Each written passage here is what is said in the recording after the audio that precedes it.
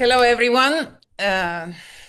This is the Ecocivilisation Yearly Summit for the year 2025. Welcome, everyone. It's Eco-Civilization movement is still a disruptive global cluster of people who care, a safe space for engagement, collaboration, innovation, an emerging foundation, hopefully, for our future shared civilization. We will have this summit in cutting couple of sections. First, we will join an opening meditation which will set the energetic field within which everything else will emerge. Then we will have a section on setting the stage with some opening remarks, but above all, with an opening presentation. Then setting the transformative flow, which we will show what was happening and what were the key learnings that we brought to 2026 with us from 2025. Then we will set the vibe for 2026 and finally have a closing ceremony.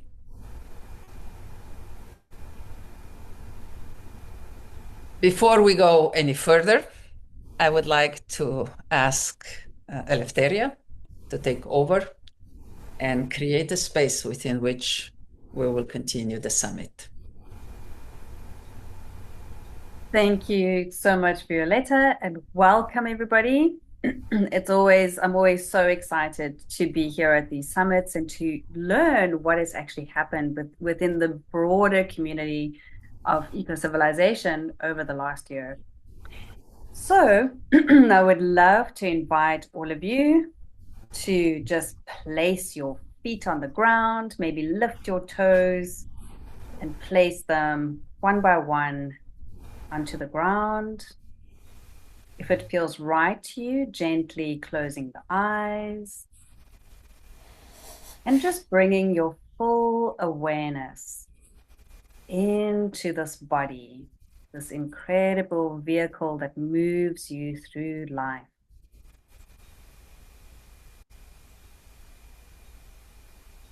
And just call back all parts of yourself that's out there just into this moment, resting in the breath. And for a moment, just gently observing the gentle rise and fall of the breath. Just allowing each breath to just take you to a deeper and quieter place.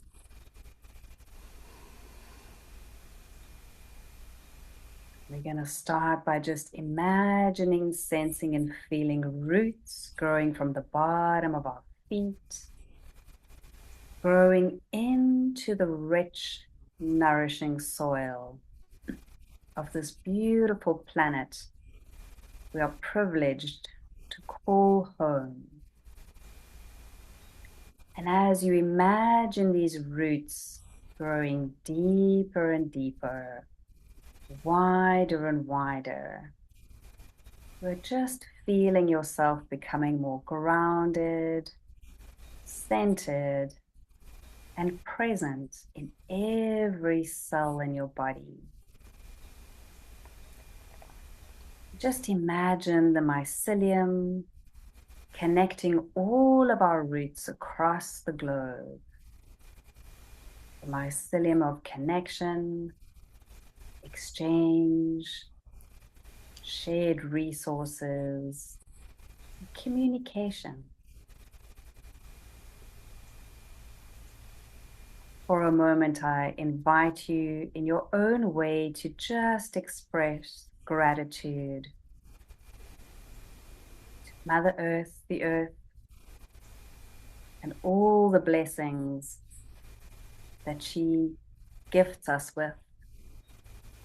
Clean air, clean water, nourishing food, shelter,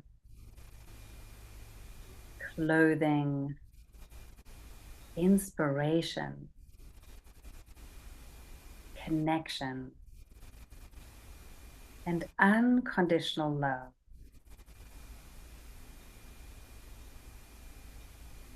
I invite you to bring your awareness to your hips, to the base of your body,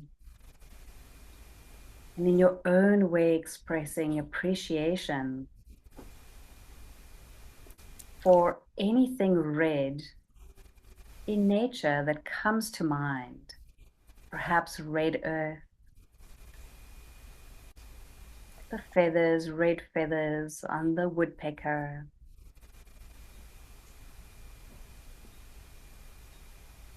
Just appreciating this color while connecting to your hips and your body. And then we move just below the belly, bringing your awareness there to the sacral center. And again, appreciation for the color orange in nature. Perhaps it's the orange glow of beautiful sunrise, or the orange color of the fox. Trust whatever comes to you.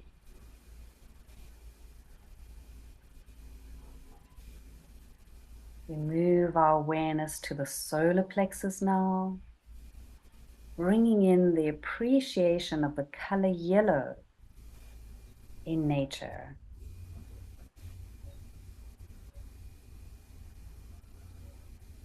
Perhaps the stripes on a bee, beautiful glow of the sun, yellow flowers.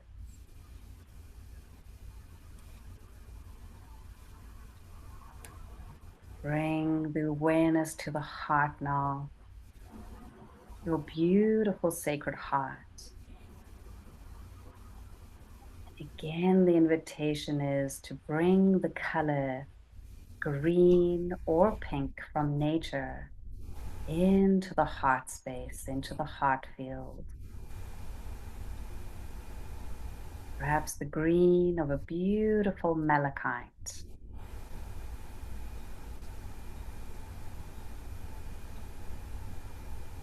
Bring awareness now to the throat center, bringing in appreciation for the color turquoise in nature.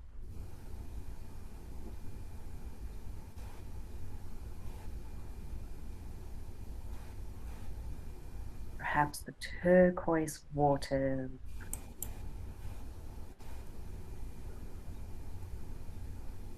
Drawing our awareness up to the brow, we bring awareness and appreciation to the color indigo or purple in nature.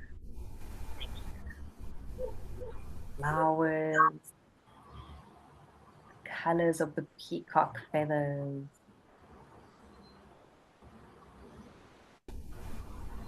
Now we draw awareness to the top of our head, the crown, bringing in those beautiful iridescent colors of a pearl, white with all the colors of the rainbow shimmering.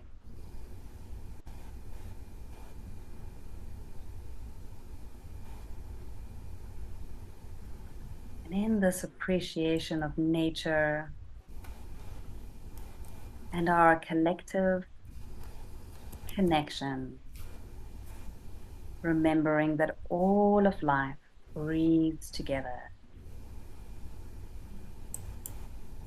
I invite you to just rest in the heart for a moment.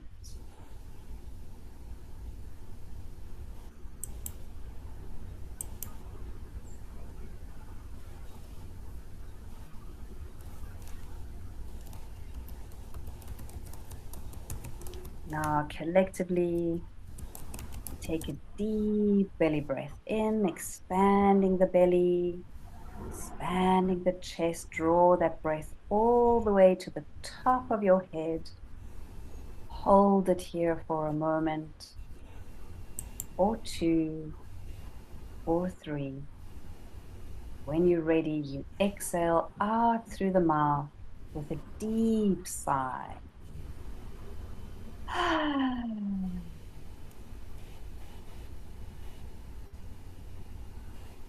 Gently wiggling the fingers, wiggling the toes, becoming fully present in this body, this little piece of the microcosm of the macrocosm. Another deep belly breath in. When you're ready, exhaling out with a big sigh, becoming fully present in your body in this moment, this time.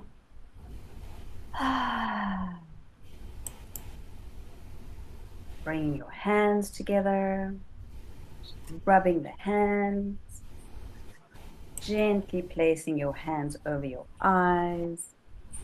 And when you are ready, releasing the hands and seeing through the doorway of the heart.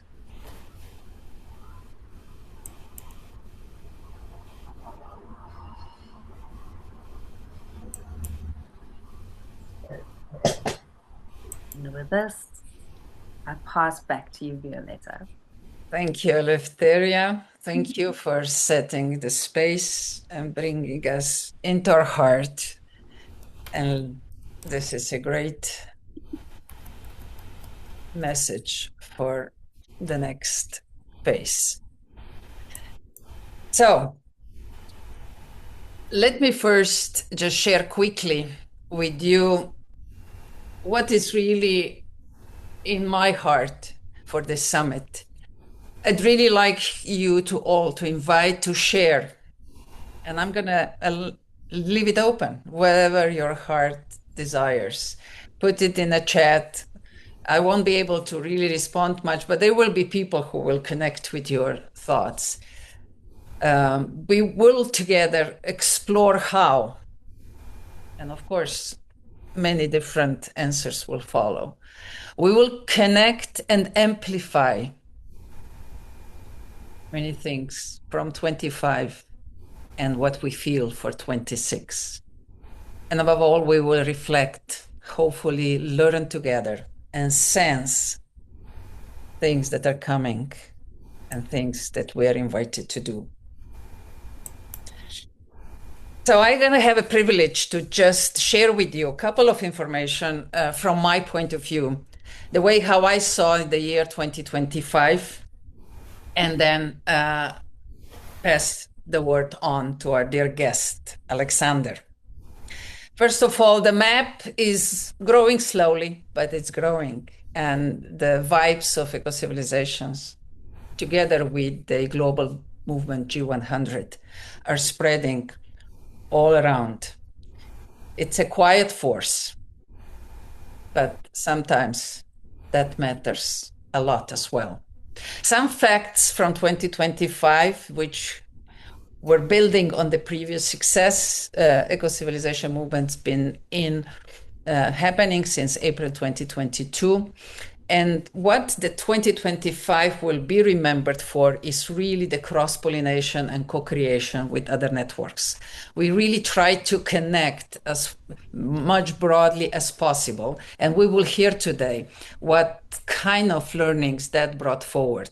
And I'm sure that this was a very strong push to continue along the ways also in 2026. Our schedule still remains the way how it was set a few years ago.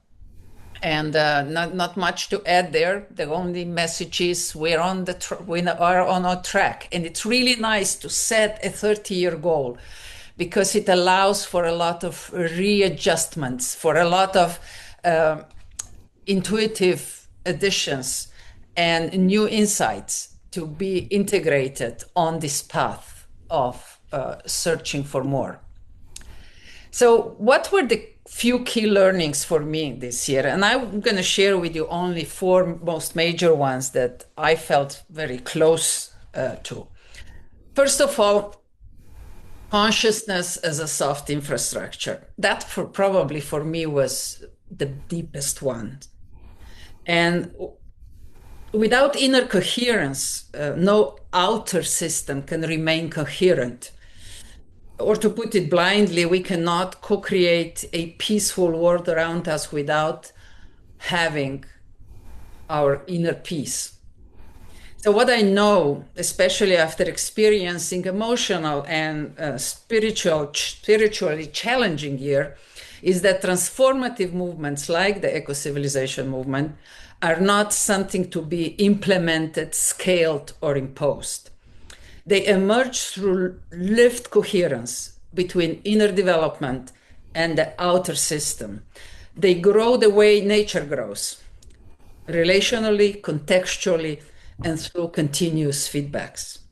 Thanks to all of you, it also became clear to me that no ecological, social, or technological transition can be sustained without inner maturity. Emotional literacy, self-awareness, and the capacity to hold paradox are functional infrastructure, not just a soft add-on. These insights were strongly echoed during the year of mental health and the year of leadership challenged, highlighting the importance of healthy individuals for collective well-being. That was when I fully realized that mental health is part of the soft infrastructure of humanity. That brings me to the second point, from connection to trust. I realized that connection alone is just not enough. What allows collaboration, freedom, and emergence is coherence held through trust, safety, and belonging. In the VUCA world, we are invited to redefine also the concept of freedom, maybe as the ability to move within interdependence without losing integrity.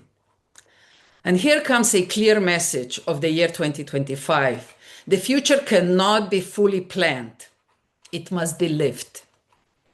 Eco-civilization rests on trust in life itself. We can see it firsthand that the deepest intelligence emerges through lived experience, relationships, experimentation, curiosity, and humility before the unknown. That brings me to the third point, living systems in practice. Transformation happens through lived practices, not control. And as Indra put it in our morning conversation, fractal emergence of complex communities is happening all around the world as we speak. And that gives me an enormous hope. This became especially clear during the year of water in 2024, when we explored humanity's multi-level relationship with water, the essence of life, to water, for water, with water, and at water, listening to the whispers and learnings of communities all around the world. We learned that meaningful relationships increasingly emerge from trust, competence, and coherence rather than position of force. This shift requires no material investment, only a change in perspective, attitude, and behavior. That is how we can move away from a dominance of the current forces of power. The Year of Leadership Challenge showed us how such awareness reshapes leadership itself as well. It has also been mentioned several times in 2025 that there is a need for a new language for those who hold space, enable alignment, and allow collective intelligence to emerge. After many reflections, the term I resonate with most is coherence holder, but maybe we can do even better together. It's an open question. And that brings me to the fourth message I'd like to share with you. The future is shaped by how consciously we move through uncertainty. So it cannot be engineered literally. That is why technology will always stay only a tool. not bad nor good, just a tool which amplifies consciousness rather than replacing it. From any time, from all times as a consultant, I learned that new concepts succeeds not through isolated excellence, but through collective absorption capacity. This insight was strongly echoed during the Year of Mental Health, highlighting the importance of healthy individuals for collective well-being. That was when I fully realized what I already shared, that mental health is part of that soft infrastructure of humanity. Eco-civilization learnings remind us that ideas must arrive at the place that can be embodied, not just understood. And another message became clear. Tension is really not a failure. It is a signal. It shows where evolution is trying to happen, and it's inviting us to pay attention. As a concluding thought for 2025, I feel that as humanity, as guardians and stewards of life, we stand at the crossroads. Multiple futures are possible: collapse, transhumanism, hybrid system, or eco-civilization.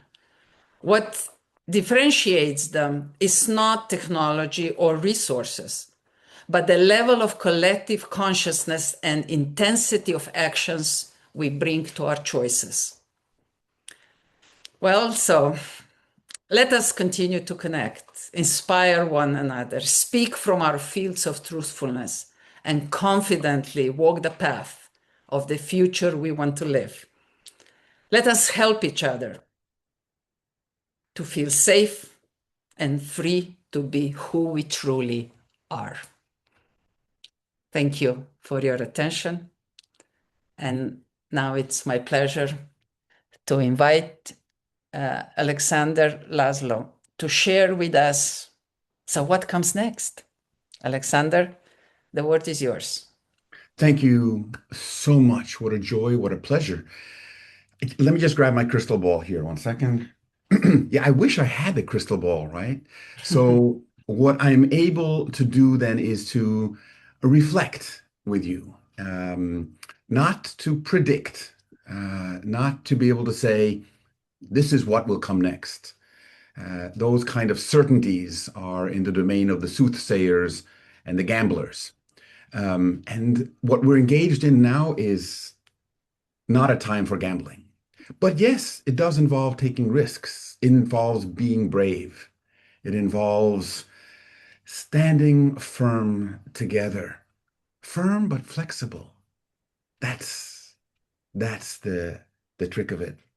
So I just wanted to say a few things and share with you some things I've prepared as well. Interestingly, by the way, with this fractal ontology of the moment, that my days have been in enough chaos here that even though Violetta was kind enough to share me in advance of her presentation yesterday, I didn't get a chance to see it until right now. So the things that I have prepared are, I think, beautifully not influenced by her preparation. And you'll see then the connections that co-arise. I think that's actually very powerful. To begin with, just wanted to share my reflections on what Eleftheria shared with us, which thank you so much. That was a wonderful way to begin. And what I wrote down here was this, just a few words that came up that are sitting and resonating. And again, I think that is what I'm hopefully going to be bringing here. The things that have been resonating into the future as well, resonating with us, that we can take with us as more than just friends, as kind of nurturance, empowering, magical spells. So rooting, grounding, connecting, and the constant request that we bring our awareness to the moment. It's a presencing. And fundamentally, as a thread throughout that, love. So I think this was beautifully stage set with the opening with Eleftheria. So thank you. And just to recapitulate, because I'll be doing a bit of that now, what Violetta was sharing, again, to remember and have echo within us that we take forward as we co-create and co-emerge the future and are co-created and co-emerged by it and by each other. That I think is a key here again. Consciousness and this soft technology, if you will, the technology of consciousness. The shamans around the world will often refer to their work as a technology of consciousness using contemporary language. But this is a technology of consciousness, even. And how can we enter into this engagement, this inner coherence that Violetta was calling us to remember? Then the coherence again, but now at the collective level through connection that builds trust. Again, powerful. And something I often come back to is how can we not just be the change, but be the systems we wish to see in the world? This is living systems in practice. And then calling on our ability. I'm just recapitulating what Violetta has shared, calling on our ability and our capacity to move through uncertainty with grace, power, awareness, coming back to what Eleftheria was calling us into as well, and love. And what's so powerful about this is that it doesn't sound cheesy. It doesn't sound superficial, because it isn't. And this notion of love isn't just for us to stand on the beach and hold hands at the sunrise and sing Kumbaya. That might be nice, but this is actually a motive force that we can tap into that allows us to connect meaningfully and with grace, and in doing so, to really overcome the barriers and obstacles, to transmute the walls into bridges, the barriers into soft boundaries. And this is how we do it. As the Mandalorian would say, this is the way. Let me share with you a few slides then, just to get things going here. All right. If you are not seeing slides now, I need to know. But otherwise, good. We are on our way. So what comes next? Well, paradox was something else that was brought up just now, that Violetta brought to the fore. And I think, again, that's a nice, not just coincidence, but, when we think about the world we live in, there's this great description of the times. It was the best of times. It was the worst of times. It was the age of wisdom. It was the age of foolishness. It was the epoch of belief. It was the epoch of incredulity. It was the season of life. It was the season of darkness. It was the spring of hope. It was the winter of despair. And I think this is a very good description of things, at least I'm feeling in the times today, but this was written over 165 years ago. So often we are in the moment saying, wow, we are living in the weirdest of times. This has never happened. And well, not in this way, it hasn't happened. But as Art Buchwald has said, and I think it's nice the way he says this, whether it's the best of times or the worst of times, it's the only time we've got. So I think that's also very, very powerful. So just to review also again what it is that we have here in that we've done in this time, and this is just a quick review. So we've tapped into the soul of cities, and we've talked about what is common and what is unique. It's just like the fact that people are people. All around the world, you look and what do you see? People. We are all people. And to think that we are somehow not people is to miss something. And yet we all have our own fingerprints. We all have our own being. So do the cities in just the same way. Cities are cities, many different ways. And there are different ways to bring forth our interbeing. We've explored and challenged leadership. Well, bringing into this idea, what is this? And how is leadership something that is both out there and in us, in here? We looked at the inner dimensions of leadership and not just the outer dimensions. And we looked at what brought us into relationship. We cared for our mental health and well-being, realizing that this is all interconnected. And if we don't, as Violetta pointed out at the end, that our ability and our capacity to move through uncertainty with grace, power, awareness, and love depends on how well we're doing. Our mental health and well-being are ground states. It's about fertile ground, not toxic ground for us to engage. We connected with people, places, perspectives, and the planet. We had connect-a-thons, indeed. And in this process, and we're having more. If you want me to predict the future, I can say we're going to be having more connect-a-thons. And so that's awesome because this is a place where we bring all of this into focus and into engagement. And so, in short, I'd say that we humaned.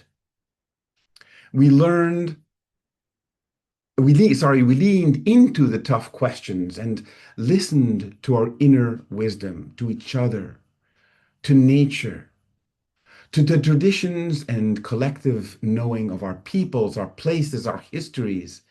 And we tapped into the deeper sources of life and love that infuse our world, beyond the apparent crises that dominate the media and infect and infuse our mind often in ways that are not healthy. Okay, so what came of this? For me, things that have emerged that we can take with us into the future as we created, I feel that here with us and in similar places, there's an emergence of more love and less fear. We have created and are creating safe places where we can be brave enough to express the grace, the power, and awareness of love. And we have, I think, coming to, I'm hoping, and this is my sensing, I'm hoping I'm speaking for others as well, but my sense of it is there's a better discernment of facts and news stories, a better ability to say, okay, as they say about AI, that's a hallucination. Not all of AI, right? So we're also discerning what aspects are hallucinations and what aspects aren't. But out of this has comes more trust in each other, because rather than rely on what's happening in the world based on the news stories, based on what we are told, even through official channels, the more deeper official channels that we get are each other. However, there's no less concern for the present or the future.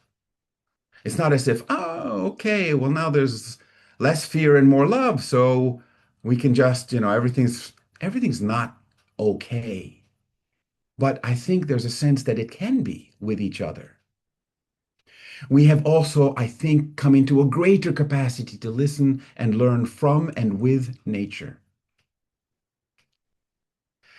And I believe we have recognized and continue to recognize and emphasize and reaffirm the need for play, mystery, hope, and vision. The things that AI is not going to be able to provide for us. I don't think ever, although there's a lot that it can provide for us. And we have come, I think, into a greater connection to awe, wonder, love, and life.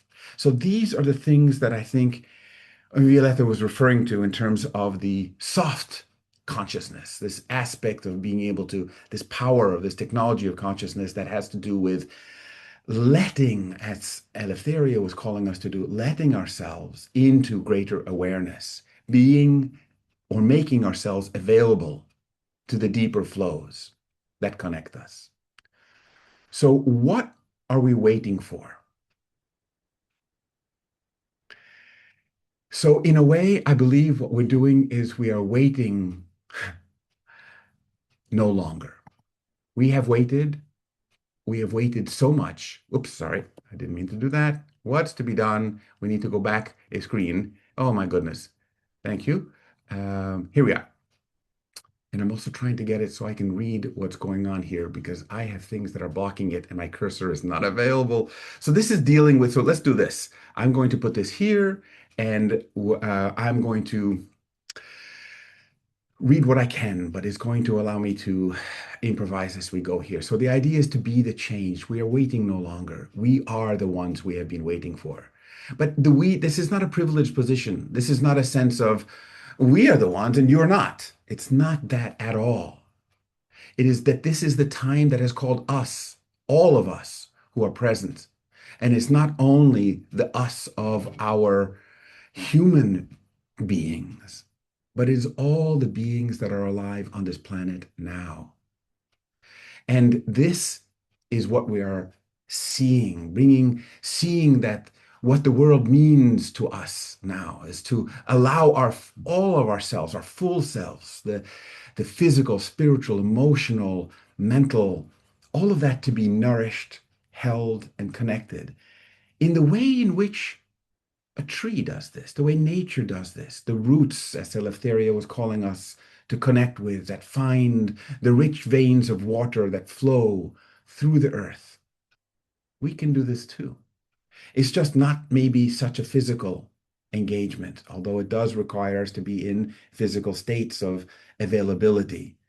Eleftheria asked us to relax, to put our feet on the ground, to feel our place here. And in that way, then we could sense our roots, our connectedness. So it's both less material and more ethereal. Yes. But it's nonetheless powerful and life-giving. So to be the change, we listen, we connect, we grow roots, we hold hands, we bear witness, and we realize our potential as more than separate voices howling in the storm. I think that this is truly the power that we are bringing now into the next phase of our interbeing. So finally, and I'm ending with this here, what is to be done? I think all of that we're talking about is what can be called the great realization. It's a time when the global eco-civilization takes root, when the seeds that we have been planting in the cracks of the concrete begin to sprout and grow, and we can feel these roots. It will still be some time before these roots and sprouts blossom and bear fruit, but we are coming to understand that there is only one way forward, and that is together. So I don't think this is some romantic, high flowing, abstract idea. This is very concrete. Humanity has reached a bridge that can only be crossed in unity. And this, I think, is something that has now, if you're asking what is next, it is to cross this bridge, but with the understandings that we have been getting through 2025 and before. Janine Benyus, one of the founders of biomimicry, says life creates conditions conducive to life. I think that's powerful.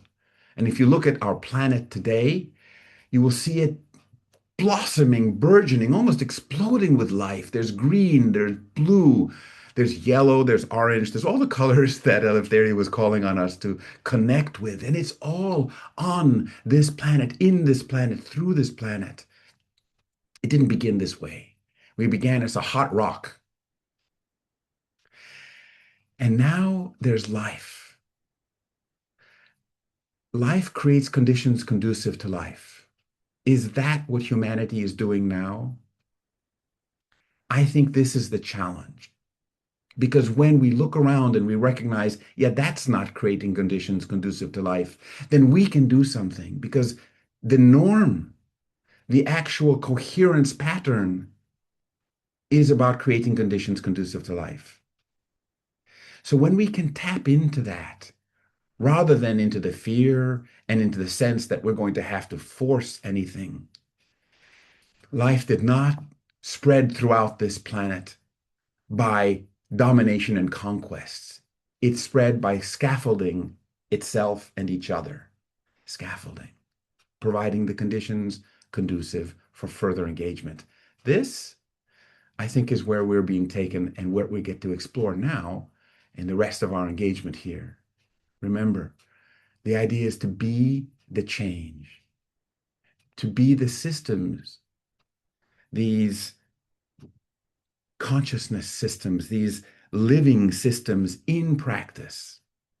And in this way, we don't just hope for a better world, we co-create it, not by forcing it, but by creating the conditions of connection and care through this soft technology, through our ability to move through uncertainty with grace, power, awareness, and love.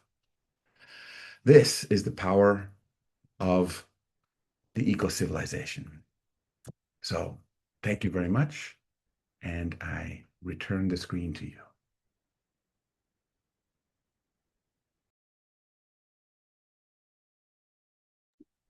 Thank you very much, Alexander, for this very deep and holistic view of what is happening and also what is emerging for us all to build on. It's been a very sensual moment of reconnection with ourselves, with everybody around us. And this gives me a pleasure to move again, forward with the frequency of the speech that Alexander just shared with us. Sorry. Okay.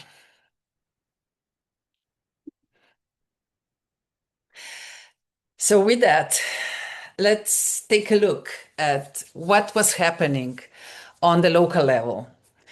Within Ecocivilisation Network, within those 52 countries which became part of our vibes, and they well integrated also in a global G100 movement, we will take a look. How did they manifest the ideas on the ground level? As we often say, we share the global views, but we manifest them on a local level. So it's a real pleasure to invite first to share her experiences, Paola from Chile. I put all the countries who will share today their local stories in alphabetical order, just that it won't be any surprises. So Paola, the word is yours. And one more thing is Paola will speak in Spanish, and we will ask Pinamaya to translate quickly, just sentence by sentence. Please, Paola, the floor is yours. Hola, muchas gracias Violeta, buen día a todos, qué lindo verlos. Okay. No nos veía hace tiempo. So just hello to everyone. It's really lovely to see you all after all this time. Bueno, voy a compartir pantalla.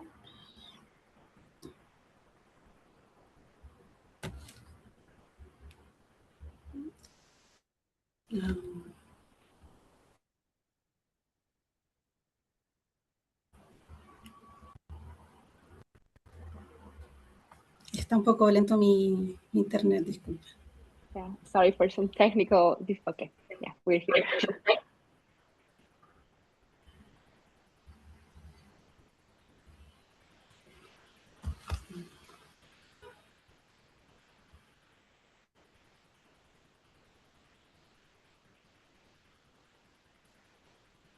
Ahí, creo que ahí pueden ver mi presentación, ¿o no? Yeah, we can see it. Ok. Bueno, brevemente les voy a comentar un poco. Estamos en Ecocivilización Chile.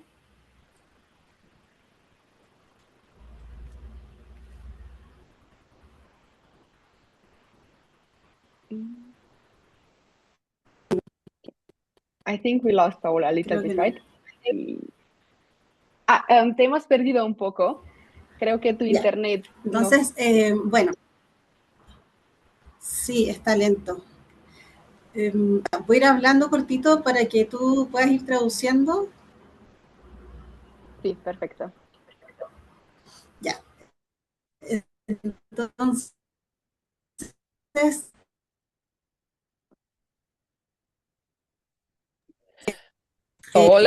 Paola, the connection is really bad. Why don't you just move us through the slides that we get the vibe, what was going on without any text, okay? ya, Sí. And Pina Paola, Maya, she can turn on video.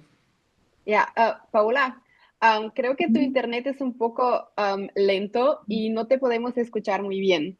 Entonces, quizás si solo nos puedes mostrar las fotos y para nosotros ver la presentación, y luego puedes apagar la presentación, decir algunas palabras y yo las traduzco. Creo que así va a ser mejor que tratar de hacer las dos cosas al mismo tiempo. ok. Thank you. Yeah, So so what to Pina just everyone, said, to translate to what Pina just said, she said that she's asking Paula to please maybe just say a few words and she's going to see. Now we're translating for each other in all ways. This is community. This is eco-civilization. But yes, so now we'll get to hear from Paula and Pina is going to translate. Yay.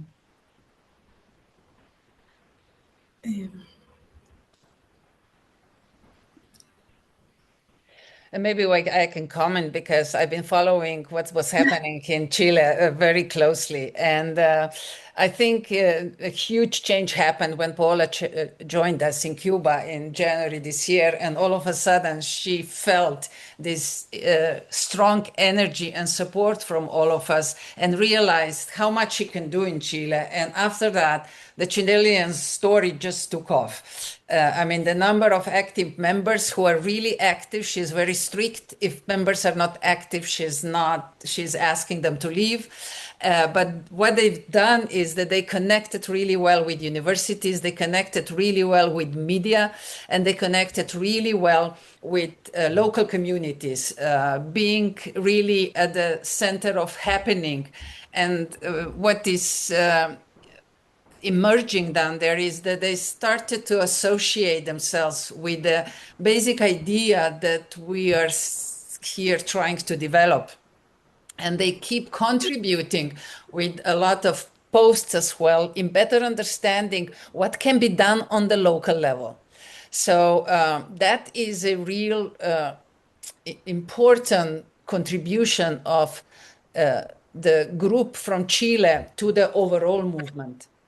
They really cross-pollinate well as well. They're active on a global G100 network as well. They join other sessions that are organized from other nodes from G100 movement. So they not only that they develop themselves, they're learning how to cross-pollinate well. And you can see in how many different events in this year they've been present in Chile. So they are my great motivation to learn at least the basic Spanish, to be able to go down, visit them, and kind of feel the vibe that they are creating on a local level with this. So they are very ambitious for the year 2026 as well. And we will continue to follow them very closely. And try to learn from them. So, muchas gracias, Paola, and the entire team. So, I hope everybody got a sense of how exuberating and dynamic team that is. And I have to say, Paola has been at the middle of all that, driving it, inspiring it, and dedicating a lot of her time for building it. So because of that. Violeta, disculpa, quisiera agradecer tus palabras porque no sé si pudieron ir viendo la presentación que fui mostrando. So she would just like to thank you for your contribution to her presentation, and to hope that we were able to see the photos. Y sí, Paula, hemos podido ver las fotos que mostraste y ver tu presentación. Yeah, so we were able to see the photos and, like I said, just get the vibe of all the movement in Chile. Thank you very much. And because of that, we would like to honor the entire team of Ecocivilisation Chile with a special certification of recognition. This is the entire team that we were talking about. And it's a bit of a surprise for Paula. She didn't know that the entire team will get this kind of certificate, but it's done from the bottom of my heart. And I hope that you will be able to build on it, because you really built a great team around you. But in addition to that, and we will mail you this certificate, but in addition to that, Paul also recognized two drivers within the movement, two people who actually made a special contribution in addition to everything that we already mentioned. And let me just briefly read the explanation that Paula sent me. These are two people, Catalina and also Gerardo. And Catalina and Gerardo have been recognized for their constant interest, commitment, positive energy, and for seeking out and creating friendly spaces for conversations to raise the awareness of our actions and highlight how this impacts our environment and community. They have incorporated Ecocivilization and the G100 Club into various conversations and their closest professional circles, to explore ways to collaborate and improve the planet for our current and future families. So thank you very much. And it's a real pleasure to recognize this special contribution of Catalina and Gerardo, and of course the entire team of Ecocivilization Chile. Thank you very much, Paula. Please send all these vibes back to your country, and allow us now to proceed with our program further. The next one we would like to recognize is also Ecocivilization Cuba. This year in January, we visited Cuba on a huge global conference that included 97 countries and brought together, I believe, more than 1,700 people. And it was also, for the first time ever, a live little Ecocivilization global summit that was happening in Havana, because colleagues from all continents that are part of our movement joined us. Unfortunately, we could not read the video that was sent to us, and Cuba cannot connect directly to our summit due to the restrictions. But I put quickly together then a little patchwork of activities that are happening and were happening in 2025. In January, we were privileged to be part of the finalization of the first community garden, sort of sponsored or under the patronage of Ecocivilization 8.1 and 8.1 in Cuba. And since then, these gardens have been growing. The eco schools are growing. Our great members of Ecocivilization Cuba are active and continue to inspire kids all over the country in order to have a closer relationship with nature, with gardens, with sustainability and circular economy. We do believe that there is a circular economy and also regenerative economy at its best, because it's not just another new strategy. is the essence of their existence. So we're sending a strong message to them. They're with us all the time and continue to inspire also with their actions and their commitments. But they also pointed out one person who keeps adding the vibe and keeps the strong presence of this philosophy within the local communities. And that is our well-known friend, Frank Gomez Vicens, who is also now recognized with this certification of recognition by the whole eco-civilization movement. And we're very grateful to Frank that he does such an incredible job. And of course, we will send this to him, and I'm looking forward for all further engagements with the team in Cuba and him personally. So thank you, Frank, in the name of everyone, and best regards back whenever you're going to see this. Then the next important message or vibe comes from India, and I'm happy that Arti is here with us, and I will let her speak in the name of Ecocivilisation India. Arti, the word is yours. Thank you so much, Violetta, and Eleftheria for starting us, with those lovely colors inside of us, around us, and definitely Alexander. And it's interesting that you spoke about something called soft technology, and it's lovely to hear that, because somewhere we didn't even talk about it, in our previous meetings, but that's exactly the stuff I've been promoting in wherever I go. So here's a snapshot of what we did in 2025, and I invite you all to celebrate this year of participation as it unfolded, even for us here in India.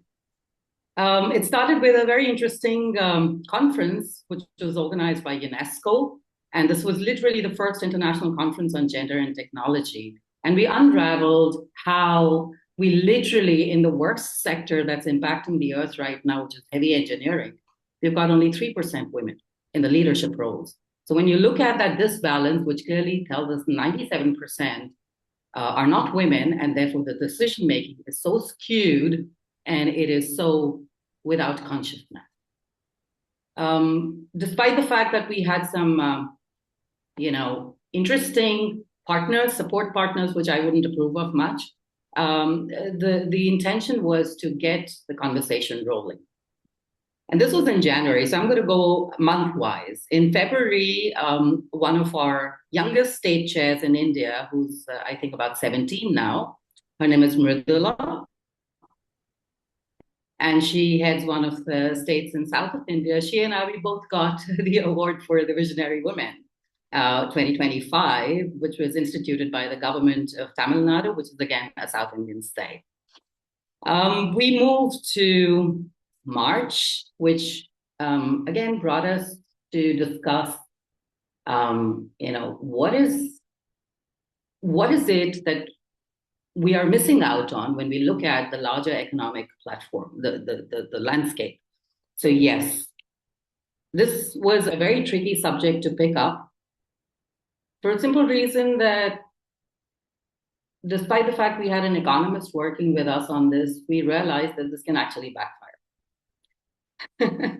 So it was strange, but a lot of things unfolded for us in terms of getting an equal attention to the kind of home building initiatives that women take without really being told. It is a part of our system, a natural system that kicks in.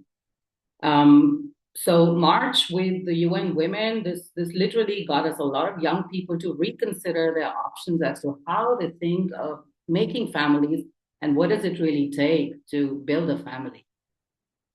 Then we moved into April. One of our Delhi state chairs, he led a very interesting initiative of sensitizing communities and schools and young people to form eco clubs and look at, so India is a country where we have a lot of challenges in terms of waste management, in terms of water, in terms of, literally you name it. And Eleftheria said, be thankful for the good air you breathe. Hell no, we don't have it here. So there's a lot of work to be done on ground in terms of what is it, where do we apply ourselves, how do we come together, what are those agendas? Next, we go into May. So May was in Doha for us. This is the Finance for Development conference that takes place, by the UN.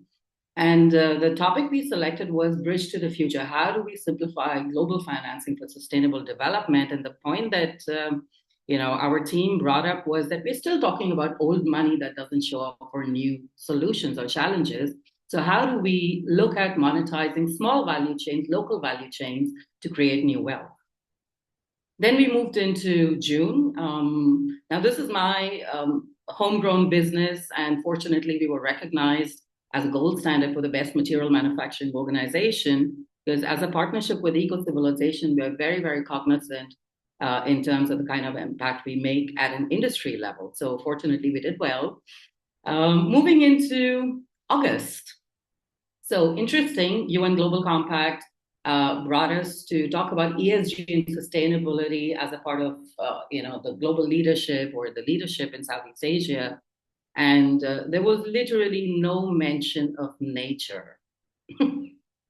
So, of course, I wouldn't keep quiet at that. And we said, okay, you want decarbonization, you want to focus on ESG, you want to look at sustainability.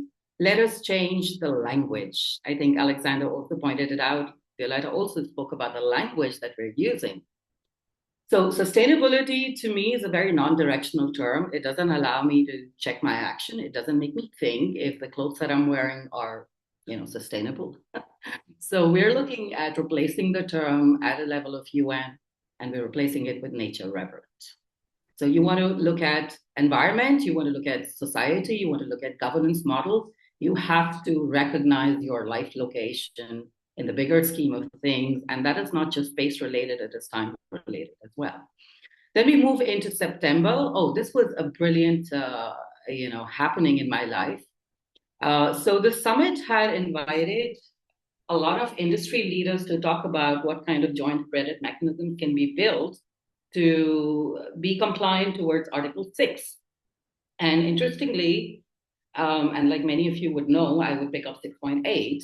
And once I went on the stage, this little note was sent to me that we're not talking about Article 6.8, which is to do with capacity building, which is to do with knowledge transfer. So clearly, there is, it's almost like people walk into their government offices, pick up a set of blinders, wear them, and go about their day. Because when you're not looking at integrated approaches, then how are we really looking at any kind of decarbonization effort? So, of course, I continued with that despite the no. So this was September. And the other thing that happened in September was something that I've started working on with in terms of the outer space affairs. So we are incubating a young space tech startup team based out of Dubai, which is, again, housed within an Indian institute. And here we were talking about a lot of laws that have to be drafted and crafted. I'll just jump ahead into December in this context that we ended up meeting the UAE Space Agency and a couple of other investors who are looking at investing in tech startups. And the question I asked was that the kind of multilateralism that exists on Earth, we've already done all sorts of wrong things with that. And we're taking it into outer space in terms of debris mining and, the rich countries in the world setting up companies to enable these entities to start debris mining in outer space. So there's a lot of work that has to be done from a consciousness point of view, from evaluating, are we headed in the right direction or not? And literally, I have no better thing to say but humble down to it. Then we move into December. Oh, I think I missed the November piece, or it comes after. Yeah, I think my slides changed a little there. So we go to November, and November was an interesting conference that happened in Dubai, again at the Indian Institute, which is a legacy institute in the country, almost, I think, about 80 years old. We spoke about enabling global ecosystems through energy transition, and this was students who are in their years of engineering right now. But interestingly, in the academic realm, we're not connecting to the reality at any of the ends. So either at the end of the faculty or the leadership or the management or even the academic board, students come way away. So the kind of stress that is building among students is leading them to not be able to recognize if what they are doing or what they can do is going to be worthy enough. And the kind of mental health stress that's building is literally accelerating the number of suicides we see per year. Funnily, when I made that point in a technology conference, I also said that you may not like it in that line of thought, but let's call it softer social technology that we need to start integrating into the hard stuff. So this was received well. I think this project is continuing now. And going back to my previous slide, which is ahead of December, I also got invited by the Ministry of External Affairs while I was in Dubai to conduct a session at the Indian Embassy, which was to do with life beyond academics. On the left picture, you can see I broke it down into 3 realms. That is me, us, and ours. So the me started with the idea that children who are about 16, 17 in the world right now are going to continue in this world till about 2085 and 2100. So are we geared? Are we cognizant enough? Are we mindful enough? Are we sensitive enough? Are we empathetic enough to consider that timeline and let our kids be prepared accordingly and let our institutions also step forward in that preparation? So clearly, at the end of all things, of working so much in mental health, and apologies, I mean, no offense, but I've realized that mental health is less internal and more institutional, specifically when our institutions are dysfunctional. And then, of course, I think all this dance and this circus that you see me doing across the year in our teams, it just brought us to one very relevant idea that when we look at peace in the world and the absence of it currently, the kind of change we aspire for, we've made the price of that extremely high as of today. So we do not feel capable enough, and therefore we are searching. We're lifting literally every hood and trying to discover what lies beneath. How much of a source can we go back to? How much can we draw from it? How can we come back to the surface and bring that light, bring that change, bring those sets of colors that Eleftheria so beautifully wired us in right in the beginning? And to that effect, the denim partner for Ecocivilisation India, this little visual that you see in the left is his artwork. He has started an interesting campaign called the Weaves of Empathy. And there's a little film that I'd like to show that he's put together for us. If that is downloaded, I don't know, something happened to my computer and the film just got lost, but while we were talking, I also downloaded it again. So I'm going to stop sharing and reshare to get the voice, the video, share sound. Oh, Violetta, why is the share sound and optimize for video sharing disabled at my end? Is there a setting that I need to look at? Okay, let's try this. Well, it should work. Okay, let's see if this works.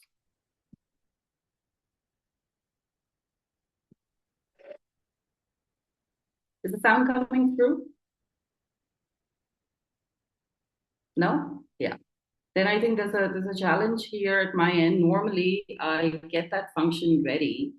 It's not disabled at my end, but today it seems to be not working.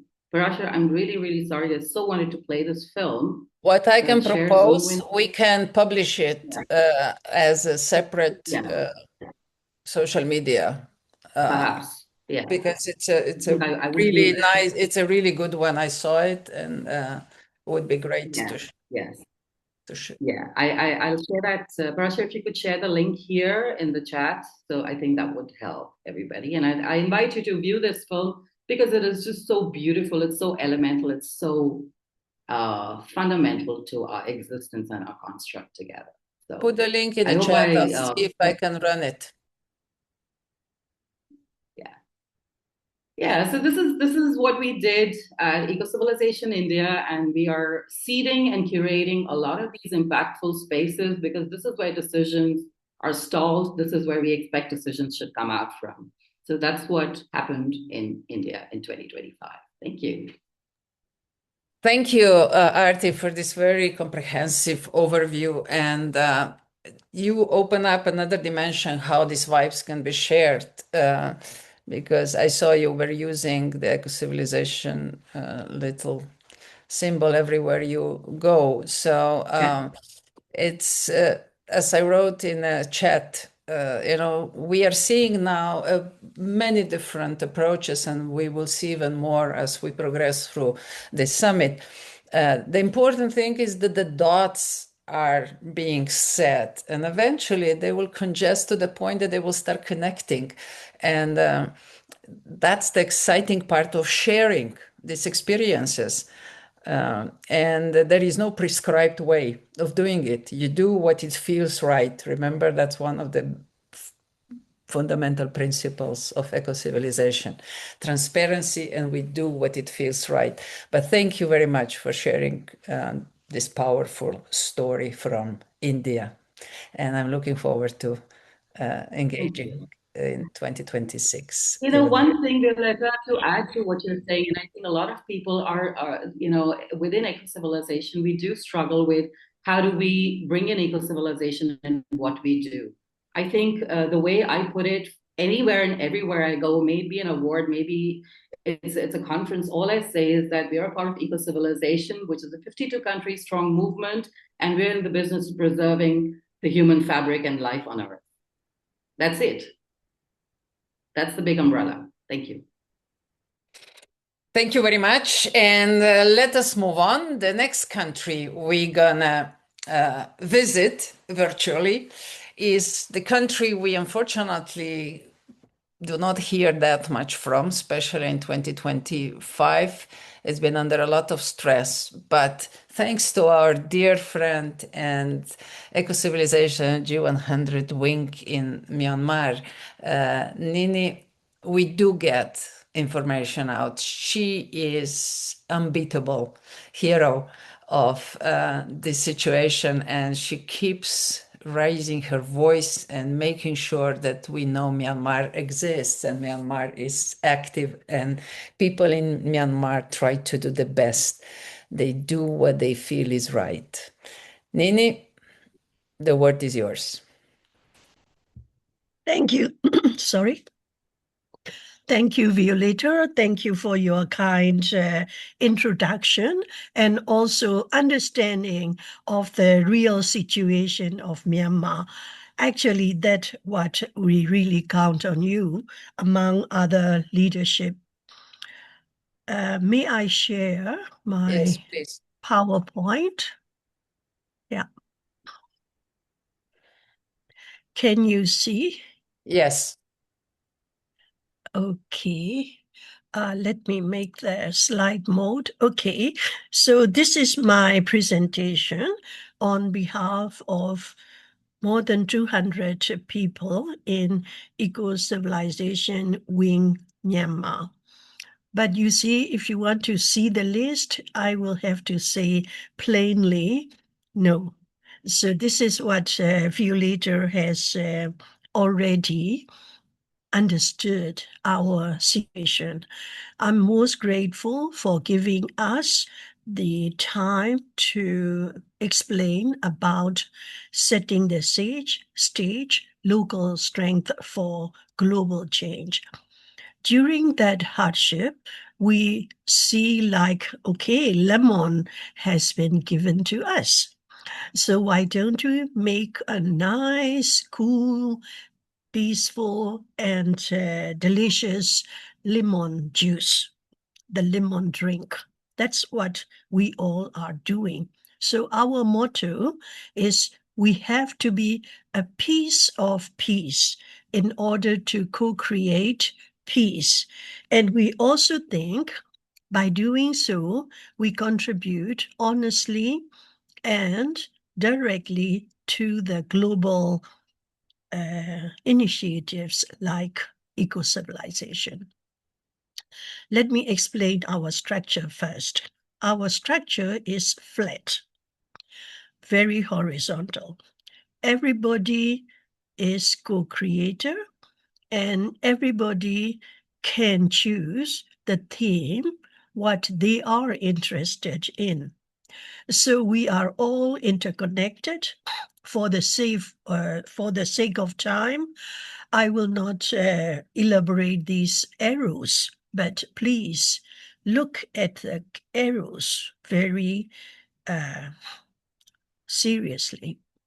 That is all interconnected, not only locally, not only inside Eco-Civilization Myanmar, we connected with the whole populace and international experts and other local experts. Themes are co-created by theme lead country chair. Actually, country chair as me, I am in the middle of the hub where giving all the support like moral or intellectual or even financial, and then everybody chips in. So let me then go back to the distinguished individuals. Actually, all 200 plus are like different kinds of jewels. We have a very famous ring called Nawarat that is 9 different colored gemstones like ruby, diamond, sapphire, jade, emerald, and so on. Our 200 people are like that. However, we nominated 2 distinguished members for this year with this criteria. The Eco-Civilization Award honors individuals who demonstrate outstanding qualities and a service-oriented mindset, because nobody gives us any financial support or any reward. But we think this is the way to do. So it's all on our choice, individual choice. We choose to be like that. Our fellow 200 plus have the same service-oriented mindset, supported by a proven track record of activities. Here, the sad thing comes in the areas where the civil war is. Nobody can blink, even their own eyes. So how can they contribute to eco-civilization activities? So therefore, even though I have selected the 2 most active members under these 3 criteria, water and nature conservation, transformative education, humanity, either 2 or 1 or all of them are okay for their active participation. So to deserve an Eco-Civilization Award nominated by Myanmar Country Wing, because decision comes from the global chair and the committee, an individual must demonstrate a harmonious integration of water and ecological stewardship, culture and social integration, and ethical and human development progress. These are the ladies whom I adore so much. And you can go to the Facebook and look at their activities, and you will see their lifelong commitment. So here I want to again explain about our members' standpoint and the way I communicate and recruit them into Eco-Civilization Myanmar. We do not have any strict rule. If they wish, they join. And if they cannot contribute according to the current situation, we use the Shakespeare's saying, those who stand and wait also serve, because their heart is with us, their mind is with us, only they can't do any activity. Very fine. So this way, we have these members, and we started since 2022 July.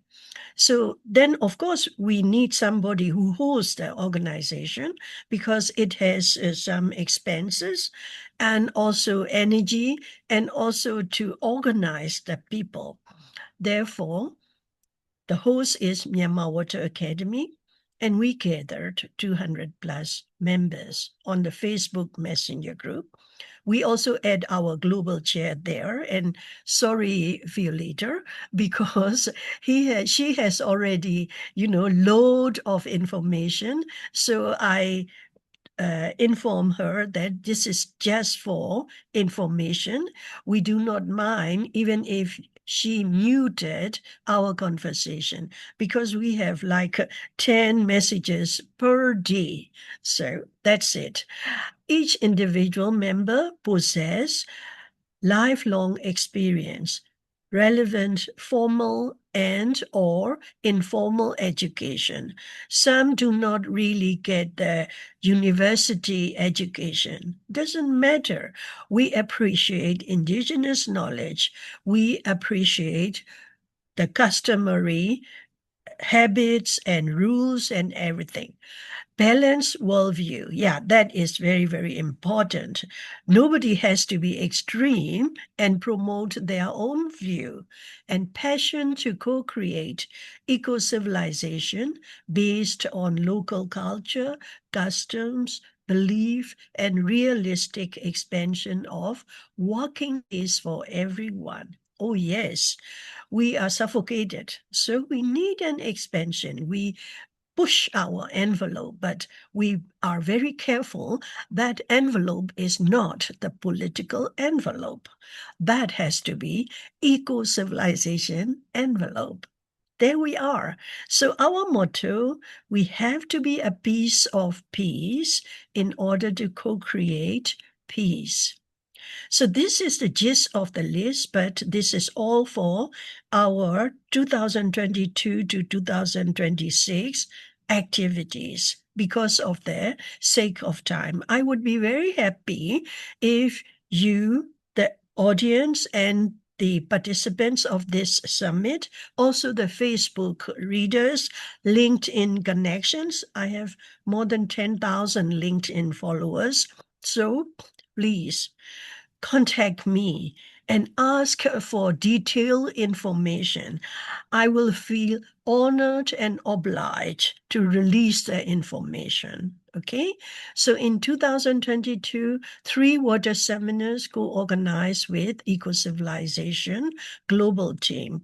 That has really motivated all of us to co-create the Ecocivilisation Year of Water 2023. But when the book was written, I was too much overloaded, so I could not contribute in the book making.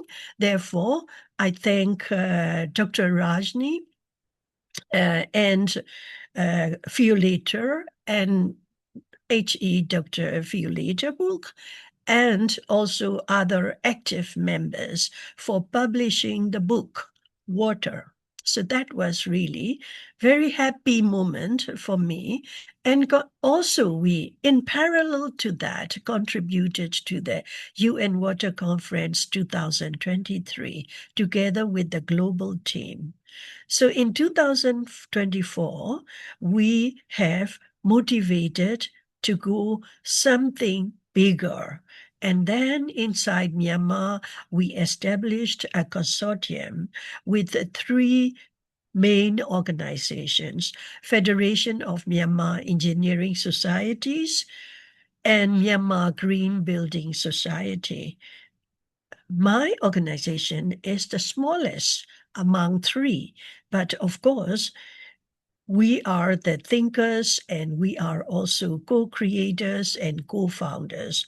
Therefore, every initiative has been granted by our colleagues. Therefore, from 2024 to 2025, we successfully convened the 26 seminars. That also has led to the fair water policy for the future. So the series is called Water for Peace and Climate Change Seminar Series. At this very moment, we really have to take seriously about climate change. Then again, our motto is we have to be a piece of peace in order to co-create peace. Why? Because we know our global crisis and we know the climate change believers and disbelievers. And it is very unfortunate when the disbelievers hold the ultimate power. So that is the thing. I have to continue talking about it. And in few seminars, Eco-Civilization Global Team Chair and members contributed as speakers. Big achievement in 2025. To my astonishment, Violeta said in her speech, yeah, trust and momentum and cooperation. Yes, I feel the same. I feel the same. And the whole 2025 give us gaining momentum between local and global cooperation. In early years like 2022 and 23, we have to tune, like a musical instrument. We have to tune to get the good rhythm. But in 2025, I would confidently say we successfully built trust and understanding and peace, pace and rhythm.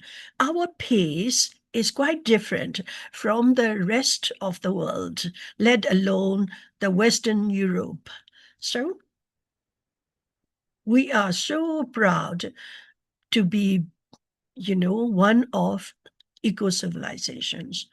In 2025 and 26, Hydroinformatics Alliance for Asia, a bridge between local and global, has been revitalized and it is growing, and you will hear more from me during 2026.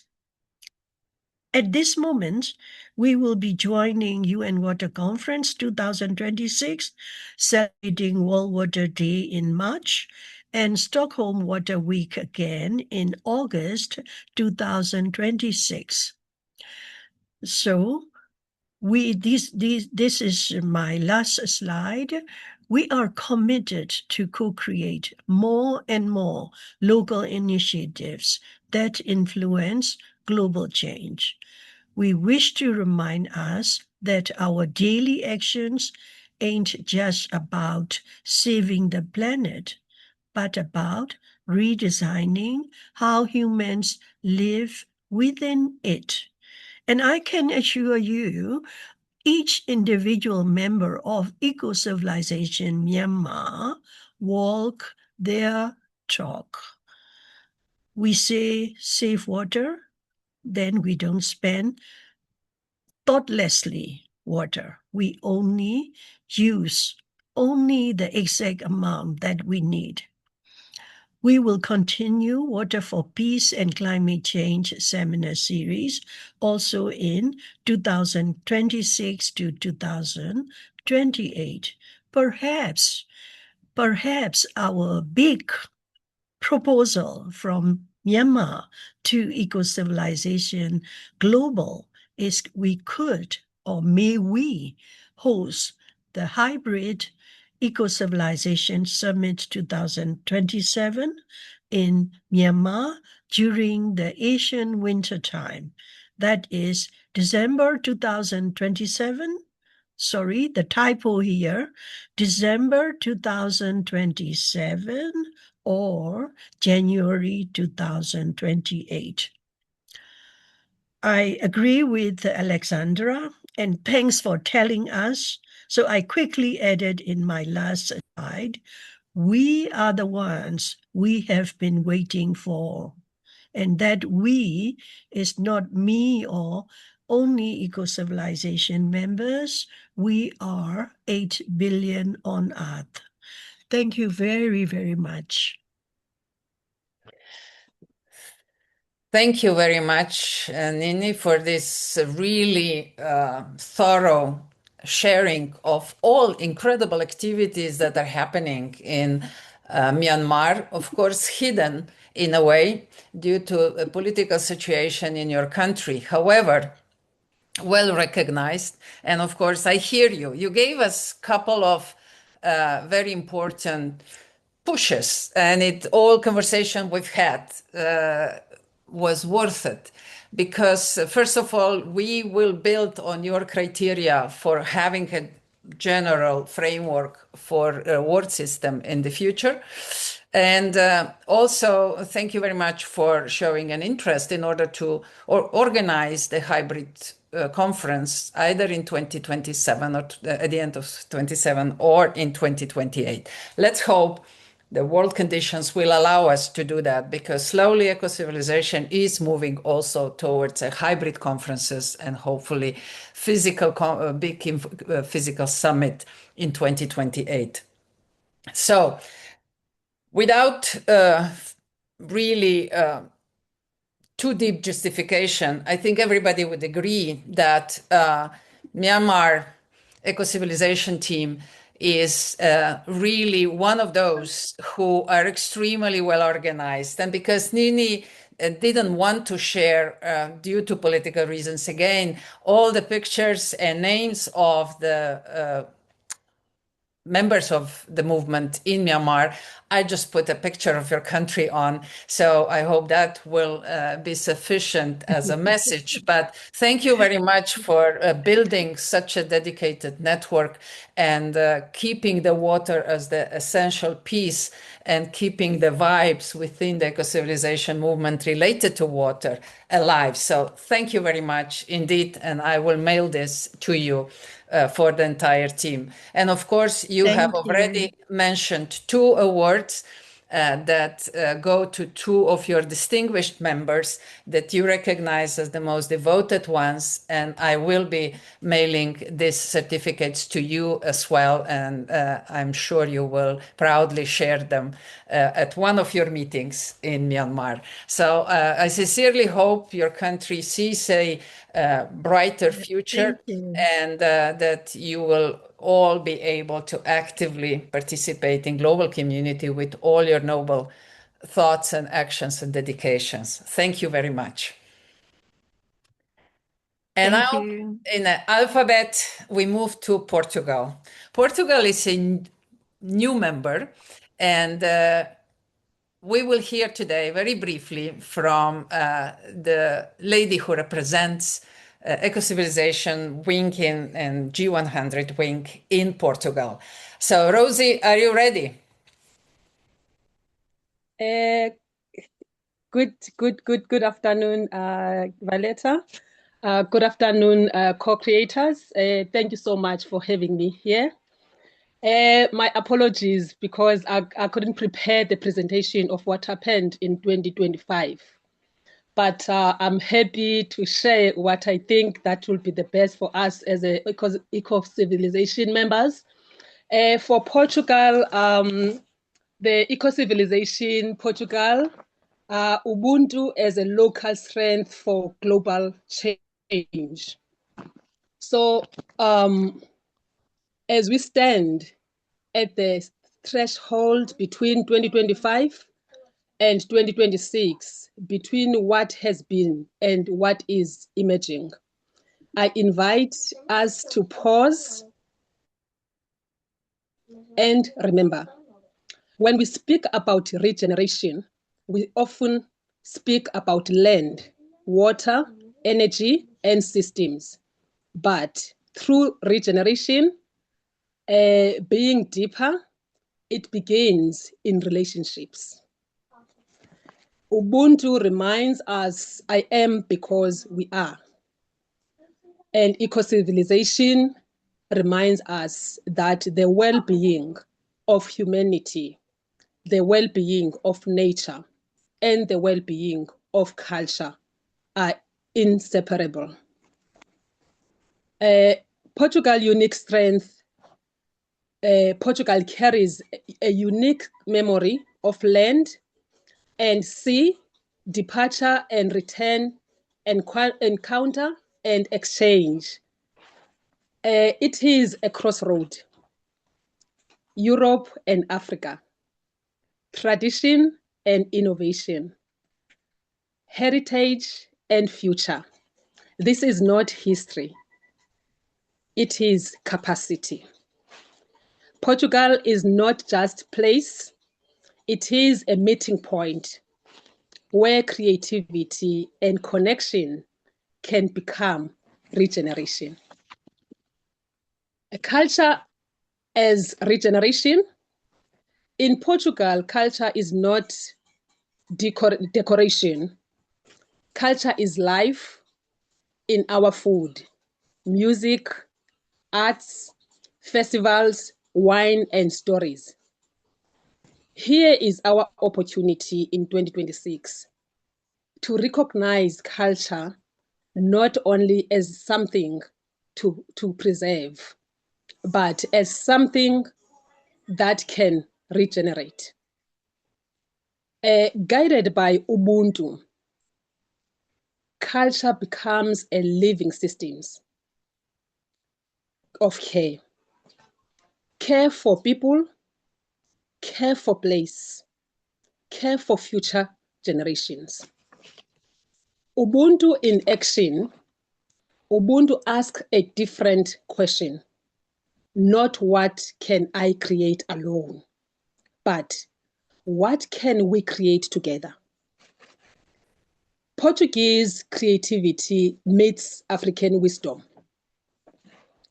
European innovations meet ancestral knowledge, not as appropriation, but as a co-creation.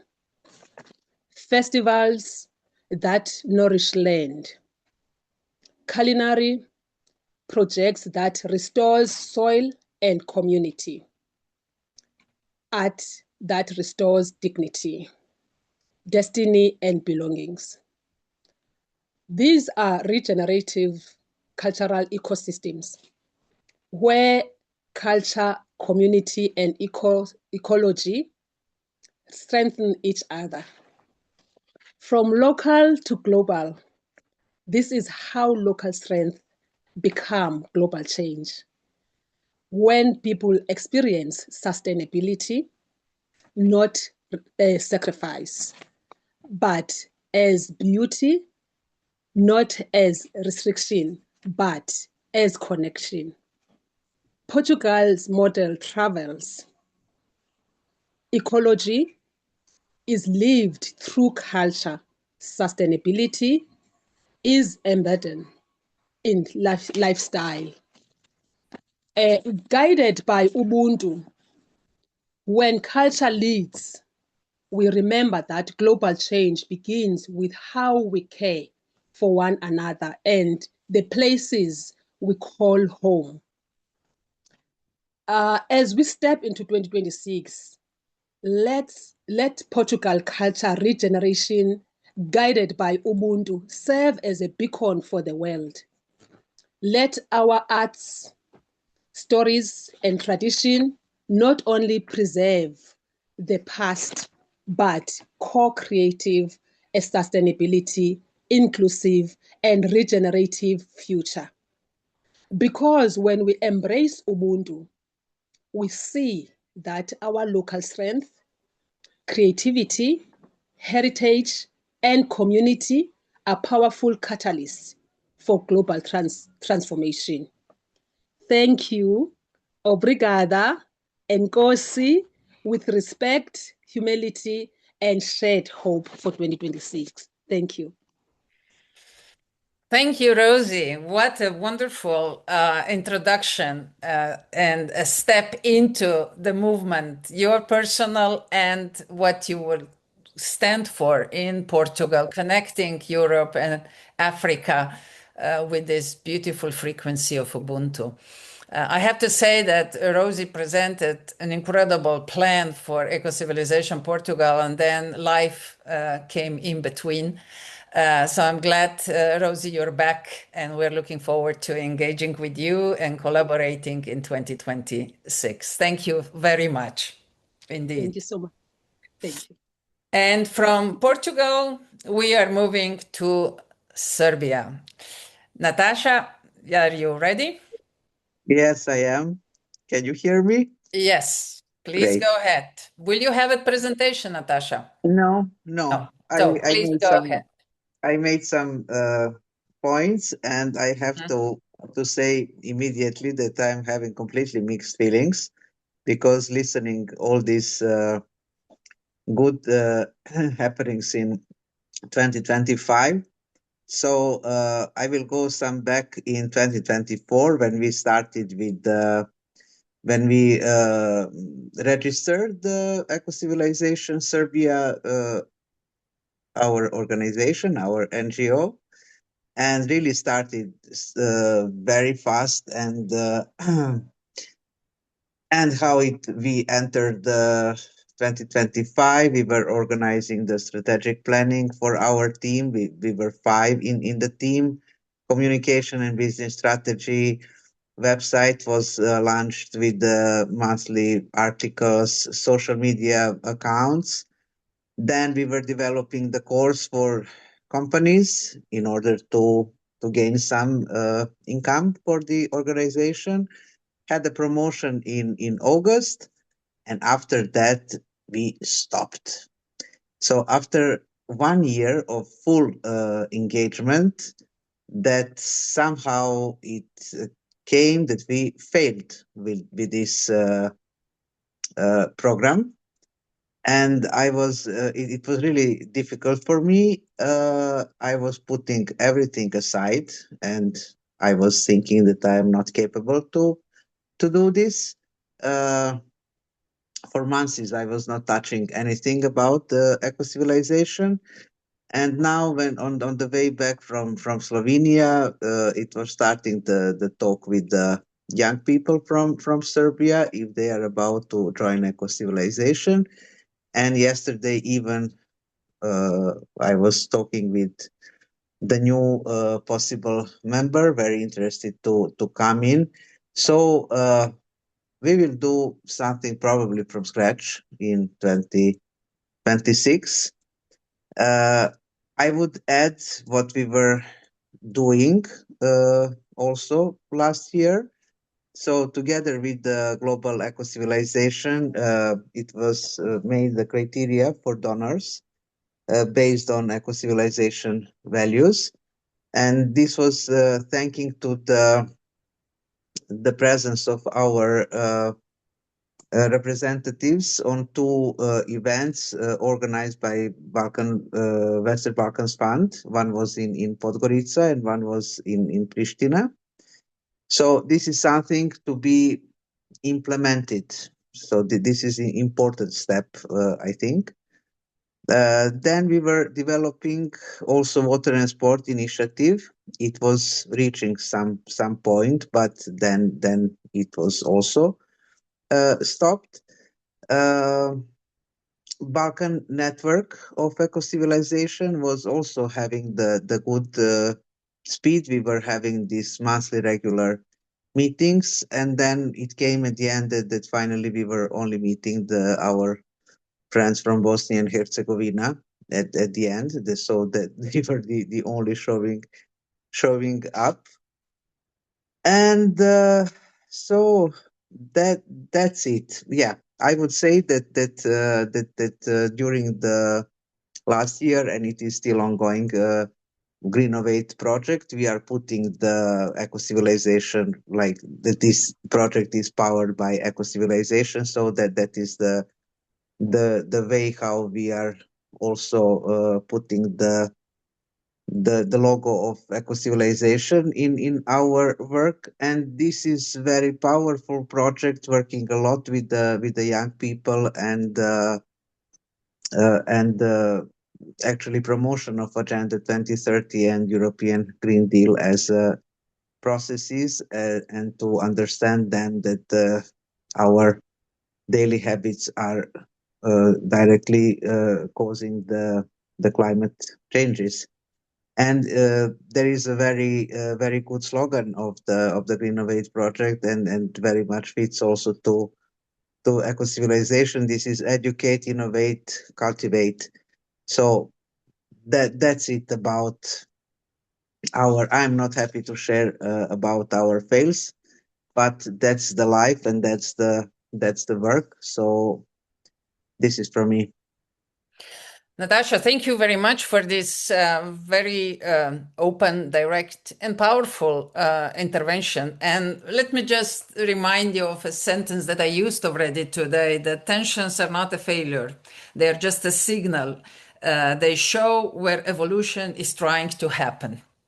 So I hope that this is a joint learning, and we will continue to engage with you, your team, and it's a great message that young people are starting to show interest, so that we could continue to engage with you and your area. However, it would be unfair to say that you have not achieved anything, because there's been a lot of meetings, a lot of exchange with Ecocivilisation Serbia. You kept us informed really well what was going on with the student movements in Serbia, which were also active participants, with you included in our discussion, especially on leadership challenge. So I'm very grateful for that. So please do not be too modest. And that's why it's great to see that you also introduced two names who you proposed to get a reward from your side to complete one period, which was maybe a struggle, but it created an incredible respect and exchange of many good practices, exchange of good ideas.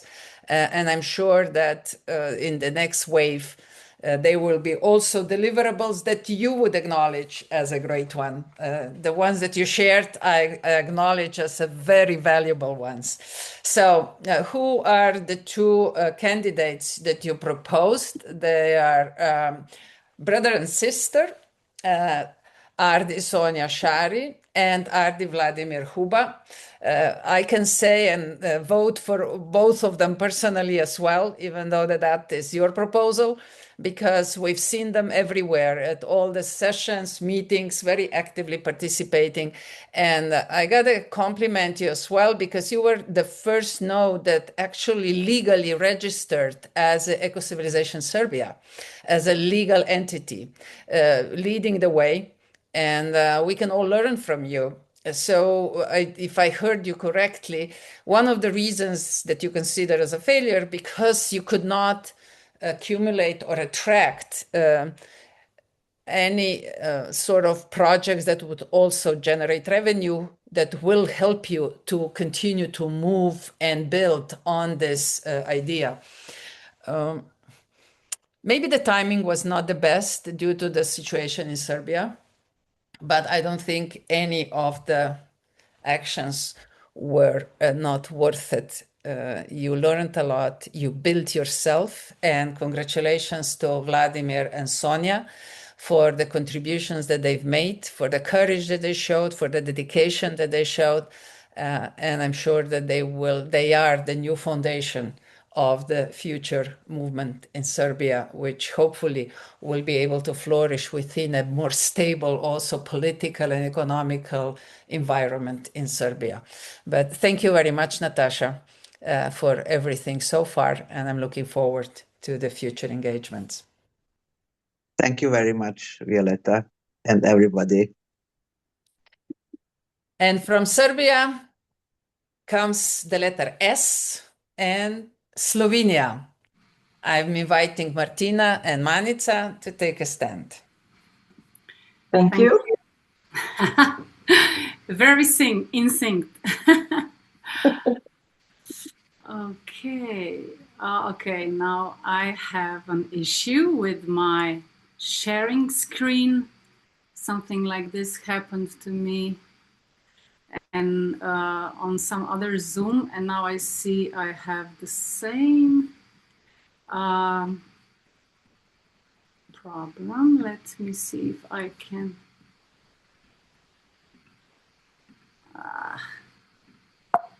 And Violetta, if you could unpin Rosie and Natasha till then as well. So then when Manitza's screen comes on, she'll be the one who will be able to see. Mm-hmm.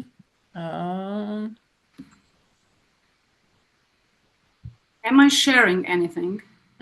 Not yet, not yet. Yeah. It's some kind of a glitch that I'm having with Zoom lately, but I thought this time it won't happen. Martina, can you share? Yes, of course. Thank you. Just a second, not to share my other. And Manitza, please go ahead. Maybe you can start sharing a few words, just that we are in the flow. Yes. So we started the year with, or shall I say, you already said that we went to Cuba and we really saw in person how resilience looks like. And this is also something that in Slovenia we are working especially on developing a conscious society with conscious persons. And Martina, do you have PowerPoint ready? Yes. Yeah. I'm sharing. Oh, perfect. So can you share the full screen? Just a second.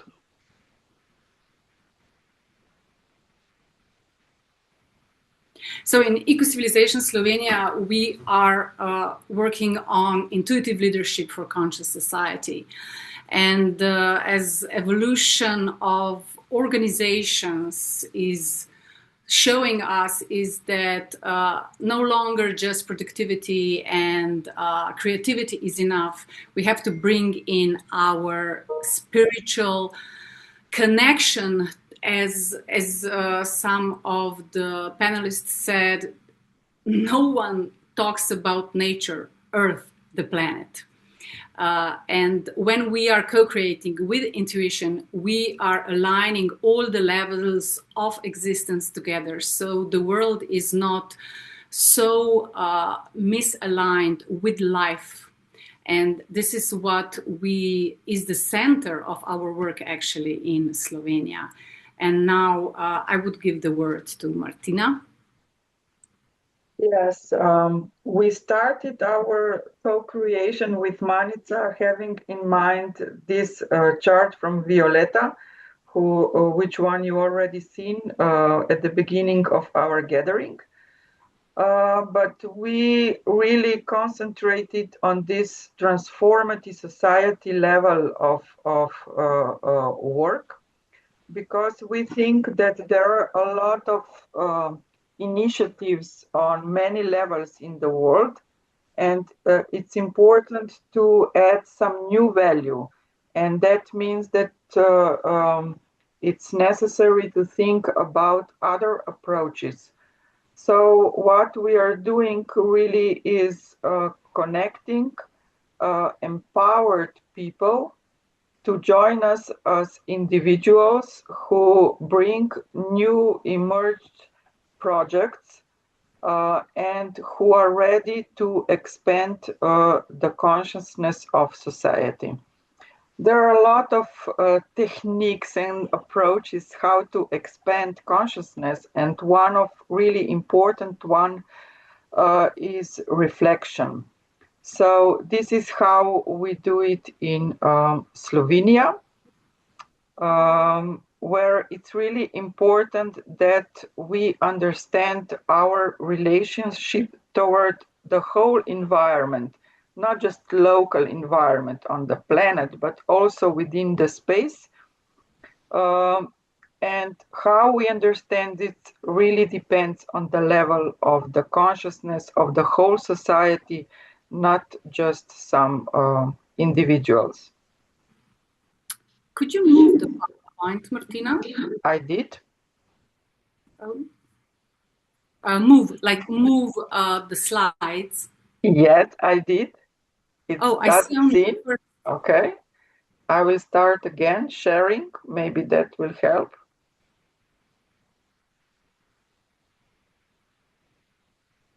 Is it moving now? It's the first slide, and yeah, going to the next slides. Okay. It's on the next slide now. Yeah. Yes. And the And next. this one. And this one. Yes. Yes, the book. Will you say something about it, Martina? I hope you will say something. Okay. Let's just go on. Yeah, we wrote, Violeta and Martina and myself, we wrote this beautiful book in the spirit of Ecocivilisation Slovenia, where we explain how we align our work with the 5 pillars of ecocivilization, and how all the projects that are coming in Slovenia, they do align with this level so of beings, of consciousness, of society, of relationships, and the beingness or the beings.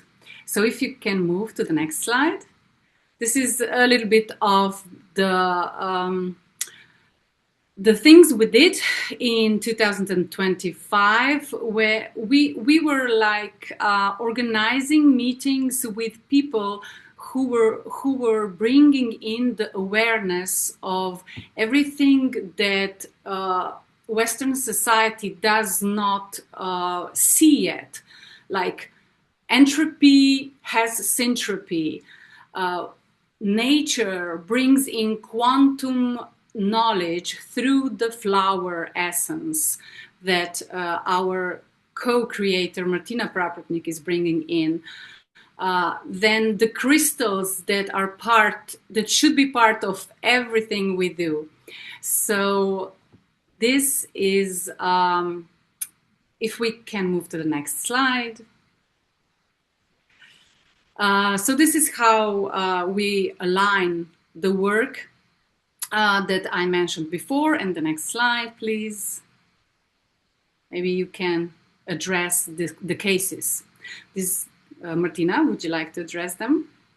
Yes, thank you. So what is really important is this structured way of reflection, which helps to expand awareness, not just of the person who is doing it, but also the people who are following it. So this is really important from our point of view in Slovenia. What we did this year is written here. Manica is working on her model of the intuitive human with transforming engagement driven by consciousness and intuitive leadership. Martina Prapratnik brings us quantum flower essences and elixirs that help us and support us to live natural loving beingness. Me, myself, I'm working on transformational model for various organizations. I wrote a book on how we collaborate with new generations of meetings and some learning cards for this type of co-creation. So this is shortly it. Yeah, from and yes, thank you. Thank you for all the community of Ecocivilisation, because we are definitely building this quantum field together, and it's enabling us to communicate worldwide the call for higher levels of awareness of who we as a human beings really are and what are we really here to do. Are we really here to do what the most of the world is doing? I don't think so. So yeah, thank you. Thank you very much for this colorful and very enthusiastic presentation as well. Thank you for opening up yet another dimension within which we could collectively evolve. And it's a real pleasure also to acknowledge the person that you proposed as a person to be especially recognized within the Ecocivilisation Slovenia. That is Ardi Sonia Shara, as you have already explained. No. No? Oh, sorry. That's from Serbia. Yes, sorry. The picture is right, but the name is not, right? Yes, So, Martina Praprotnik. yes. That is the advantage of online actions. So fantastic. So Martina Praprotnik, who was co-creating all these beautiful sessions with you, bringing the vibes of the nature into the core of the understanding of intuitive self. So Martina, thank you very much. And I hope we will continue to co-create this space, not only in Slovenia, but we will reach further. And I hope that this was also an inspiration to somebody else to connect and continue to evolve together with the group from Slovenia. So thank you very much. And let's move further. We were supposed to hear now from Alice from Uganda, and she just sent me a message that she didn't know that the internet is still closed due to the presidential elections because she landed to her country today. So unfortunately, she cannot come directly to our presentation. But Alice, I'm just going to call up your name. By any chance, you managed to come in via VPN? Hello. Yes. Oh, wonderful. I was just making a introduction of not being able to connect, but here you go, Alice. Welcome to Ecocivilisation Summit. And hello to Uganda. And please, the floor is yours. Thank you, Violeta. Yes. Sorry, you had to announce that I'm not going to be there, but yeah, anyone who has tried to follow or who has an idea of what's going on in our country, it's quite bizarre, but we're not very surprised. Imagine having elections and you're in a total what they call it, a blackout. But anyway, yes, I've managed to get a connection, and I hope I'm clear and I'm able to hear. Yes. I'm yes. clear. Yes, very well. I can hear you very Veronica? well. Okay, good. Okay, very good. So what I just wanted to share something briefly, but also excuse my not being on video. Like Violeta has mentioned, I've just been on a 27-hour flight. So my composure is not, it wouldn't be like pretty much the best for your view today. But I'm happy to share a few updates on what's going on in Uganda. Basically, what our, I guess, this chapter really focuses more on is healing, creating spaces for human beings to heal in nature. And we mainly do that through forest therapy and animal therapy, and also using what they call it, animal therapy and what they call it, farming, organic farming, and grounding.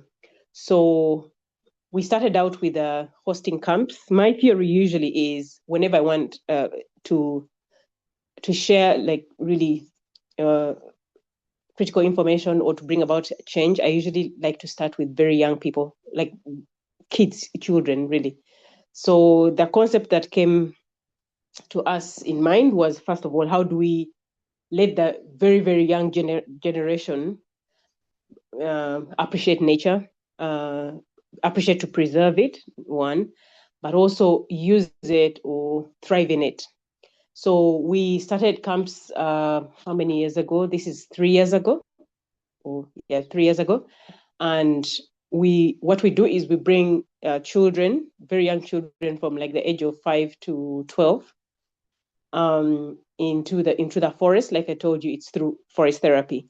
And what we are trying to really target is to reduce, first of all, the level of depression among young the youth mainly, but also actually children, because many of the children we've worked with, or we usually interact with, we find many of them using some antidepressants or anxiety pills at a very, very young age, from like the age of 9, which is quite really absurd. So the space we have is basically to bring the children into a very natural environment where they are completely detached from their gadgets, because that's actually one of the reasons they're very, very anxious, because they have some kind of addiction to, just keep scrolling and, watch all manner of video games and whatever the internet has to offer. So it's usually between 1 week to 2 weeks, depending on, of course, the time they have or the time they sign up for. And we started with very small groups. We started with 15 to 20 kids. As I speak now, we try to reach out to schools. Before, it was just basically reaching out to like individual groups who were able to understand what forest therapy is, what animal therapy is, and also how we can connect the young generation to the earth, how the earth actually produces, how they can use the earth, to produce food, how we can teach them very simple methods of regenerative farming. But anyway, now we extended it to schools. So we go out to schools, and again, we target very young schools, like primary schools. And the reason why we moved from the age of 5 is because those are the kids we are able to actually have over sleepover. For the very, very young ones, parents led initiatives down.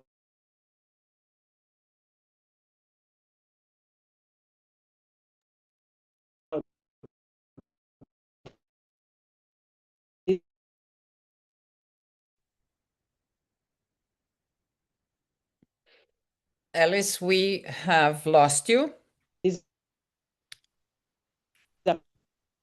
The connection started to be very bad.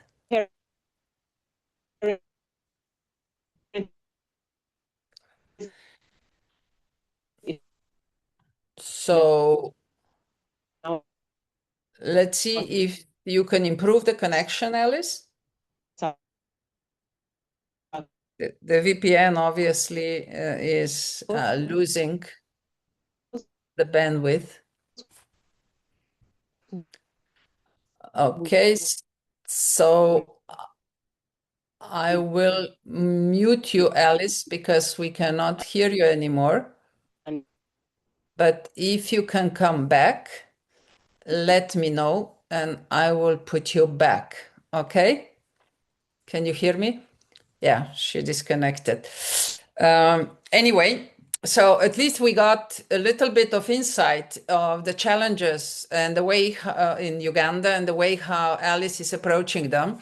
I'm also happy to say that Lena Klopčić, who has been a follower of Ecocivilisation as well, with even some of the sponsorship support, she went to Uganda twice now already, and helping Alice to hold the space for women in the refugee camps. So we keep the connection alive.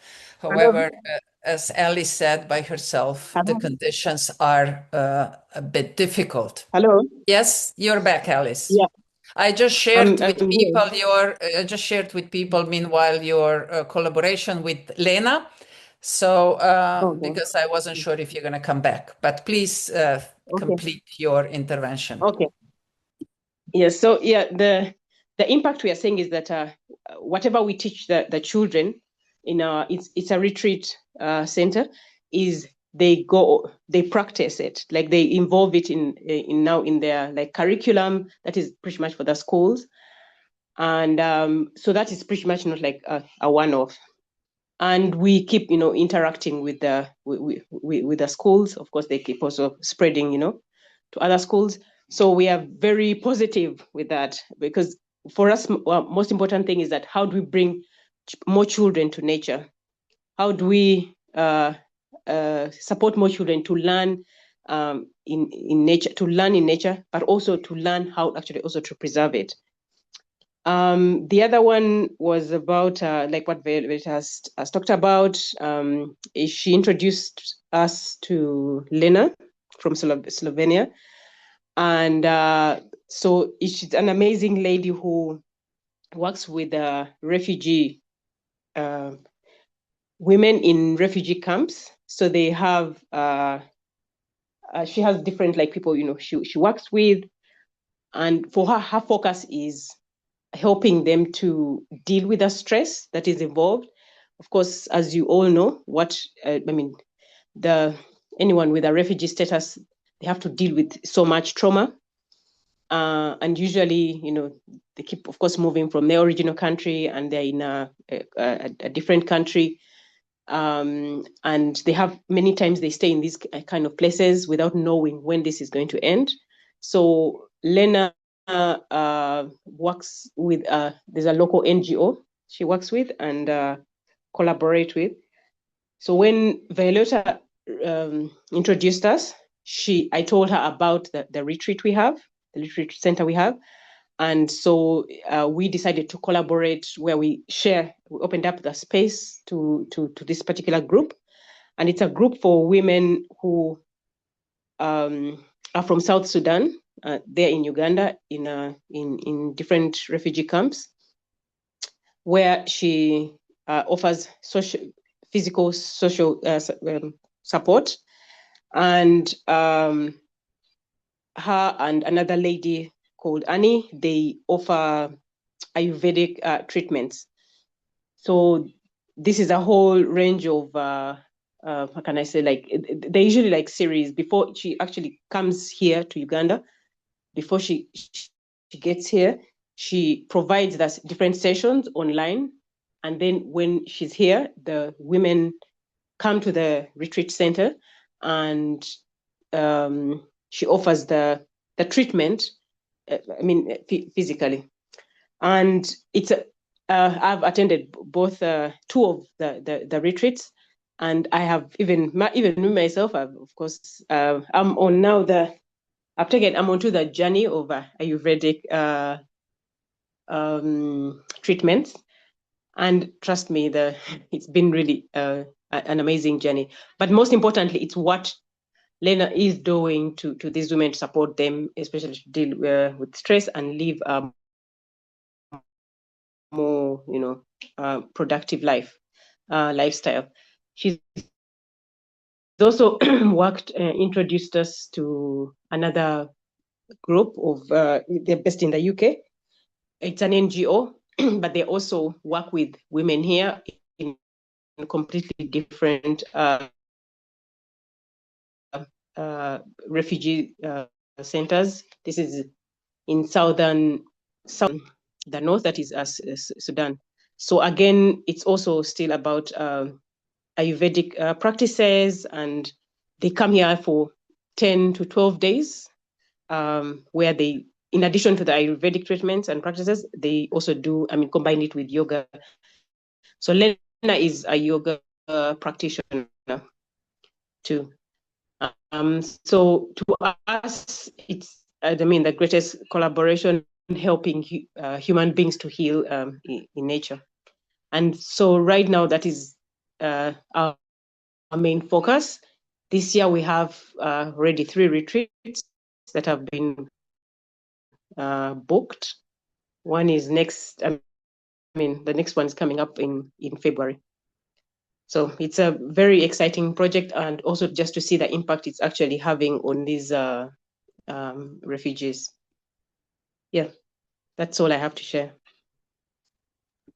Thank you very much, Alice. Thank you for yet another perspective. As I wrote in the chat, this is not just Ecocivilisation Summit, it is a really hands-on view on the current state of the world and what is happening in all different continents. Thank you very much for your contribution as well.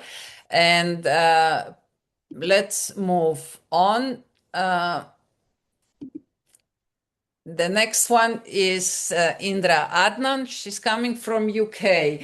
And last year I had also a pleasure to visit her and explore even more the possibilities of our joint evolution. So I cannot wait, Indra, to hear your intervention. Indra?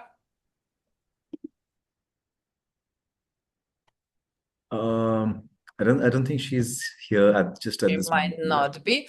Okay, then let's continue to move on. And here is another recognition before we finish up with this section, which I would like to share with you.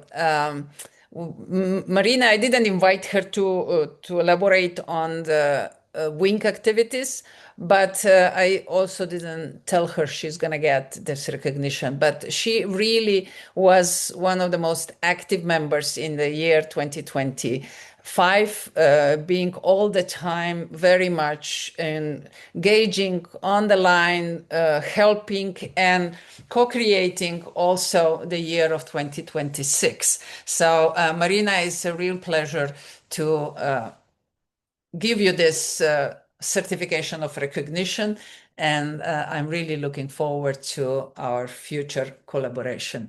I'm not sure if you are with us at this point, Marina. I know you're coming online later on, but if you are, you can just say hello and we'll move on. She's not the attendee, so we'll have to move her to panelists to do that. It's interesting that she's right here. Some people were able to connect directly. Marina, are you with us now? She is. She's writing something in the chat, so she's with us. Yeah, but I made her a panelist now, so I hope. She's here now. Go ahead. It's a great honor. I have already written in the chat, hi, hello everyone, that it's a great honor for me and a tremendous pleasure to to be in this wonderful circle of people who care and to collaborate with so many people. And my direct bows and gratitude and love and hugs to everyone who is here today and who will watch this recording remotely. So I will save the time because I will speak a little bit later. But again, thanks for this reward. It's a great honor for me, Violeta. Thanks. Thank you, Marina. And as you said, we're going to hear from you later on. And let's move on. And there is another person who really sort of made an incredible sort of vibe in 2025 from a completely different perspective. But she showed such a courage, sharing all the insights about her accident, about the steps that she had to make in order to come back and become an active member of a society again. And over again, she proved that support, love of friends, the loved ones, and the community made such a big difference. Yuko was trying to be with us here today, but obviously something went wrong, or maybe she didn't wake up soon enough. But I talked to her, and she's passing best regards to everyone, and she cannot wait to re-engage with Ecocivilisation community again. This is really the recognition of bravery of life.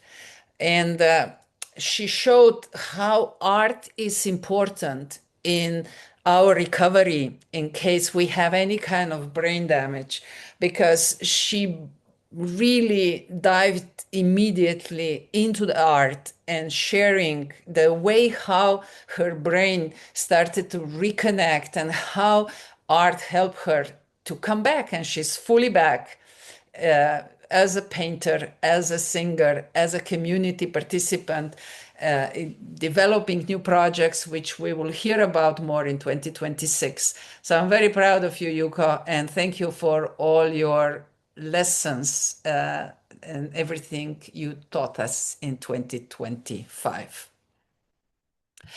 And the next one is a change that we are making. And I would like to use this opportunity to say thank you to Maria Jose Rubio, who bravely offered a couple of years ago when we were setting up a network for eco-civilization on a ground level, being also a G100 member.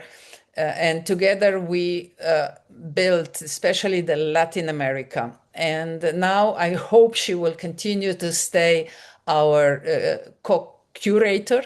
However, the ambassador for Americas from today on is our dear Paula from Chile. So I would like all of us to congratulate Paula for this new assignment. And also thank you, Maria Jose Rubio, for all your contribution, for your energy.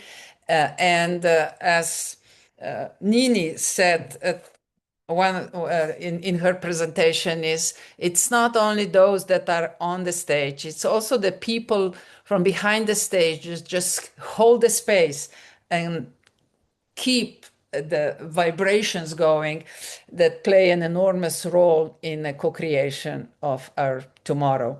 So thank you, Maria, and welcome, Paula, to this new role. Congratulations, and I hope we'll continue to expand together.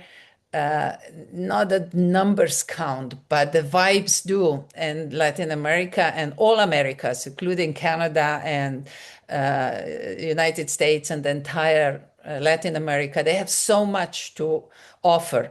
And I hope that this integration, especially on the level of ancient future wisdom, will continue to grow. And of course, in your special fields of sustainability, circular economy, and progressive evolution. So this was an important move, and thank you. Thank you, Paula. Paula, are you still with us? Muchas gracias, Violeta. Muchas gracias, Violeta. La verdad que, bueno, esto es un honor y una responsabilidad y espero que pueda dar lo mejor de mí para ayudar a conectar dentro de las posibilidades, que podamos conectar más, que podamos conectar entre nosotros, pero también conectar con hold el out, amor. Paula. Paula, wait. We will ask Pinamaya again to intervene. Okay, so she said, thank you for this honor, and I'm looking forward and hoping to bring the best of me for this collaboration and growth. ¿Puedes continuar? Sí. Bueno, y la verdad, perdón, me confundí con el cambio de idioma, pero simplemente quiero decir que estoy abierta a las posibilidades de que podamos conectar con personas de distintos países y que esta conexión sea desde el amor hacia cada uno de nosotros y nuestras próximas generaciones. Okay. And I'm very open to different collaborations and connections with people from all around the world, and that this work that we will do together comes from the place of love. Thank you, Paula. Thank you very much. We are also looking forward to engaging with you further. Best regards to Chile. Okay, we have another little change, and since we are saying thank you to people who really made the difference in 2025, I think it's the right moment to also acknowledge a little change in our marketing and IT support team. Tim and Gloria have really bravely stepped into the big shoes as two young creators, and actually gave a new push to our image, to the way how we present ourselves on social media, the way how we present ourselves on webpage, together with DBD Studio. And I was really proud when we won also an international award for the web page design together. But now it's a new era. I decided to go in one-stop shopping with a bit more ambitious goals, and here it is, a new group of people who created a new company called Compania, and Pina, Maya, and Jana are here with us today. So maybe you just introduce yourself. Yeah, hi. So my name is Jana. You already know Pina Maya. First, let me say, Violeta, thank you for this great opportunity. Maybe a few words about us, about our new company. So let me first explain the name. Maybe some of you understand. The Compania actually in English means a group of people that is connected by shared interest and good vibes, and or a company with more shareholders. For us, it's actually both. So now maybe you can get the vibe that we are in. For years, we worked together in an advertising agency. And after, let's say, 9, 10 years, we discovered that we are connected by a shared mindset. Which is a desire for sincere cooperation, respect for expertise, and the creation of an environment where every idea has the space to breathe, and all the people around us are kind of have the same mindset as we do. And now, as a Compania, we operate as a collective, bringing together experts from various fields. So not just us four, but people from digital world and strategic world. We are trying to get the team for each specific project, ensuring every project needs are met. So we are like a collective bringing together experts from different fields. Maybe Pina Maya, can you add something? I would say that our main goal is to provide our partners on the project sort of a holistic support, and ranging from all different kinds of skills and experiences, and being a trustworthy advisor who stands by our clients, our projects, and helps them to direct communication communication activities effectively. And our story is just starting. We are at the beginning, but the foundations we stand on are very clear, and they are collaboration, sincere relationships, flexibility, and just the overall respect for our profession.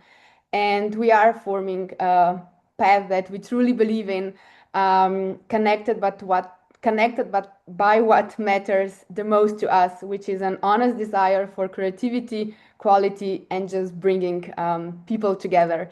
And we are really honored and happy and looking forward to what this collaboration with Ecocivilisation movement will, at the end of the day, bring to all of us.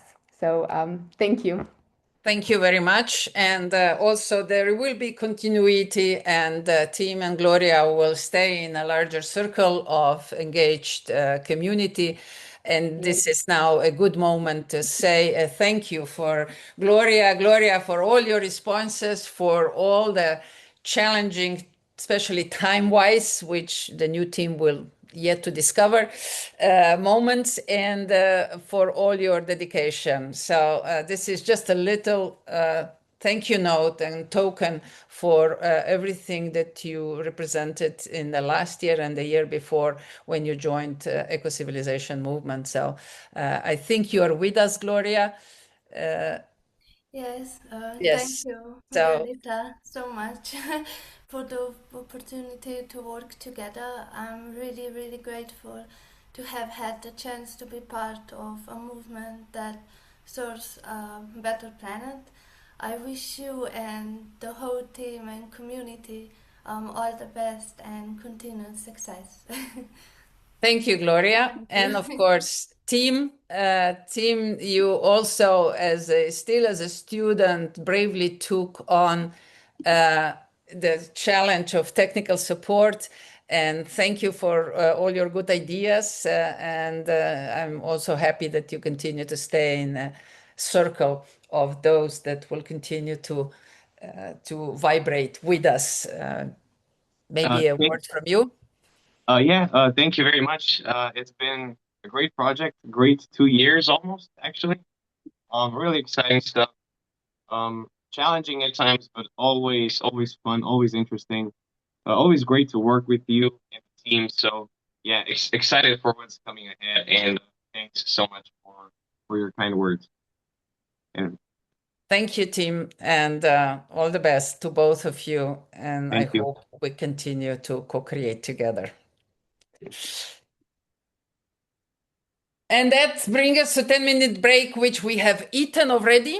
So I'm glad you all got your cups of coffee and whatever you need to do.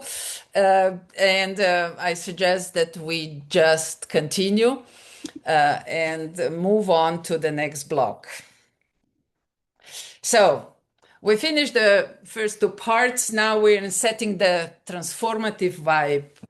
And here we would like to now address the importance of networks and bring forward the results that this network level cooperation has brought to all of us and hopefully enriched the space of the eco-civilization movement and beyond as well.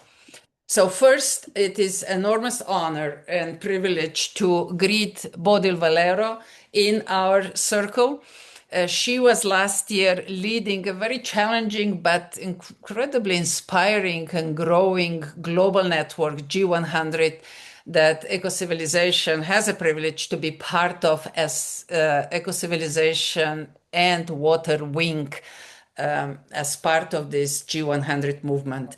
I'm sure, Bodil, you learned a lot leading the whole year, all these challenging projects led by very strong and dedicated women.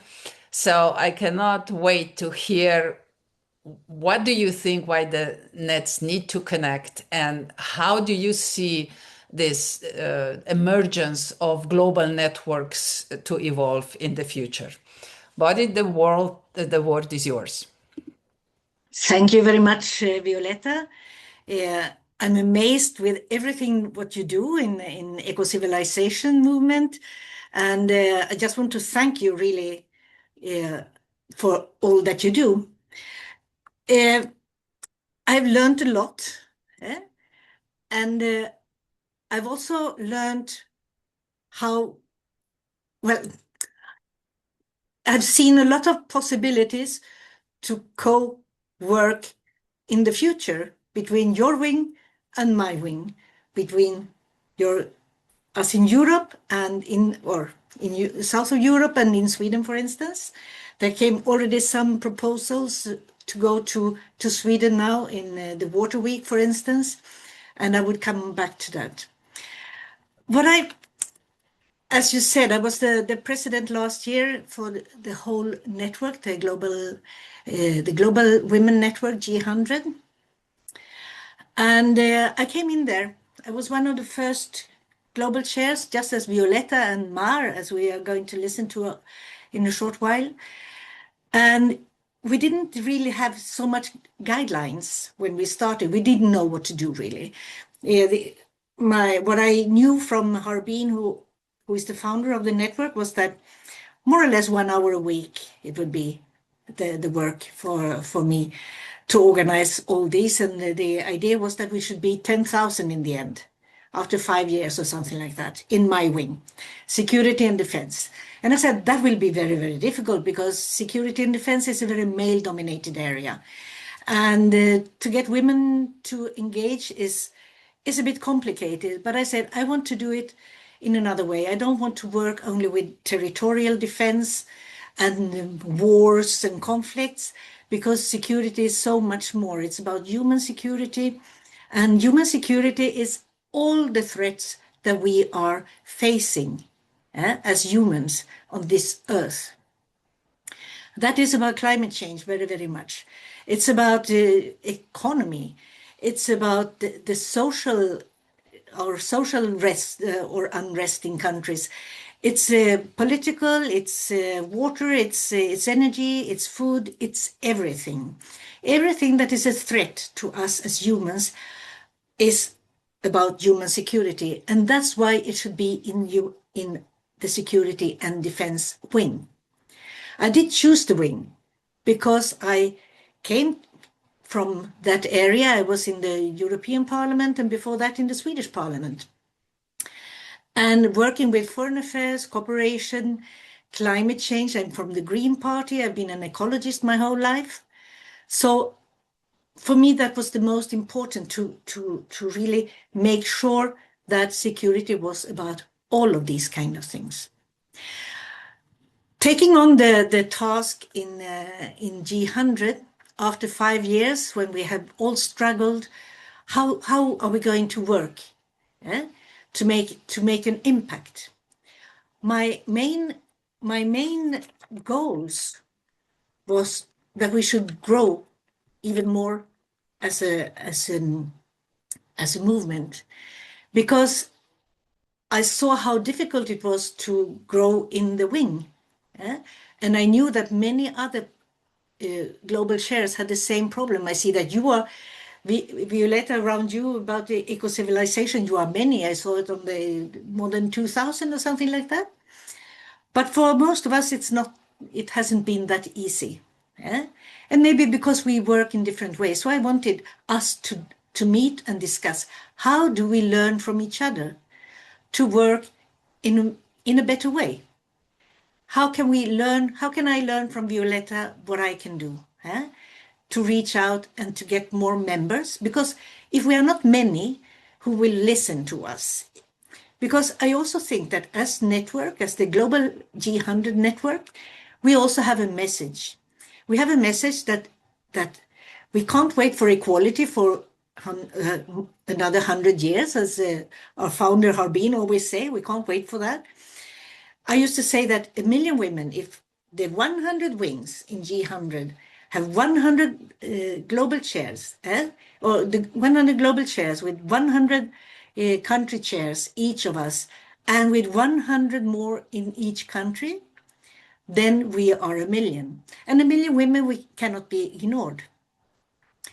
But it's also very difficult to reach that million. So we need to work in more ways. We need to engage maybe with other networks. When it comes to women's networks, there are so many in the world. There are really many. And if we can engage together with those ones, or if I can engage with other formations that are working in security and defense, and if we can be also the voice of others, then we will reach that million. We are already several networks working together with more than 500,000 members. So we already are many. We are, I suppose, we are not, because I know other networks that are bigger, but we are one of the biggest women's networks in the world. So that is something we can build upon. But also, what is the message? For me, it has been very clear that we are all working on 3 pillars in one or another way. It's about sustainability. And then I don't speak only about ecological sustainability. It's about social sustainability and also very much about economic sustainability. And for many of the wings, they are working on economic sustainability as the main part, but with an ecological sustainability touch on it. So these are the 3 sustainabilities: equality, of course, but then also peace. And peace was really the subject for last year, all the time, because we're living in a time when everything is changing totally.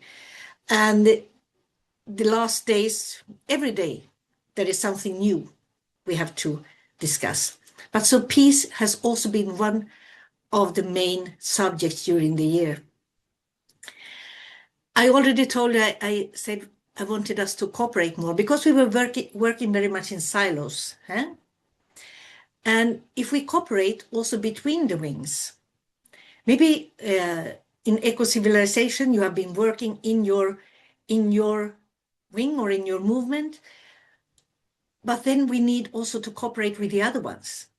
For instance, my wing, Security and Defense, the part that we work on ecological sustainability, it's very, very close to what you are doing. And we could do a lot of things together and to reach out, because we all have our target groups. We can reach out because we have all a common interest. Somebody here was saying that about saving the planet. And this is what I've been doing my whole life. That is my purpose in life. But it's not about saving the planet, but saving human Earth on this planet, because the planet will be there until it explodes, maybe in the end. But can our children and our grandchildren and those, their grandchildren, can they live here in the future? That is about saving the planet. So the cooperation between wings and is very important, I think, because we have very much in common. And I think that this is something that I'm very happy. I can see that a lot more cross-wing cooperation has been done during the year. But also another part that is more on the local level. Because, for instance, I have a rather big group of security and defense in Sweden, but we don't know the other ones, really. Who are the other G100 members in Sweden, so we could do things together. Last summer, we had a meeting in Sweden where we tried to invite those we knew about, but I know we have more. I saw also that you have also members in Sweden. I don't know who they are. So I would like to have all the names and contact details so I can connect with our group, because I think they are around 15 or more now in Sweden. And we are also working now, we're going to work together with the circular economy wing, and also culture and films with Bina. This summer we have already started to work on a project that is about art and peace. We started in Catalonia with a cross-wing activity. We had an art exhibition and a seminar and so on, and that will continue to other places like that. So what I see, what my takeaway in some way for last year is that in the 100 wings, we are all different, but we are all united. We have a common purpose and a goal. There is no wrong and right. Violetta, she works in her way. I work in my way. Mar in her way. All the chairs, we work differently. And it has to be like that. No right, no wrong. But we want to do something and we do it together. And we can support each other and help each other. There was someone said before, or twice already today, and we are the ones we have been waiting for. And I think that is really right. The very, very good thing with G100 is that it's not a political movement. It's not party political movement. It's a political movement because everything is political in some way. But it's not linked to a specific party.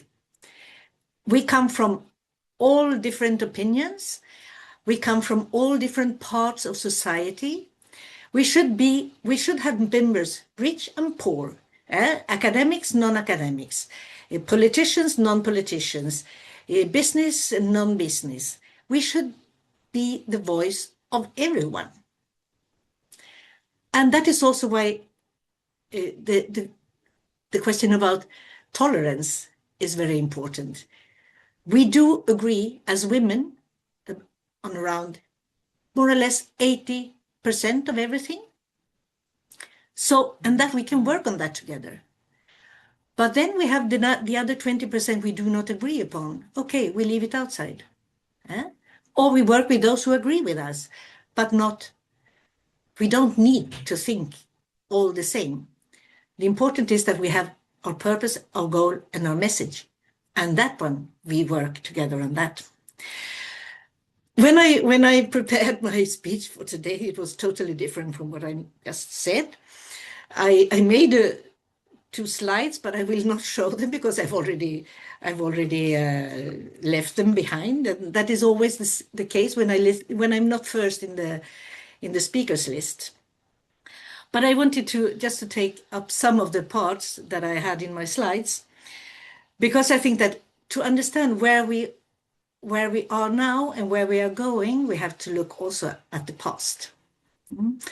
And I'm old enough to have been sitting in my grandmother's kitchen with a lot of other women having their coffee, sewing or knitting or things like that together. That was the networking during my grandmother's years. I was there with them. When we got our first television, I was 6 years old, and it was in black and white. And the people from the neighbors, they came home to us, and we all sat there in front of the television looking at that black and white screen. It was something very big. But after that, technology has been so quick, and now we're living in a world where my grandchildren, for instance, when I tell them we didn't have any television, they don't believe me. They can't understand that we didn't even have television in that time.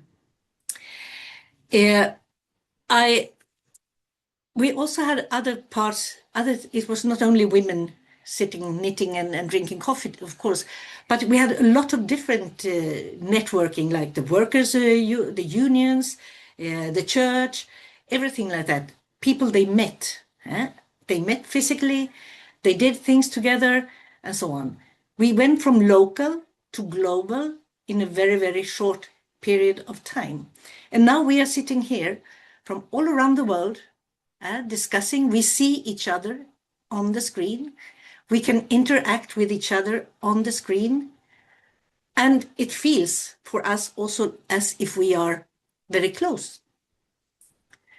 But I heard you said you are going to have hybrid events, and I think that is very good, because we also need the physical meeting, because even if we are meeting and seeing each other and we can interact, I see your eyes and so on, we can interact, but the question on just taking a tour out to the garden and speak together and talk about something totally different, it makes a difference. So I think it's very, very good if we try to have more of those hybrid events.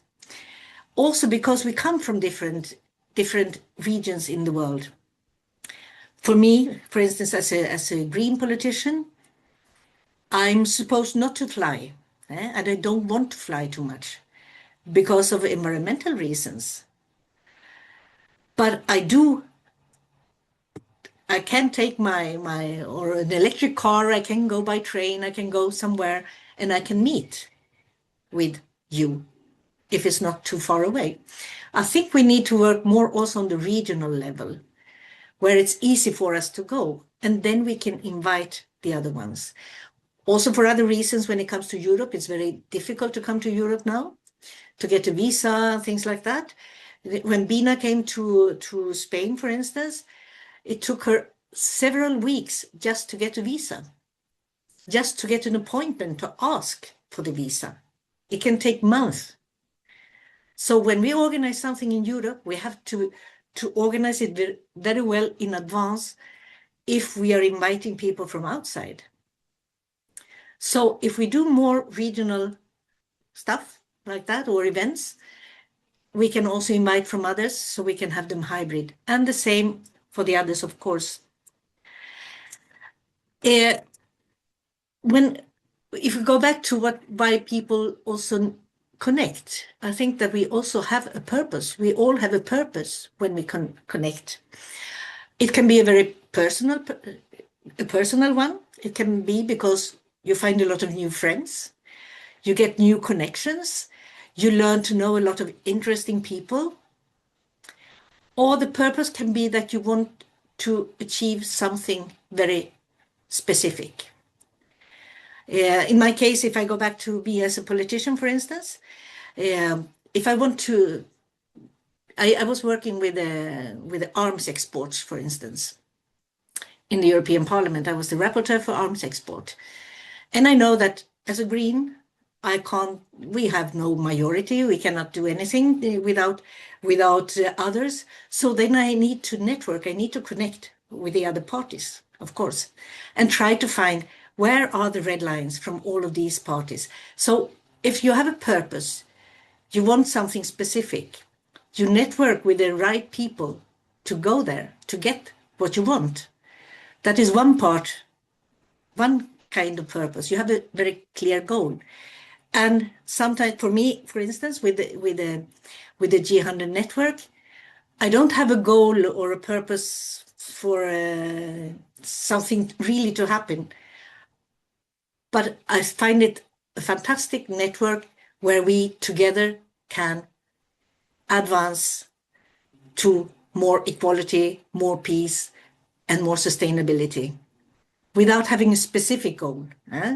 Less weapons or less that, something like that. So that is one important part of the purpose, I think. I will be a bit shorter. Technology, as I said, it has changed our lives totally. I think it was around 10, 15 years ago, I was in a meeting in Huesca. It was an Erasmus meeting, and there was a guy from the Pirate Party, and I was invited to speak about policy coherence for development, a motion I had done for the Swedish Parliament. And he said, when these meetings, they were useless. He said, I have 10,000 friends on Facebook. I don't need physical meetings. And for me, that was really, really strange, because I couldn't even imagine how you can live all your life on the net and without those physical meetings. Because I can say, when I counted friends, I count them as a small number. A lot of people I know, but the real friends are a small number. But for him, it was 10,000 friends on Facebook, and that's it. And that is also many of the very young people now, they live all their lives on the net. Then they get problems with health, with for instance, all the time with the mobile. So there are a lot of health problems and other things like that also. And the social media platforms. I'm not very good at social media, or I used to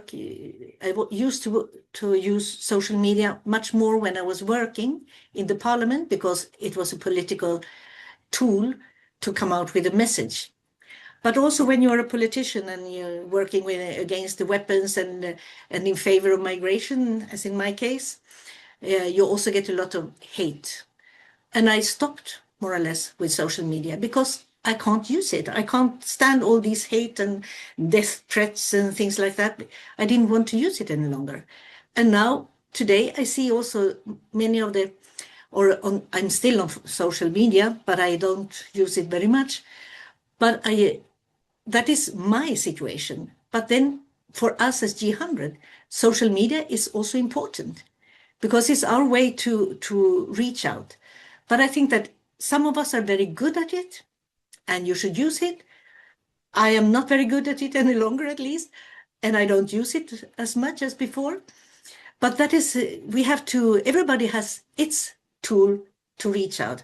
I'm trying more again to be on the local level and with the physical meetings and these Zoom meetings where you have invited people that you can trust and leave other things for others.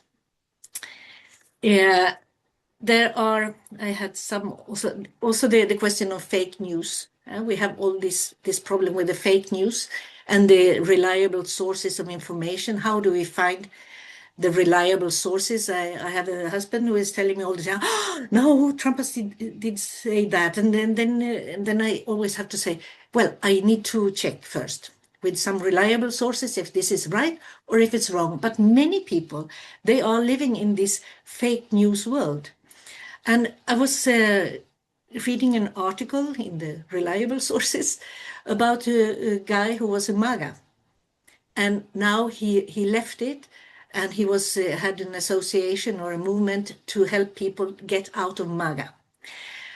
And he explained how this movement, how the network was growing around Trump, and how he was all the time, it was like a drug, he said, because he was confirmed. Everything that he said, it was confirmed by the others in the network. And that is one of the dangers with this. So we have to be aware when we network also. Maybe this was what and then to end, I also had one part on global to local, because what I see now is also that we are on the global level, but we also see a lot of movement going from global to local again. Because we don't trust the news we get. We don't trust the networks always. In my country, there is a lot of things that we have always been boycotting things. If the consumer rights is very, very, very strong in Sweden, so we boycott things from the products from different countries if we don't like what the country does. In this moment, everything that is American or from the US, people they try to boycott, and there is a distrust in the global level that makes people work more locally again, but also deception, because the global didn't do or perform what was expected. And people talk more about self-sufficiency and so on. So we see that we went from local to global, and we are going somewhere back to local again. And I think I've been speaking for a long time, maybe now. I can speak forever. So just stop me. Thank you very much. Thank you for bringing many important components that drive the global networking forward, just starting from the back, like the impact of fake news, the importance of verification of information, the importance of honoring the authenticity and different approaches. So you don't need to do things in the same way, but you can still share a common shared vision. So all that very valuable experiences that sometimes, most of the time, are not written in articles and books, but they actually are part of the space that we share. So I hope we will go along the lines that you propose, that we will continue to cross-pollinate and really engage across networks and finally learn what it means to be part of the net. I share with you this feeling that we are yet to learn, but the dedication is there, the need is there. So I hope that we will honor that need with our examples. Thank you for joining us, and please stay with us further because a lot of really interesting things are yet coming. And the very first next one is from Stefan. Are we entering a year of systemic shocks? Stefan, what do you think? Hello, and thank you very much for the invitation again, dear Violetta. The answer is yes. But let me elaborate how I came to this title, that I am today in the role of talking about the worst times before I can talk about the best times we may together create, to take on Alexander's Charles Dickens quote. As some of you may remember me, when Ecocivilisation started, I was one of the enthusiasts, and I really wanted to support and engage for a long time, but then my life context changed. I became a senior lecturer at the university where the logo now is on my background screen. And now I'm teaching bachelor students, so very young people in international business, also in digitalization and in innovation ecosystems with a background in systems science and thinking. And I had to relearn, rewire. First for this live call, maybe, and then since I started also very enthusiastic as a teacher. We are now in the best of times for sustainability, and I have been part of this and that and my life experience and so on. And at the very time, the systemic shocks were more than visible, started to actually disrupt. Yeah, and it's not a coincidence that the people who are eager to actually strengthen these systemic shocks are calling for this disruption, as they are not satisfied in a sense as we have might been with the current state of systems, but actually they find that these are the adversaries, the enemies they need to fight. So I went personally quite into a time of, let's call it, personal darkness, because I felt like, oh my God, we've lost everything in such a short time while we have been working on this engaging moments for years. How is it possible that with an instant it can be fragmented, it can be shocked and kind of deconstructed so fast. So I went into the questions: why did it happen? Who did it happen? What are the interdependencies with my systems mind? And this is what I just want to lay out a little bit here. Maybe I'm carrying the so-called Aus to Athens, because you all know, but just to set the stage for my argument I want to make afterwards. So I really love the Charles Dickens quote, but there is a paradox in here. We have the greatest tools in history today to empower individuals, collectives, networks, but still yet we feel the most fragile. And the problematic is that we have moved beyond the era of contained crisis. We have entered really not only a year, but maybe years of systemic shocks. Disruptions do not stay in their lanes anymore. They propagate, they amplify, they reprogram the systems they touch.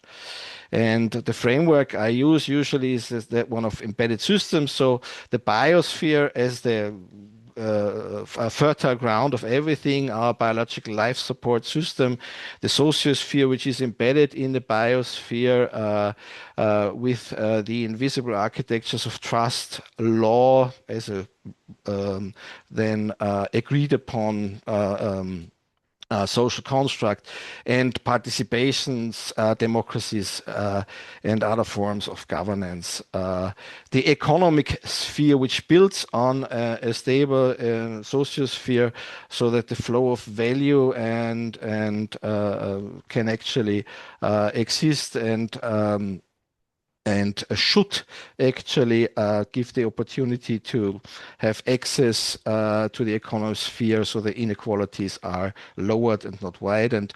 But then within the economic sphere, there is the technosphere, which is the digital nervous system of today's world, and also now maybe the moment of the new power structures, which is one of my arguments. So the systemic risk is found in these intersections, in these interdependencies, and in these system dynamics. When one of these spheres shocks another, the result is non-linear, and it is also quite immense as we don't understand the triggering points. We just see them, but what happens next is our direct experience we have today. We are beyond linear change. We are moving past the gradual warming, for instance, in the ecological sphere. So the biodiversity loss of species we can measure and are witnessing. It is the loss of the planet's ability to mitigate our climate errors. Actually, there are new studies coming out that if we could increase the biosphere, we would have the most impactful leverage for the questions of climate mitigation. Nevertheless, we are not yet addressing this.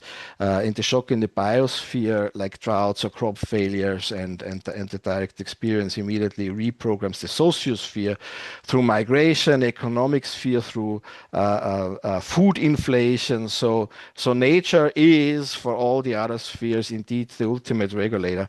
And meanwhile, the sociosphere is being deconstructed. All our social contracts that we relied on in the past seem to be under pressure. We assumed that the institutions, the generations before us built. I love the stories also of my former speaker. They built it to overcome destructions and suffering of the last World War, and we thought they were permanent, but we were wrong, it seems.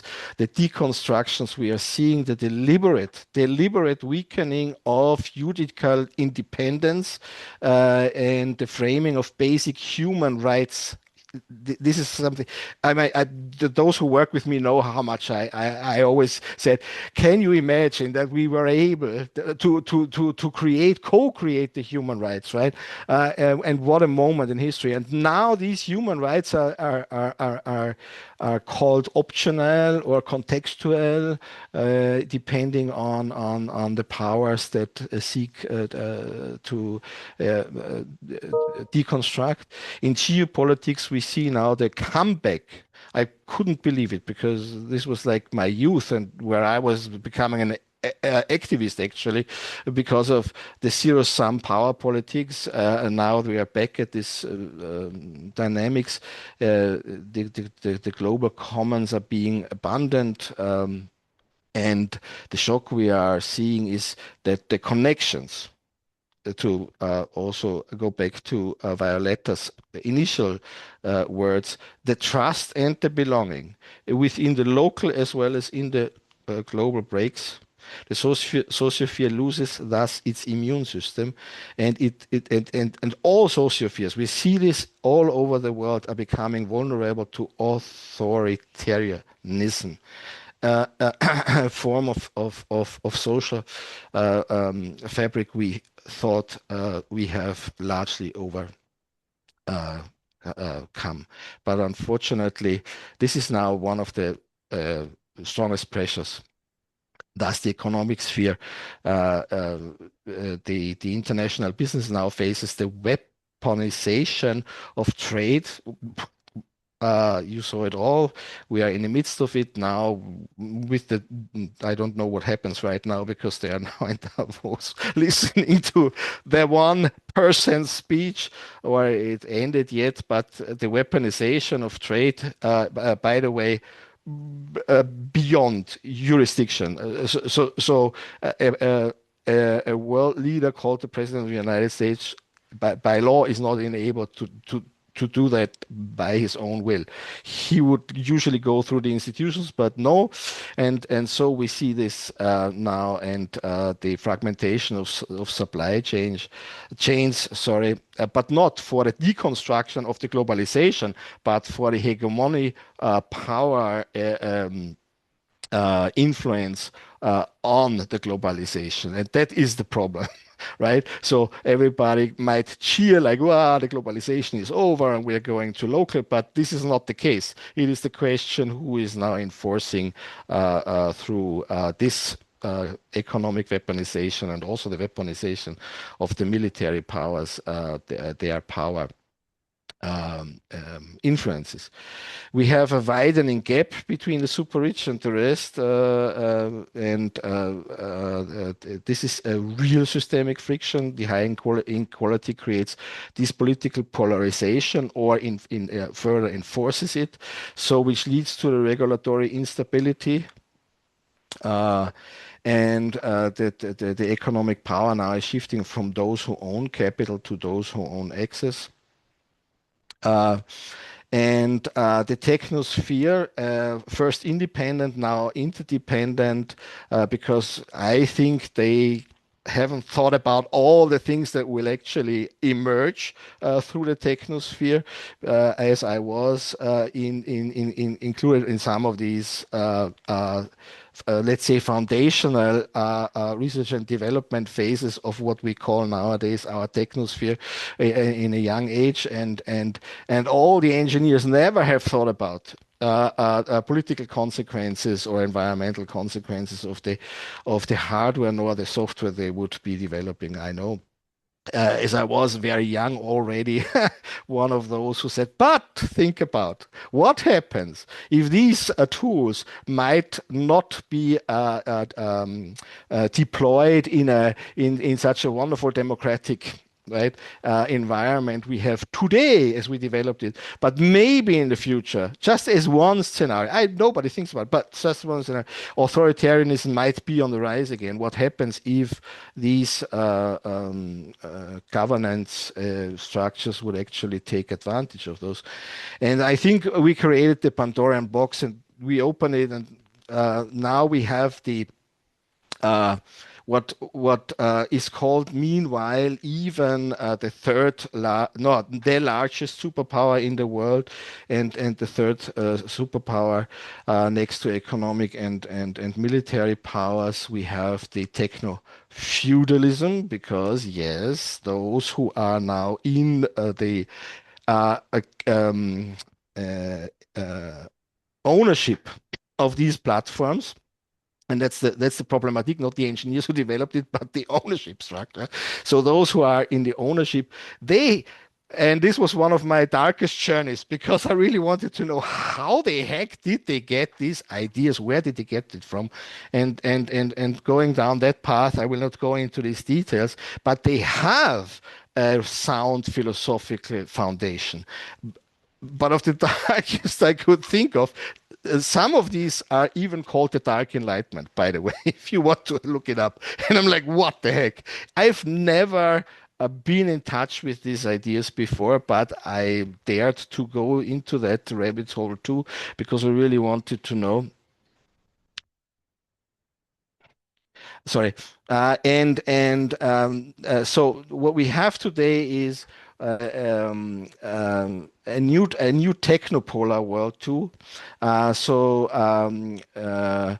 We have the platforms and the owners of these platforms. They have more sovereignty over human identity than governments do. That is quite a wild statement, but true. We heard it already in the talks before.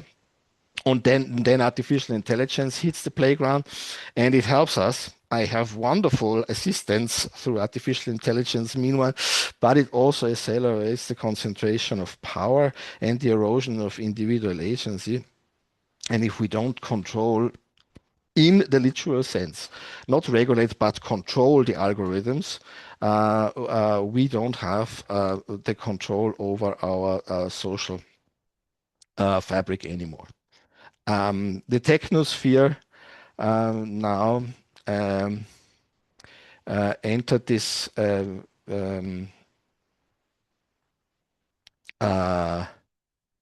technopolar threat, which is that corporations aren't just selling products, they are shaping our identities, our trust, and our political stability through algorithms. We, at the moment at least, don't control, but are in control of a very few and their personal interest. So the conclusion is these are not 4 problems or 4 areas of problems, but they are one single cascading systemic transition. Understanding each of those not as silos, but in their interdependencies will be key to actually work with this current situation that has, if I may use the word, transpired in the last decade. But having said all this, I don't want to end with so-called alarmism, but actually I want to go to the question of agency. And as I work, let's say, with very young people right now, and I must be very short in my argument that has to do with how they perceive the world now, short attention spans. But nevertheless, very precise attention spans, but short, so make it short and simple. And also because I do work also in still in different areas, which I would call rather conservative than liberal or also leftist or so I kind of needed to find a way to communicate what is important so that it resonates with all the different value systems and all the different behaviors. And what I'm saying now is something I emphasize with my students a lot. It sounds a little bit hard, but the 3 Ps, I call it, in marketing must become the 3 Ps in sustainability or sustainable development. And the 3 Ps are protect, provide, and prosper. And this means that the protection of people, the protection of the planet, and the prosperity of the planet from defending the rule of law and human rights against the technopolar erosion. This is the protection. We really need to take care of that. To safeguarding the ecological ceilings. This is the protection of the planet and the biodiversity as a hard security boundary. And the protection of prosperity means we need to come through this current turbulence to a new stability, a system that is safe from real catastrophic collapses. In the provide question for people, we need to ensure universal access to trustable information because it is the key for all the other like connections, trust and belonging. If we can't trust information, we can't trust each other. We need to provide regenerative infrastructures, that work with nature, not against it.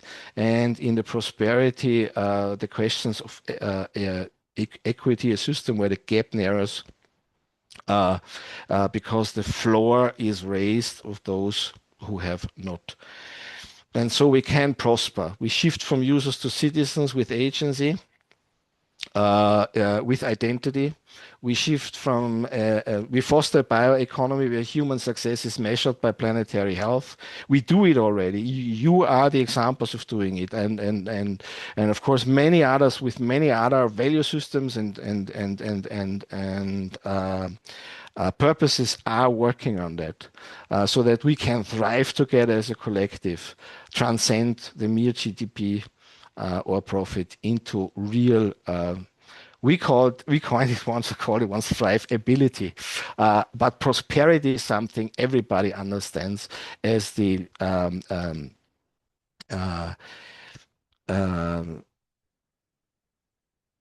contribution to everybody's well-being or everything's well-being, if you would like to call nature things. If you don't, and they're also everybody, you are very much welcome. But it's about well-being, right? So so what I wanted to say is we are not just surviving maybe the next year of shocks, but we are, and I think we are, and you are, and it was wonderful for me to witness it once again and to reconnect. We are midwifing a new era. I'm just rephrasing Alexander. He once put this word into my mind, midwifing a new era by choosing to protect what is sacred, provide what is essential, and redefine what it means to prosper. We turn the worst of times, for sure, into the beginning of times. Our roles are no longer the optimization of what is, but to navigate what will be. And true prosperity, if I may end with this sentence, true prosperity is not the absence of shocks, but the presence of systems strong enough and humane enough, again rephrasing Alexander, to turn those shocks into evolution. And this is where we are right now, at the turbulence of a time of extreme evolution. And it's upon us to contribute that this evolution will be for the prosperity of all and not of the few. Thank you very much. Thank you, Stefan. Thank you for being provocative and hopeful at the same time. And I was wondering when listening to you, if we elevate the stewardship or custodianship above all authorities, many things can change, don't you think? I agree. Nevertheless, it's an end for me always. Like, yeah. It's not a question of the or. I think it is. If now being in the midst of the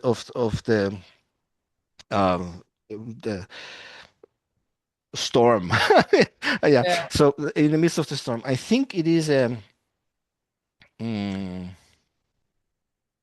It is a quite fragile balance and imbalance at the same time of if we would be if we would be okay. It's okay. If we would be too let's say forceful against you said any what did you say? Any authoritarian? No, not authoritarian. Yeah, above any authorities. Any authorities, yes. right? So too forceful against the authorities. The deconstruction we then also reinforce may be used by those, and we see it already, right? The rise of the right wings all over the world is based on or has one of the nurturing points is that wonderful people like us also we wanted to deconstruct so that it becomes a betterment for the world, right? So it must be something in between, like not we need the institutions, but we need to reform the institutions. We need some kind of authority, like for instance the rule of law, and the institutions who then enables all of us to have these agreements and keep the agreements are necessary, because what the unipolar even mindset would do is like kill these institutions immediately, right? Because then nobody's equal, but everybody's like without any frame, without any protection. And that's it. Fragile balance and imbalance, I guess. Yes. Well, obviously the field is open, and we are invited to recreate the paths and connections. So very exciting time. And together, I think we can hold the coherence within which something good can emerge. So thank you for this, to both of you, to Bodil and to you, Stefan, for setting the stage for what we're going to share next, which is we try to demonstrate that there are some positive signs of the net of the nets, of the jointly addressed topics, of shared experiences that are seeding some new plans within this chaotic field that we are now acknowledging. So I would like to thank to all partners who have already joined forces, and especially in 2025, really define the content within which we were expanding our consciousness, our awareness, and our capacity to rethink and dare to rethink what the future could potentially be, or what are the tools and structures and agencies that Stefan was also talking about could potentially be that could help us in order to go there. So thank you to all of you. But let's now hear from some that have already co-created the 2025. These are all the networks we will hear from. And I know that when you look at the time, you say, wow, we are already almost an hour late. Maybe no, not hour, half an hour late. But I know that you will be concise, but your stories are so important that I cannot wait hearing from you about your experiences and views. And let's start with, it's not in a time order, but let's start with the Vienna conference and the first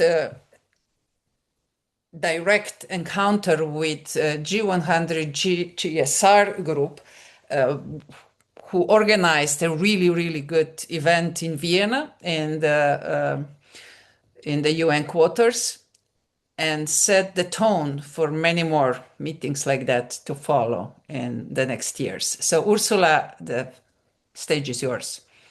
Well, thank you, Violetta. This is really a tough ride coming after Bodil and Stefan. And I try to keep it shorter than I was usually. I was heading it before because of the time frame. First of all, yes, the Vienna conference at the UN headquarters in Vienna, together with UNIDO, was, I think, a very inspiring event. Some of you were there. Thank you again for joining. And I start with the news of the day because some of you know already. We're going to have a second conference, hopefully in September or October, again in Vienna. If ever you want to join in, feel free. Violetta has already proposed to host and to moderate a panel on women and AI. So the general title of the conference, we will keep it because it was about the role of women for a sustainable and peaceful future, which encompasses everything we have been talking about today already. And we want to take things and topics further, going more in depth in some of the topics. But maybe I give you a short overview of what we were discussing and what that also meant for the leadership topics at our conference, just a few highlights. Because we think, or we have elaborated together at the conference in 4 panels, one on CSR, one on circular economy, one on sustainable finance, and one on peace, because I think peace is one of the prerequisites for a sustainable future. If we destroy everything in war scenes, there is no sustainable future we can create.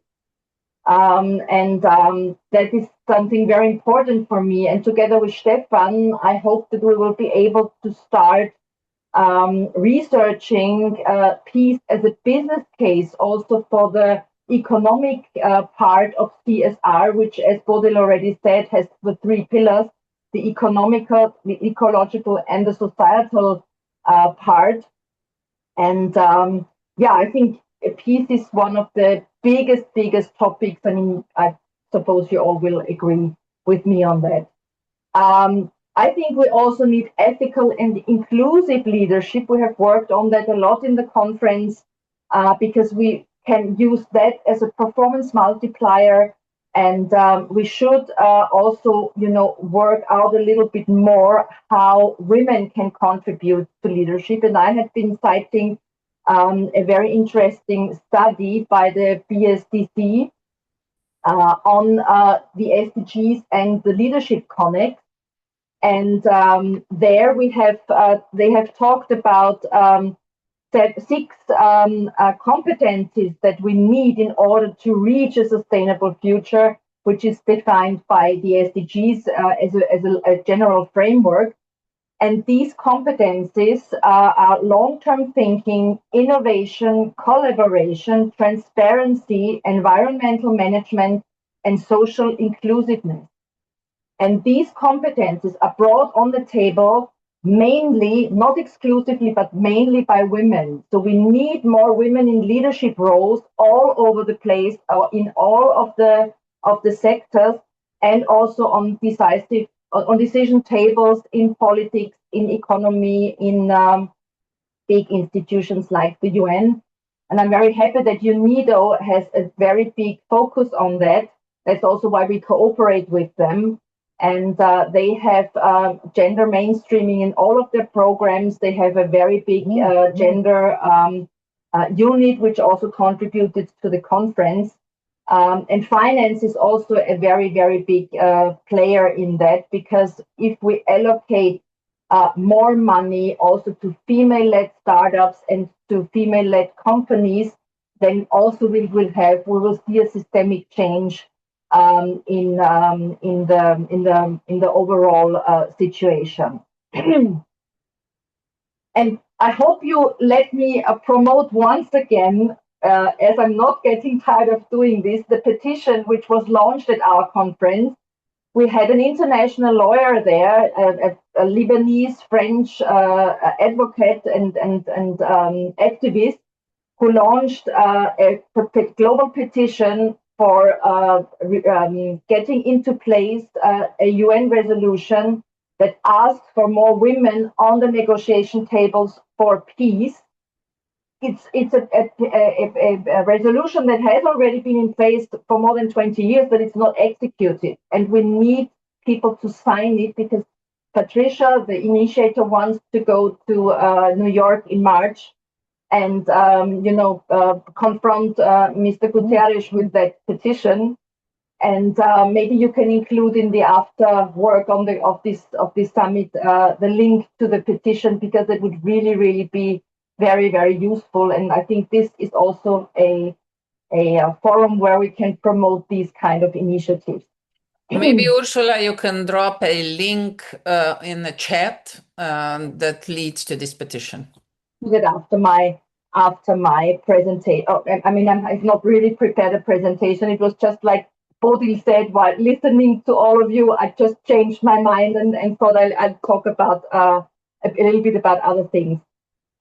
What has the summary of our conference has been put together in a white paper, which can be downloaded on my webpage. I'm Secretary General of CSR Dialogue Forum, which is an NGO accredited at the UN since 2016. Stefan is also a cooperation partner working very closely together with me. So I can also put the link for download of the white paper in the chat afterwards. Yes.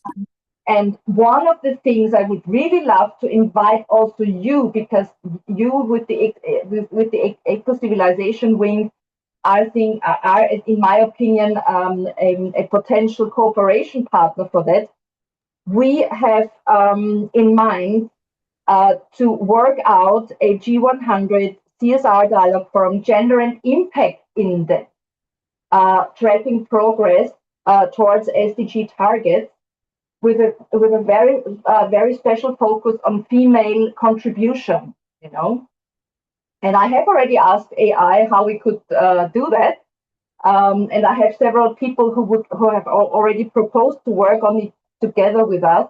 But maybe you would also like to contribute, so I would include you in the team, and we could do, we could include some of your ideas and visions into that framework, because I think we would need to have that, to link the gender lens to impact on a global basis, because then we can also see where the global community is going forward, and if it's the wrong or the right direction.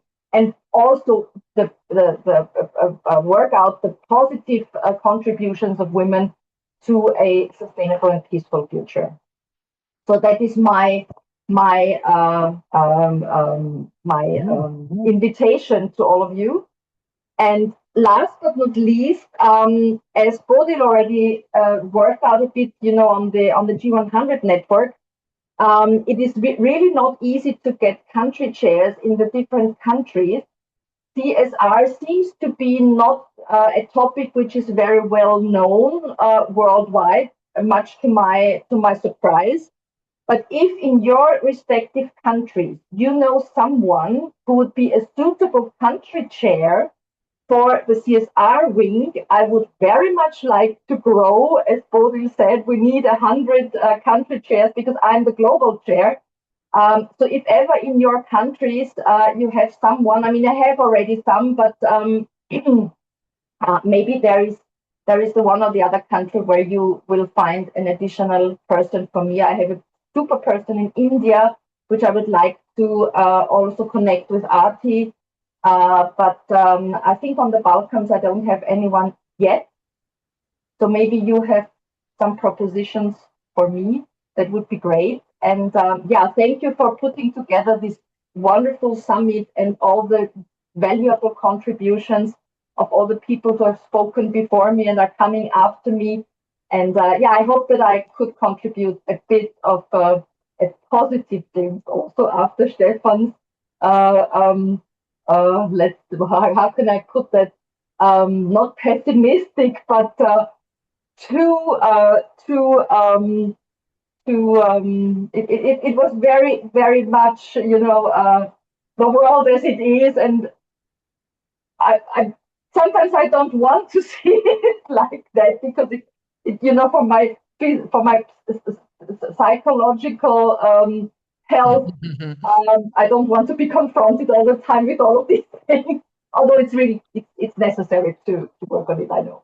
So thank you very much, Ursula. Thank you for this very meaningful contribution. And I'm sure that you inspired some that will want to join. For this index, I would propose Ecocivilisation Chile, because they are focusing on circular economy and sustainability, and they have some real experts in this field. So it would be great if they can connect with you and maybe co-create this video. And also, maybe it's time to say it, even though it's a bit early, but Stefan, Ursula, and I had a meeting, and we decided to dedicate 2027 to peace, but not just to peace in general terms. We want to dive into the real meaning of peace, which is not just absence of war, but a real inspiration. So I'm sure many of you will join us next year in this travel and this flow. Where we really like to go beyond just this kind of manipulative concept of peace that is so misused just to justify the violence. So it's a very premature announcement because it's not 2026, but it will be happening. The content will evolve in the second part of this year. So I'm looking forward to all of you who want to be part of it to let me know, and we will include you. So thank you, Ursula, again, and let's continue with our sessions. I don't know, Buddy, why it always comes back to you. This is not the intention. So the next one that we have in line is this incredibly inspiring year of mental health. And I'd really like to share the core insights that we were able to gain through various inspiring speakers who joined us. And let me start with a little video from Rajni. Rajni and Eleftheria were really the driving force behind it. I was just holding space for them. And Rajni couldn't be today with us, and she just sent a video. Hello, everyone.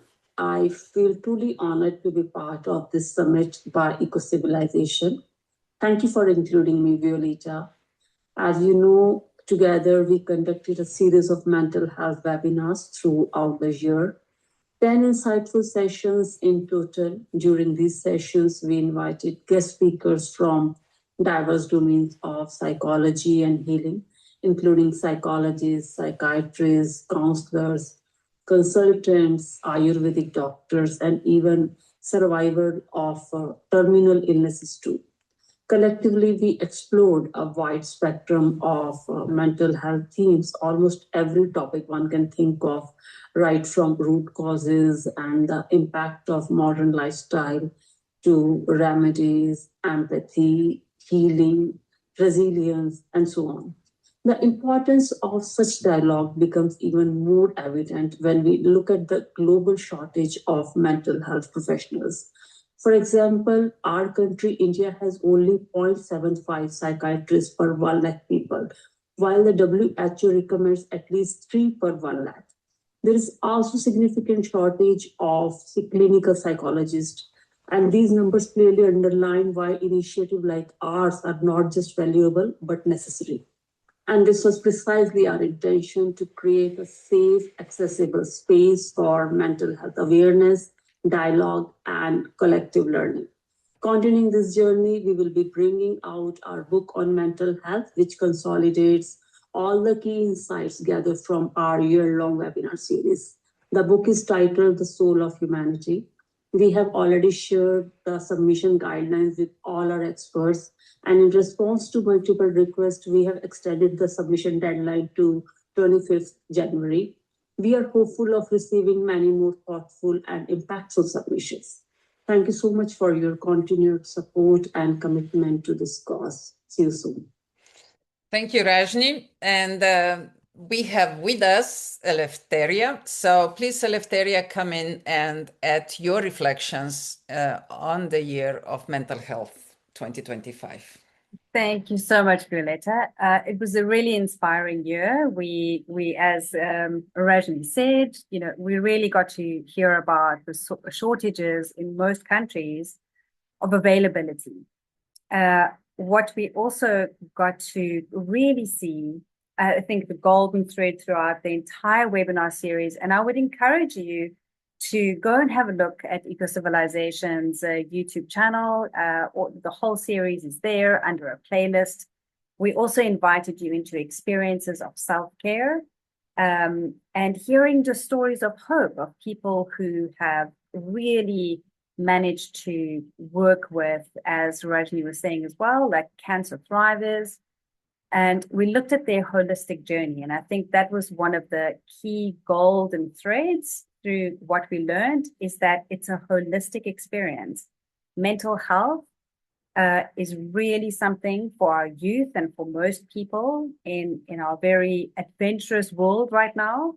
That is a key factor. And our youth are really, really experiencing levels of anxiety which we've never seen before. And so what we learned also is that there are things that we can do to support one another. We also spoke about a topic that we didn't explore too much, but something that is almost coming back, is a social prescription of gathering in circle, of supporting one another, of gathering just in nature.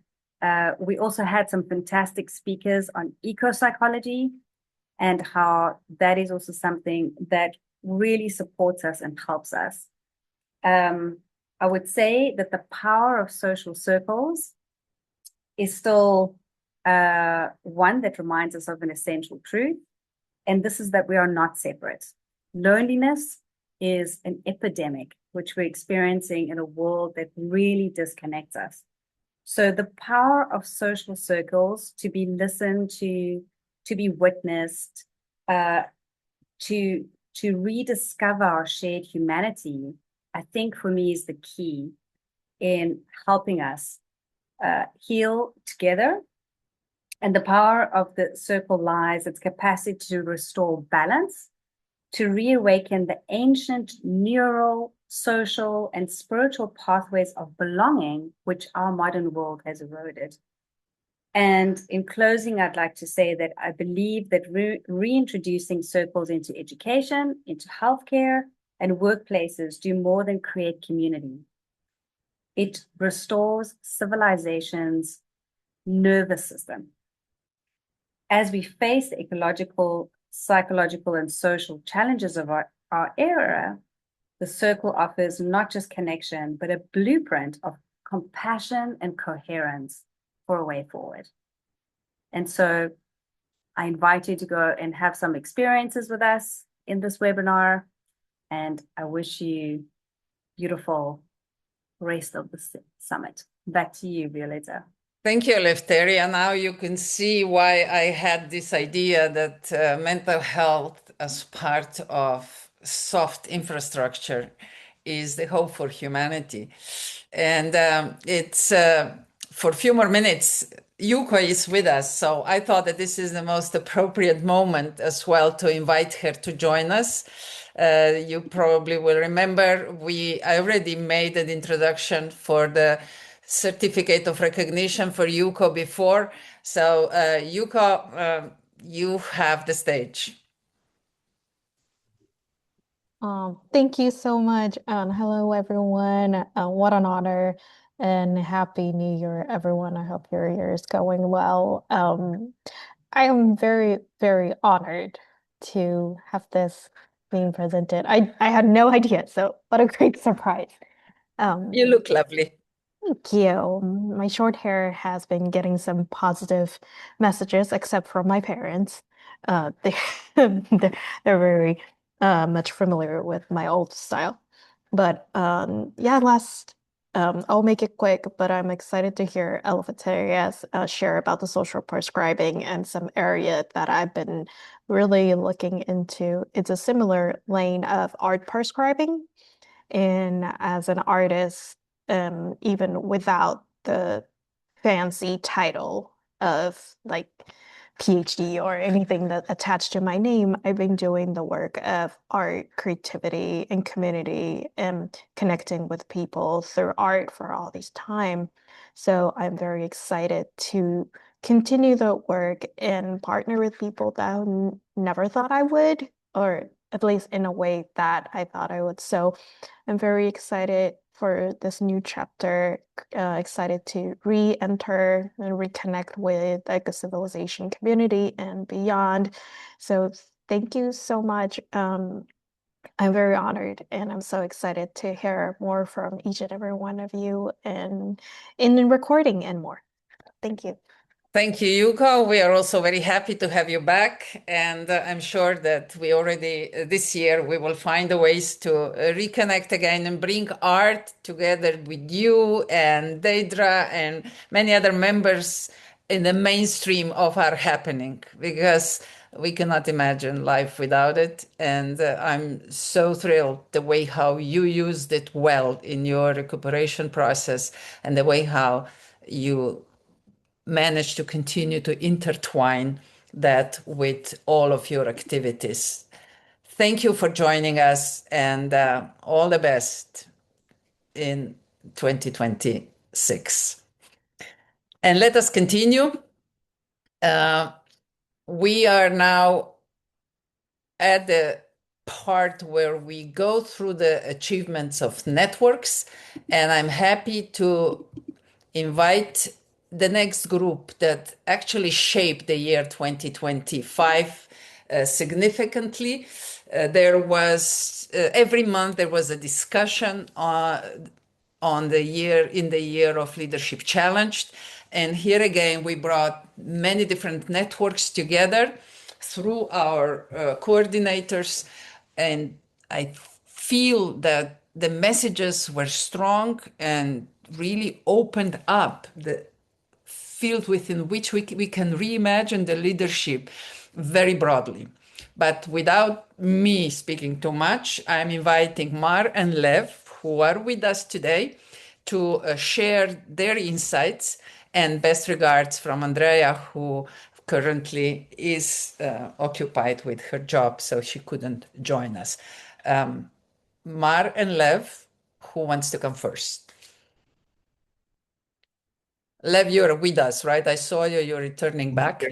Okay, go ahead. Why don't you start? All right. Well, thank you very much. I loved the idea of female and sort of women leadership. So I put on the pink hat. As in many countries, pink is actually a symbol of female energy. And I definitely support it 100%. I was driving back from, I was taking my daughter to school, and driving back, I was listening to this message, and I thought, I am a woman. But then I thought, no, I'm not a woman, but I definitely have the female energy as all people do. And we do need more of this in the world, of course. I know that I have 5 minutes. I didn't understand.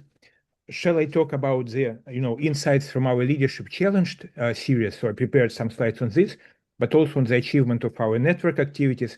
And because we have some joint projects with Ecocivilisation, Living Cities Earth, and other partners, I also have a couple of slides on those. So let me quickly run through them. But the main message is simple, and we'll see it in a second. So very happy to be here. Thank you, Violeta, the whole team. Love to see all of us, to listen again and again, really inspired by what we do, and just feel very privileged to be part of our activity, global activity. So let me start sharing the screen. Let's see. All right. Do you see the blue planet on the screen? All right. Oh. So when Violeta mentioned first time, I think it was about a year ago, this idea of having a series of panel discussions with different, experts and practitioners from around the world on the topic of leadership and leadership challenged. It took me back to 1998 when I was a very young sort of person starting to work in a Dutch company, ING, and we had a leadership camp in Belgium, Ardennes, in the mountains in Belgium, and it was about leadership. And I remember I didn't like the subject because I had a very strong father. And so this leadership, at the time, I don't know, maybe 24, 25. At the time, leadership felt like something when people lead you somewhere, very forceful sort of direct. My father was not like this at all, but still the energetic archetype. So I was a little bit against this idea that there are leaders and there are followers. And I felt a little bit the same when Violeta spoke with me about this leadership challenge. We need to change new leadership, etc. In my personal life, now I have a totally different perspective on leadership, and that's why I was very, inspired to be part of this whole adventure this past year. I'll show some slides about our insights, etc. So definitely for me, leadership is about trust, is about communication, is about joint sort of, evolution and all of those things. But at our meetings, which were called, let's see, let me change the slides. How do you change them? Right. So it was called the Year of Leadership Challenged, right? What is the new leadership? What's the old leadership? One of the, there are many ways to define leadership. There is authentic leadership and visionary leadership and this and that. And we came up with this idea that there is also Earth leadership, sort of leading from the whole perspective, from the holistic view of all of us living as part of Earth as a living system. And so we had several meetings, I believe about 9, maybe more, and Marina Demchenko and Violeta and other colleagues have done tremendous work of holding the space. And the main point I wanted to leave, it goes sort of as a main point for all of our activities, is that when we act from the inner point of love, from the condition of love, and Alexander, I saw, wrote about it in the chat today, all things sort of become possible. Maybe not right away, right? But we can change things when we deal with ourselves from the perspective of love, with each other, and with evolution. A couple of words about what Living Cities Earth, because we spoke about the power of networks, and listening to many colleagues today, I really felt there is so much we could do together, right? And help each other, like those country chairs and joint projects, etc. I'll show a couple of them, what we are doing together with Ecocivilisation. But Living Cities Earth is really started with the idea that while we have, of course, our planet, and there are so many different ways people live, but cities and other sort of smaller towns and villages, they're the centers of human activity, development, and impact.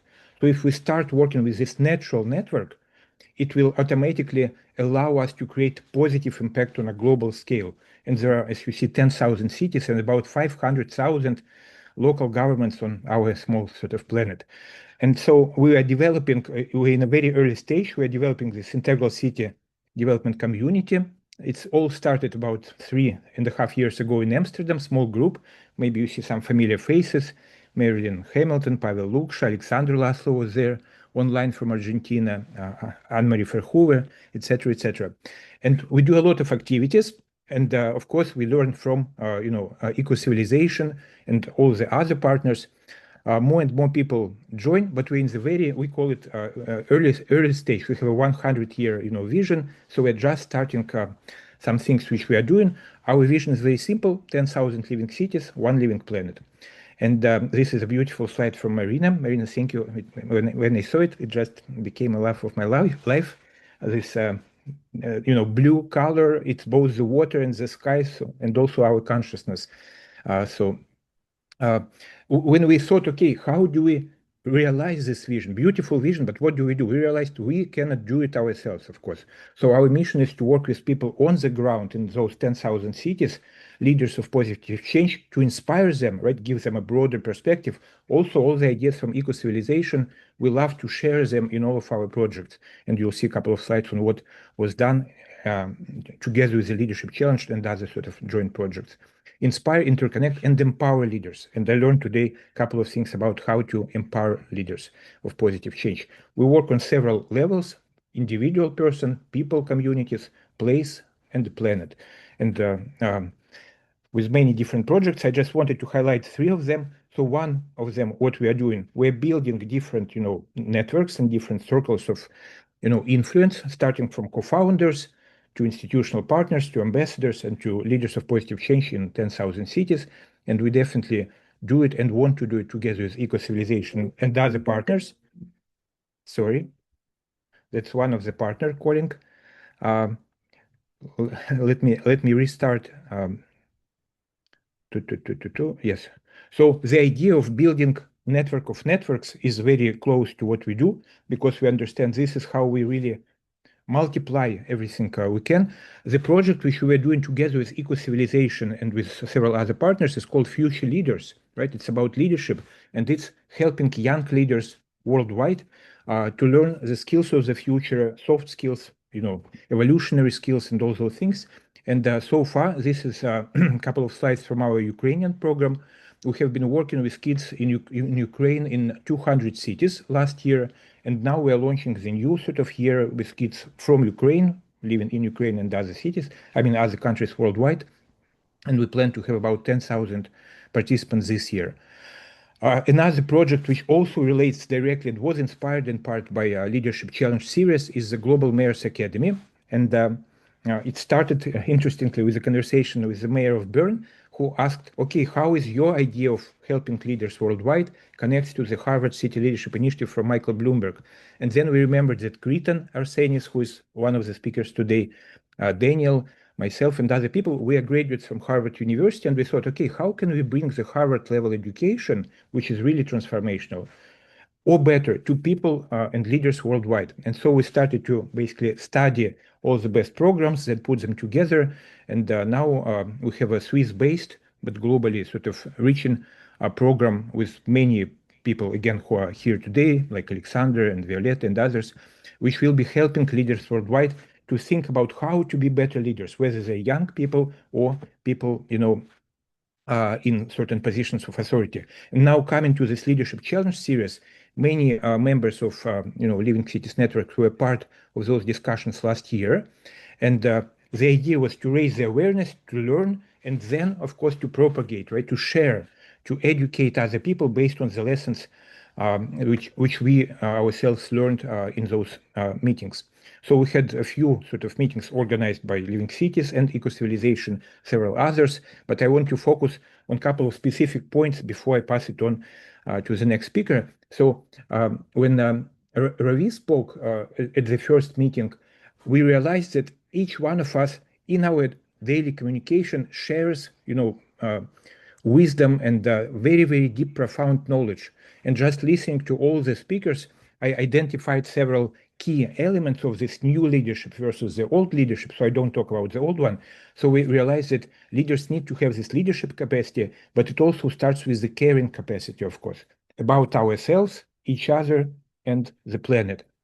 Also, collective capacity. How can we be together, right? Not separate, because challenges are many and they're very, very, high level, very, very intense sometimes. And what we learned working with different cities is that very often citizens or even sort of small communities want to deal with big issues, but they are not at the same level of complexity as those issues or their like potential partners like city administration, etc. So we need to create more sophisticated networks to connect with each other in new ways, to have the inner complexity and capacity to solve the issues we want to solve in the world. Some other qualifications and capacities for the new leadership is, of course, capacity to innovate because the world is changing so fast, learn and create. And Yuka is definitely an inspiration in terms of how to use art. I'm truly impressed by this, healing story, and definitely I want to share this with other people and learn from Yuka. So we already agreed to learn.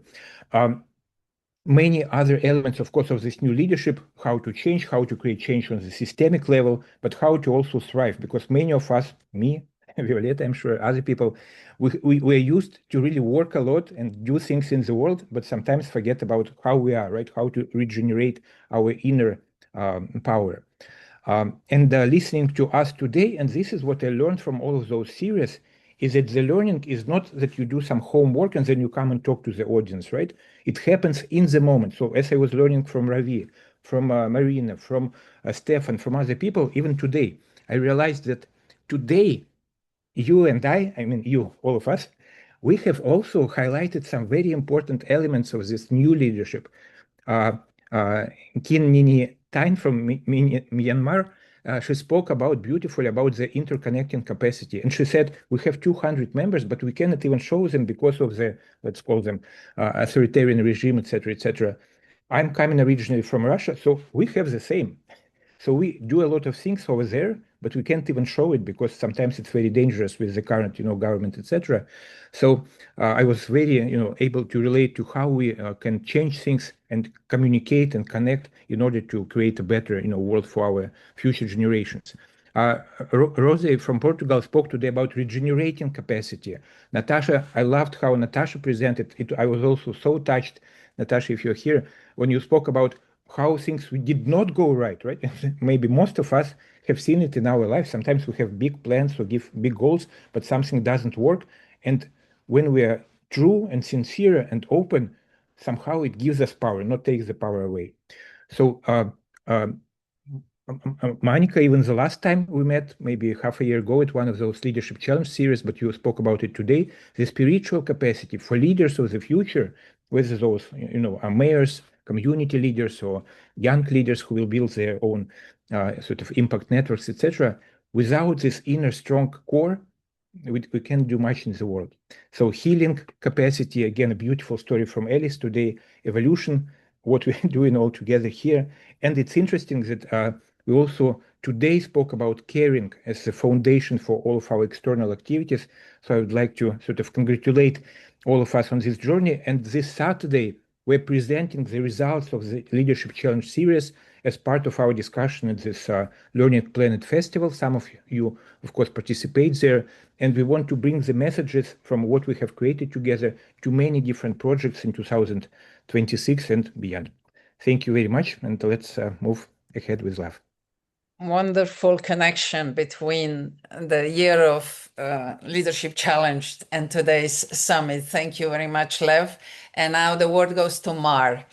Mar, of course, we don't give you justice giving you 5 minutes to for your interaction, because our collaboration throughout the years has been really fruitful, and I value the way how you can intertwine many G100 wings and how Ecocivilisation continues to get a opportunity to be part of various discussions and contribute with the vibes that are created by all people who are part of this movement.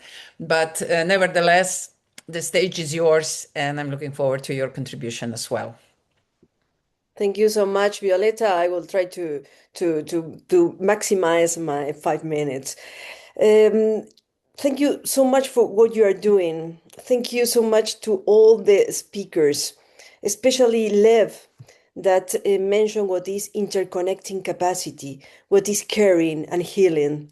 This is so important, and that's why I would like all to just take a few seconds to give that healing, that interconnection, no matter what distance we have, but send that healing. We have here in Spain, we are in a 3 days mourning. We are mourning 42 victims in the train in Sunday. Yesterday we have another accident where the driver died and more than 35 victims are injured. I would like to take that your prayers, your caring capacity that could go beyond borders. I would just say that there is a little girl with 6 years old girl that was found last Sunday, and she was in the train, and she was walking around. The police take her, and she spent the night with them because her parents, her brother, and her cousin have just died in that train. So it's just one story of so many. So thank you for giving that seconds to mention. I'm sorry, Violeta, I couldn't stop doing this. Yeah, thank you so much. Thank you so much for your compassion. No? So now we'll start my presentation. Unfocused. This is the name of an exhibition that I have been quite inspired by it. What is about the blurry vision. And instead of trying to make a wrap up of what we've done during 2025, I started with the conclusion and focus. This is what we need, a blurry vision. It sounds weird, isn't it? But I will explain myself why I say this. In that exhibition, they give you different glasses. So you put on, and they are completely different, and the vision is blurry. So this was the exhibition. It was a room where you could see that there is a screen, a very big screen. The name was Looking at the Sky with Different Eyes. With different glasses, you look at this sky that is a screen from from an artificial skin, but the sky was natural. And you sit on the couch, you lie on the couch with the different glasses, watching at this moving sky. And this is particularly important, the way we see at leadership. Which glasses, which is our vision? Because we are always looking to a clear vision, not a blurry vision. We want clarity. And when I enter in this exhibition at the very beginning, that is here in the photo, you could see the start of the exhibition. Grégory Bouleur, Les Syndromes de l'Orangerie, he said, the truth is we see nothing precise, nothing definitive. We must continually accommodate our gaze. And this is what when we see the movement, the Impressionist movements, like Monet, for example, they do that. The Impressionists force you to put distance and look at it. And there is a scientific proven that when you have a blurry vision as this one, your brain switch in another dimension. So you start develop new skills. You start being creative. Imagine you have to compensate to balance what is that lack of clarity. And when we work during the leadership, we were focused. Art, innovation, AI and tech, education, civil society, all of them focus on how we could get into ethics. This is what we done with my friends now and colleagues from different parts of the world that I would like to make now in this wrap up and acknowledge and recognition and a big gratitude for the wonderful presentation and time that they gave for us, for Ecocivilisation and these modules. Thomas Ellie, Valerie Santo, Natasha Kraklevi, Veronica Silva, Rosera Almenar, and Eleonora Bonacosa from Spain, Switzerland, Montenegro, Chile, France, and Germany. All of them, in a nutshell, get to this conclusion. We need system of networks. We always say, I belong to this network, but you belong to many networks and you need to be aware. we also need to regenerate our networks to adapt it, to adapt this vision, this new vision. Engaging without leading, this is a matter of to be humble, and this is a matter of attitude. Get it into this leadership zero, a concept that I don't have time to develop now, but I have already explained it. Coping with uncertainty, as we are living today in Spain, no? A matter of security that we don't have because we don't trust. In the case of Spain, what happened? We trust in our political leadership. We don't. That's why it's more threatened, the situation. It's danger that we feel. The inclusion of all voices. Most of the lack of trust is because we are not including all of the people on the tables of the decision-making tables. It's not only about women. We have youth that are not part of it, and they are the owners of the world now, or should be the owners now. We have a scientific tool that is participatory research that we need to develop, and we need to work on that. Moving from what is traditional leadership to teamship. Making of AA regulated and joining with education. If we don't educate the people, doesn't matter if we regulate, they have to be together to make sure algorithms are transparent. So we are not just about including technology, we are in a value-based leadership. And we need to rethink what is soft skills. We say we are empathetic, we collaborate as we do here, but we think how we do it in a way that we use our critical thinking, that we are getting into results. We need to rethink what are moral standards. In my opinion, we don't have to change it, but we need to rethink it, for sure. Implemented ethics, not just talking about ethics in an academic way. We need to implement it to find the resources of how we could do it and make it mandatory to be ethic. And involving the cultural sector role. And of course, the power of art that also was mentioned by Lev and by others in this summit. The power of art for a healed leadership. No, I think that most of the leadership in general terms and in global, especially in the global dimension, need to be healed. So all my presentation was around art. I choose one of that from innovation, from AI, for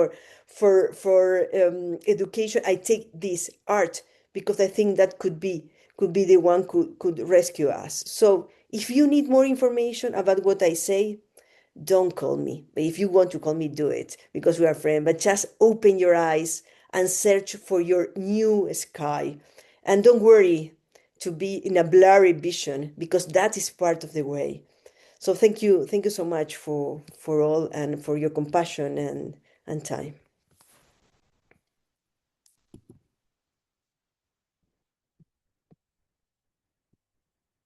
I cannot hear you. Violeta. Thank you very much, Mar, for this unique view over the year of leadership and this personal experience that fits so well into overall picture. And please stay around because there will be a couple of other interventions that I'd like to all bring you on board, which I hope will be a playground for the next year and the year to come after. So, but let's move with the program on. And we are now at the next stage, which the content has been mentioned a few times today already. But we'd like to have now a little bit more insight into the year of the soul of the cities, as a fresh topic that started in October and it will run throughout the year of 2026. So we will hear about the 25 and also about the year 26. Marina, the stage is yours.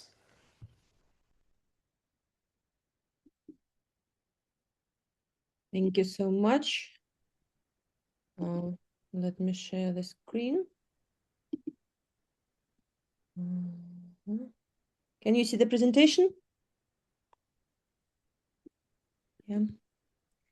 Yeah. So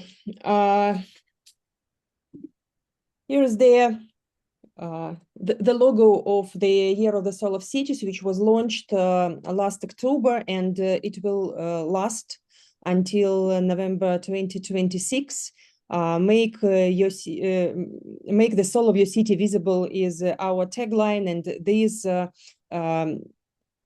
series of expert sessions are organized in collaboration with the Living Cities Action Research Ecosystem, Ecocivilisation movements, and the Laszlo Institute of New Paradigm Research. So first of all, why we decided to speak about the soul of the city and what is the notion of this, what is it? So as we already mentioned, and Lev also told us that cities are the most active and vibrant social systems. And moreover, we understand that cities are the most stable ecosystems because empires rise and fall, people sort of born and die, and cities, they continue standing and developing and flourishing despite of the states, despite of the nations. And there are lots of cities which which were developing and were created as the melting pot of many different civilizations.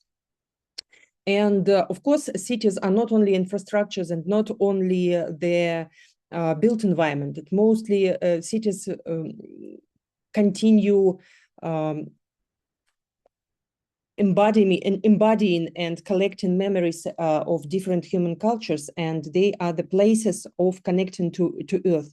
What is important also is that when people understand that the part of their identity are the places to which they belong, it gives us, human beings, the understanding of the connection to the planet itself through these concrete particular places which bring us our emotions, our memories, our understanding, and our cultural belonging. So we framed that the soul of a city is a living essence and unique characteristics of the spaces, and not only their built environments, but also the bioregions to which the cities or any other human settlements belong.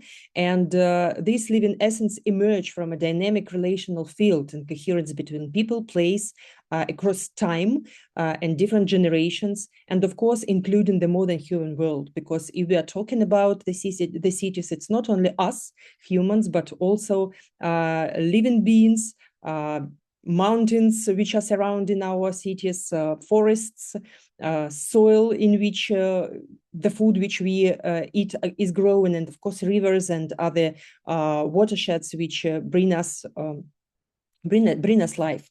So we started last year with the help of Ecocivilisation and the Laszlo Institute of New Paradigm Research.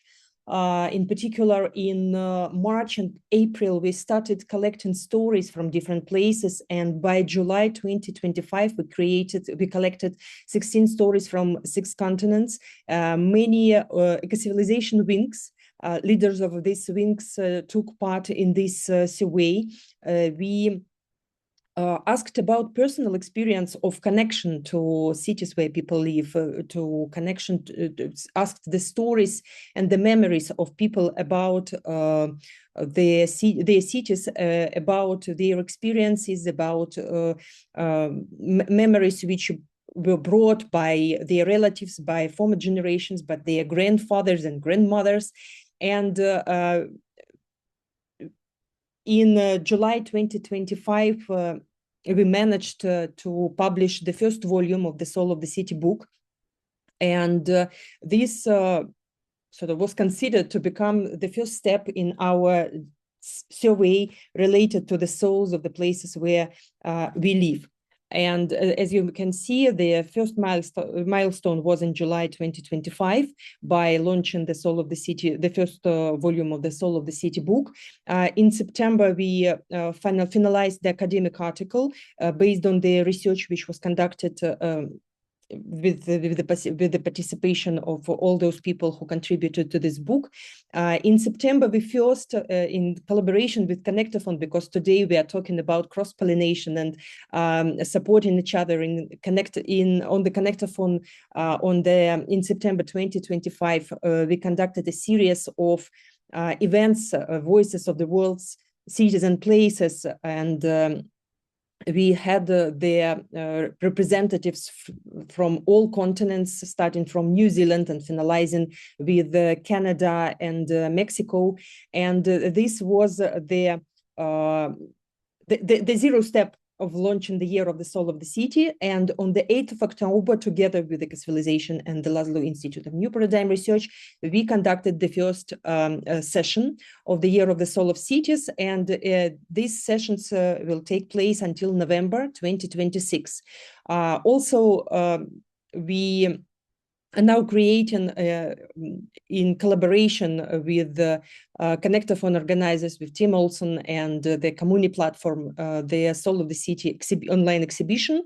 And as I mentioned, in November 2026, we hope co-create the next volume of the Soul of the City book, the second volume, which will collect not only stories from places, but also the articles from experts who are contributing throughout of the year with their knowledge, with their capacities, and with their valuable contributions.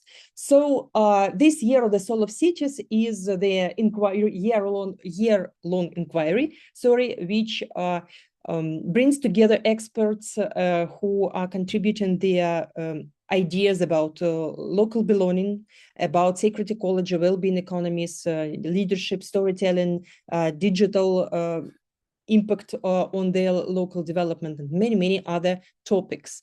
And the idea is, first of all, to clarify the notion of the soul of the city and its impact into the regenerative urban development. We are building the integrated framework, and we are working in the integral approach, including ecological, social, cultural, and economic dimensions of the thriving city, and what does it mean to contribute to the thrivability through the lens of human beings and other species.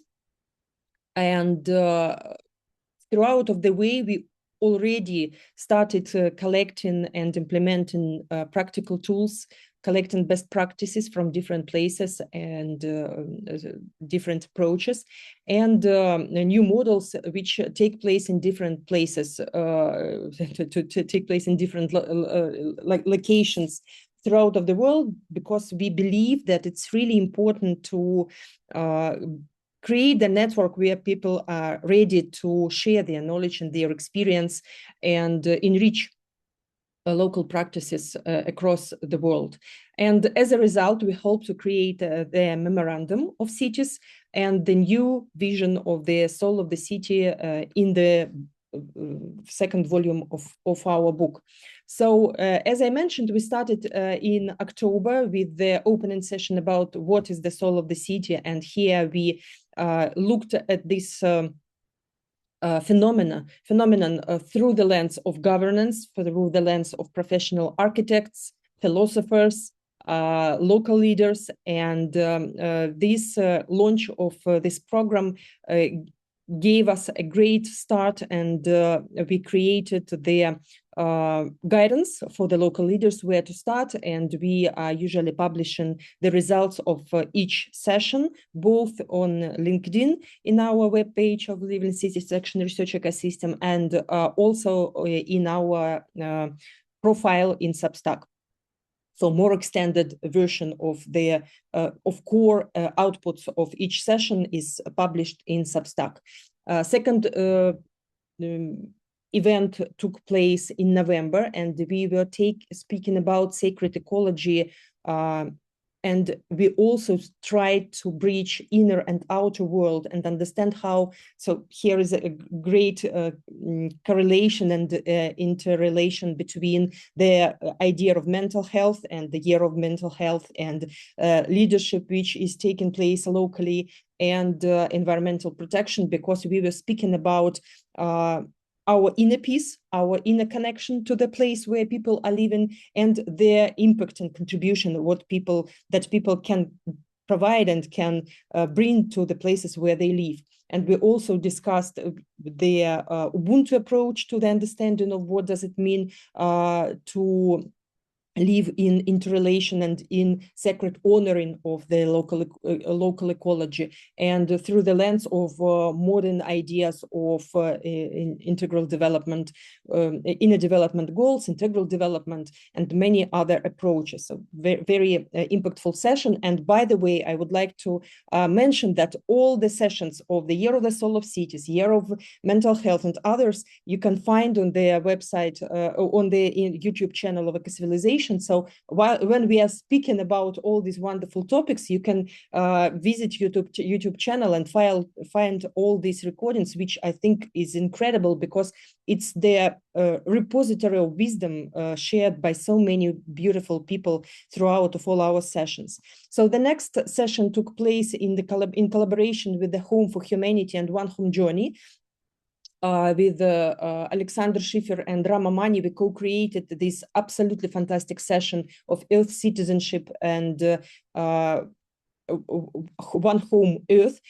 We were speaking about what makes their place home. We were talking with the guys who created the refugee camps in Africa, who created the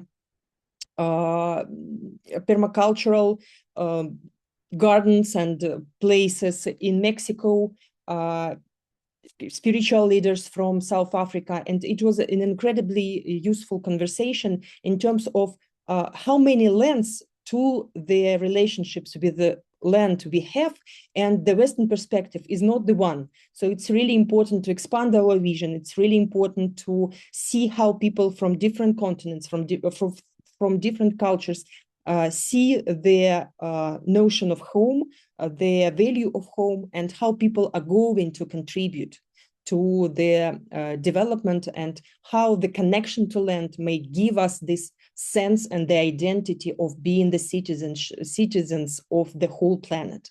And at last, but not least, I hope, was the wonderful session conducted already in January, which was co-created also with the Amalingua project by Ekaterina Matveyeva, who is part of our team, on multiculturalism and civic cohesion.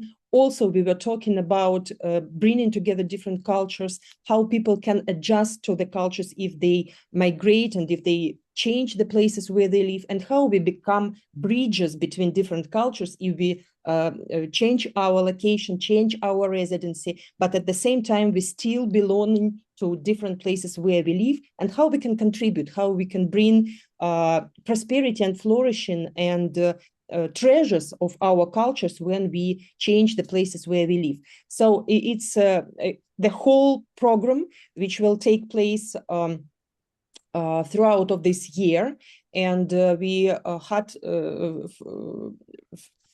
from the bottom of my heart, we invite you to collaborate and to contribute and to participate in the ongoing sessions. The next session will be dedicated to philanthropy, economy, and contribution to their well-being in February 2026. So yeah, here I will stop and we'll return with the next part later. Thank you very much. Thank you for bringing us very deeply into the Year of the Soul of the City. And now it's time to continue. And as everybody noticed, we all claim more density of consciousness than we were supposed to. So I believe we all are already in the new era where time has no meaning, when the focus is on really on the content and relationships. And Connectathon has been mentioned several times, so it's time to hear about the Connectathon. And there were two in 2025, and of course there is one approaching soon in March. So Tim brings us on what were the messages of Connectathons in 2025 and what can we expect in 2026? The floor is yours, Tim. Thank you. Well, I'm going to try to be very brief because I have to leave. But I think that at least 60% of everyone here has been to one or more Connectathons, so you will be familiar. I think I think it's one of those things that started out as one idea and evolved in something else. We started out with this idea, oh, well, wouldn't it be cool if we had like this hackathon about the eco-civilization and we could like compare best practices and come up with ideas, and then the hackathon turned into more of a hackalong, and then we realized it's actually about connecting, so it became a connectathon, and we didn't really have much more thought than Violetta was like, let's do it, so we did. And the snowball started. I think we started in September 2023, if I remember correctly, and we've kept going. One dip when we couldn't pull it off, but otherwise we've held space for 24 hours. The weekend after the equinox, and every time I'm stressed because is it gonna? But every time people show up and the conversations are wonderful, the people are wonderful, and everyone that comes out of it speaks about what a different and spiritual experience it was. So I think maybe that is, and I think a lot of us have touched upon that, the ways to reinvite our spirit. So the next, so we don't, I think that the theme evolves. We didn't really want to give it a theme. We have a structure. We have 24 hours. We try to have 1 hour blocks. This time, we're going to try to have a question for every hour that we have a conversation around. Yeah, it's exciting. I don't know, I don't know if Artie or Alexander or Amit or anybody there's so many of you, Isha, that have been part of it and been really a core part of it. If there's anything you'd like to add, then please do. Otherwise, I can say that the next one will be on, let me check, at 1500 hours UCT. Oh, hang on, yeah, UTC, sorry, UTC, on the Saturday, the 21st of March. And if you have any ideas for topics or you'd like to bring anyone, please reach out and I'll be super happy to bring you on board. Absolutely. So Tim, I'll just add to that. Thank you so much for, reopening the dialogue on Connectathon. I think every 6 months we kind of fall down and then we come up when Connectathon's around the corner. So I think we're starting relatively early here. And I think today's conversations and today's weaving and synthesis that happened so beautifully. And I think we've sort of pivoted in the intensity of subjects and topics that we've been talking about so far. Peace and security taking a center stage, and the way I put that in the comment. Literally, everything is open for weaponization, and that's where our greater inclination is going at the leadership level, global leadership level. So what do we do at the grassroots? That's the big question, from wherever we stand. I think one of the things that I'd like to add to this is, statement number 24 in the Pact of the Future, that I very boldly went out there and opened a can of worms by saying, transnational organized crime is a product of grassroots vulnerability. Mitigating that in every way, form, thought, intention is literally the work. So while I strangely have moved to a very different layer of rattling the cage, there is so much work to be done in the grassroots. And I think that is possibly the area around which we should frame our 100 questions for 24 hours, or however many. Yeah. I mean, Isha and we had a very interesting experience recently at a book fair. So when you look at a book fair, you wouldn't imagine that a military demonstration is also wrapped inside it. That's what happened. Thank you. Thank you, Artie. And by the way, at the air show in UAE this time, the moment I walked in, the one thing that hit me in the face was there was a big, letters hanging from the ceiling which said, what digital warfare? Yeah. So Well, thank you very much. And this is a very open invitation.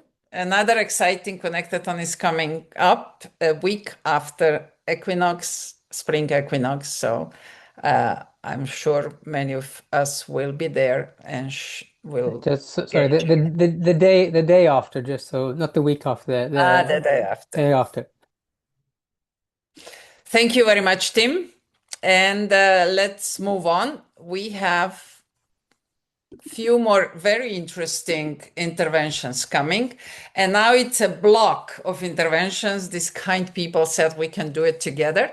So we're going to hear from 8-1, which was one of the longest lasting partners of Ecocivilisation, about the FAIR project and the Global Open House that we've been running together pretty much since the beginning. So 8-1, the floor is yours. Yes. Thank you so much, Violetta, and thank you to everyone, for patiently listening in and then continuing to do so. Just a heads up that in the interest of time, I will be walking all of you through what the FAIR project, what Global Open House, and what our partnership with the Ecocivilisation has looked like for years. And as and when Ramit, I think he's here, so he'll fill in if needed. But otherwise, I'll help all of you catch up on what we've been doing. So the FAIR project started back in 2020.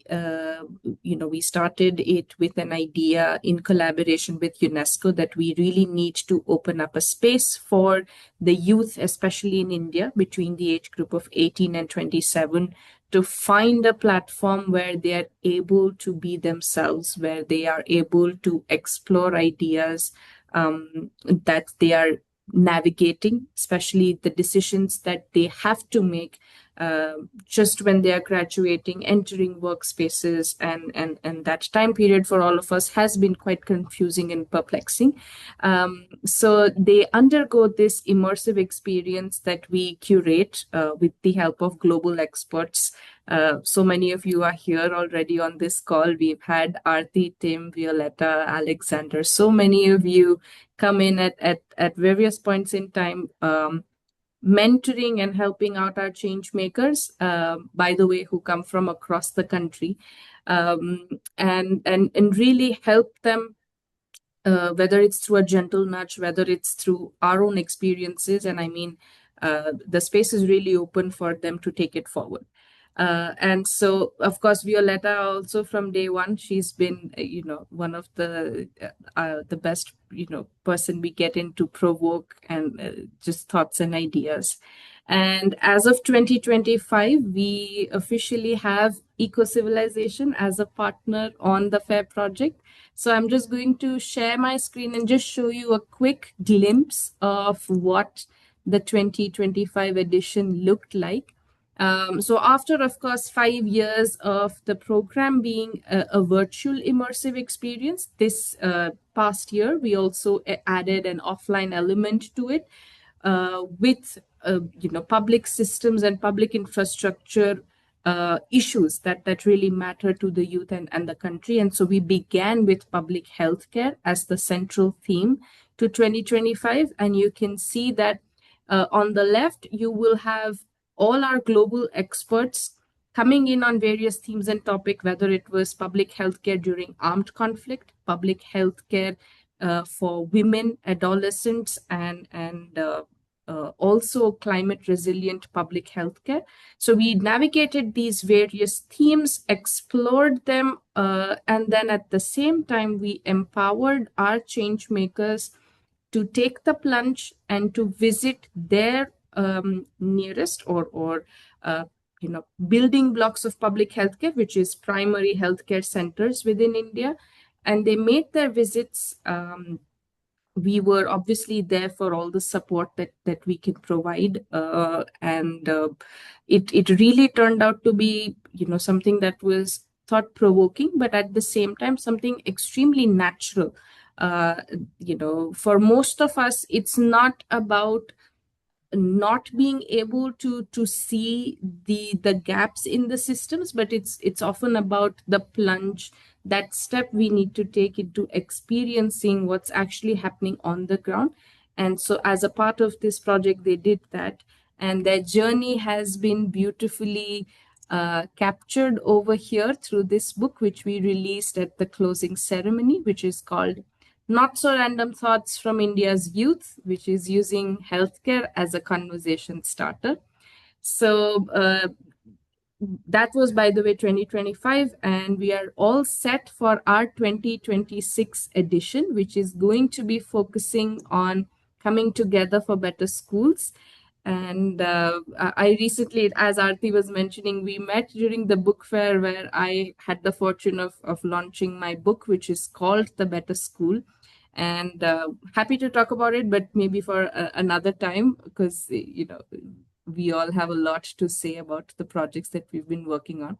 But in this year, we will be focusing on public education and improving the gaps and figuring out what the situation exists for our change makers and our cities and our realities. And it's going to be, the project obviously will be between 11th to 24th of July. And we will be sending more updates to all of you within this group as well. In continuation to that, let me also touch upon Global Open House.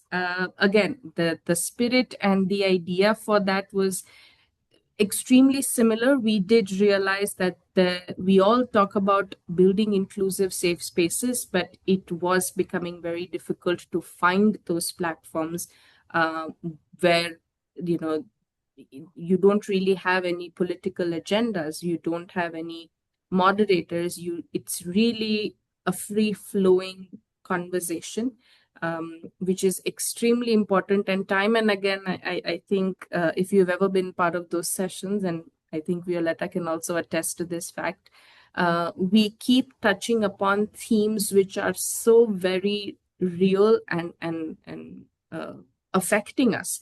And more often than not, we do end up finding that even though we are in different parts of the world, our stories had a lot of parallels and connections that we all could find a community within. So for me, I think that has been a testament to the fact that it's really all of us sailing in the same boat, but maybe some of us do find better tools to navigate, and some of us are searching for those tools, and then we all find them together. So that's really the beauty of Global Open House. We will be releasing the dates for those sessions in the coming few weeks, and we will keep you all posted. We usually do end up finding a time zone and a time hour, which is usually possible for most of us to connecting. So we will be mindful of that. And we hope to see you all on those gatherings, pretty soon. And in continuation, 8.1 and the projects that we've been doing all have been highlighted throughout today's conversations, whether it's the projects in Cuba that we heard about or the World Balance Conference. Similarly, also one other initiative that we have been focusing on since years, but more specifically in November of 2024, 8.1 co-published a report with UNESCO on the impact that video games has, especially on gender. And as an outcome of that report and our further conversations and collaborations, 8.1 will be, specifically Angad will be leading the Games for Change India chapter. So Games for Change is a global nonprofit organization focusing on gaming for good, giving a platform that utilizes video games for social impact. And we will be continuing that journey within India. So that's just the long story short of glimpses of some of the projects at 8.1. Of course, there's always a lot more that I could go on for, but in the interest of time, I will be stopping here.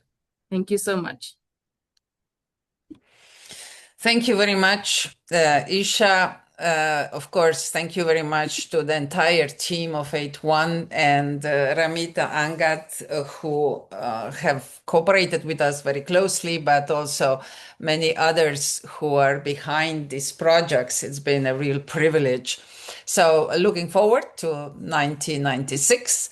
And now we are moving to the next one, which is also connected to 8-1, and it's a very close collaboration between Ecocivilisation and 8-1.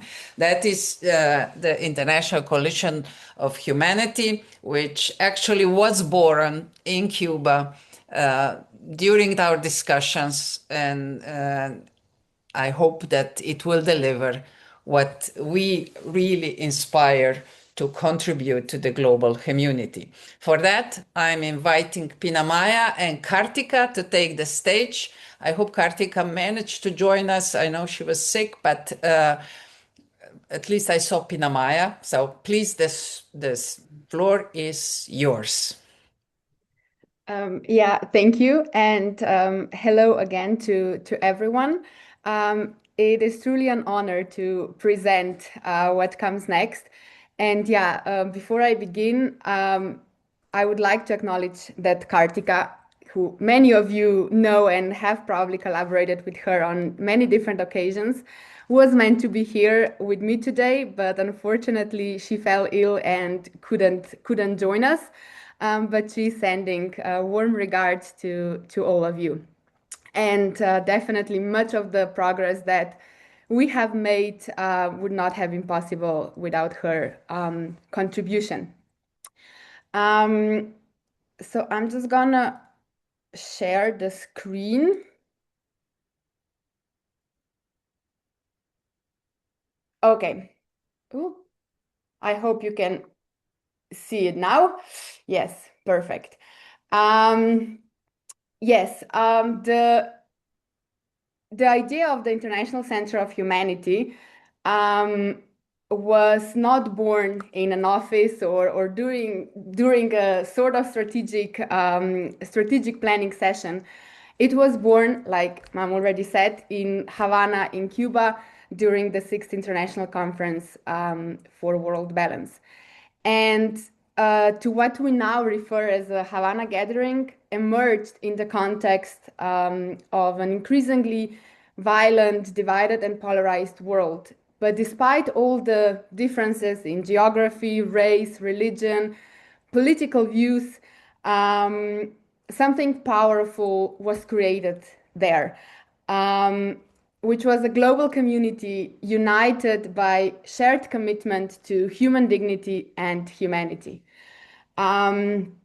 It became clear that this community exists from all different parts of the world and is connected by a common heart and a shared purpose, which is to make the betterment of humanity the guiding principle behind human choices.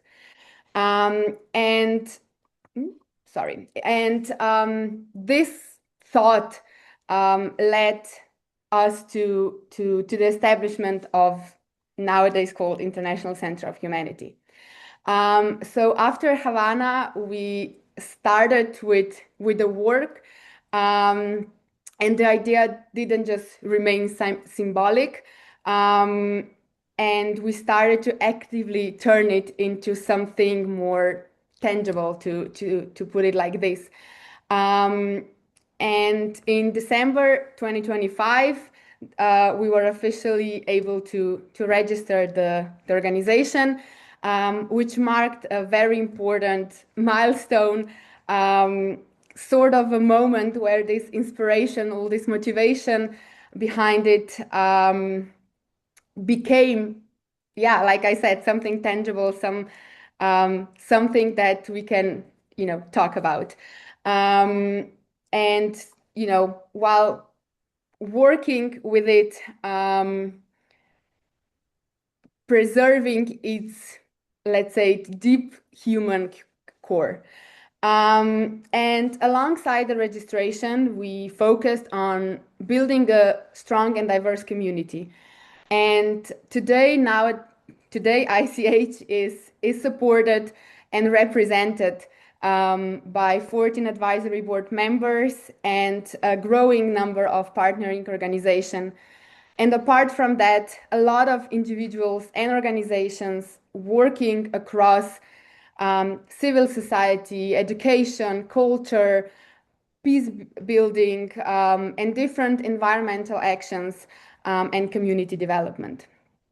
And what it's really dear to the core of ICH is that it is not and it will never be a top-down organization. It's a platform for connection, collaboration, and just shared learning.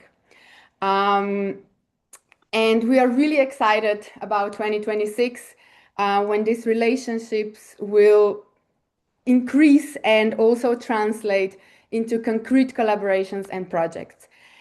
And our vision is very clear. The humanity as the foundation of progress. And humanity not just as a thought, but as a sort of starting point for decisions, systems, and future development. And our mission, yes, it works, great. And our mission is sharing of ideas, mobilizing resources, taking actions to drive collaborations towards a fairer and more humane world. Our goal is that through diverse funding sources, the ICH will be able to support and empower organizations and projects that place humanity at their very core in practice and not only in, let's say it like this, not only in principles. And we took Eco-Civilization Common Lens also as the ICH foundation, which means understanding the world as an interconnected living system, recognizing the deep links between people, communities, nature, and institutions, and acknowledging that long-term solutions require ethical, relational, and systemic thinking. And the strength of International Center of Humanity lies in the community behind it. Many of you here also were part of what happened in Havana. And as we move into 2026, the shaping of all of this, so meaningful partnerships and initiatives and collaborations with all of you here will kind of bring humanity to the center of how we think, decide, and how we act at the end of the day. So yeah, it is my honor to invite you all to take a look also to the ICH website, read more about this beautiful story that started developing a year ago. And also, please don't hesitate to reach out with a question, with a thought, or just a topic for a discussion, because like I already said, International Center of Humanity is bringing all of us together. It's for all of us to create it, and it's nothing without its community. So thank you for listening. Thank you very much for a great presentation of this new emerging project that just got a legal framework in place.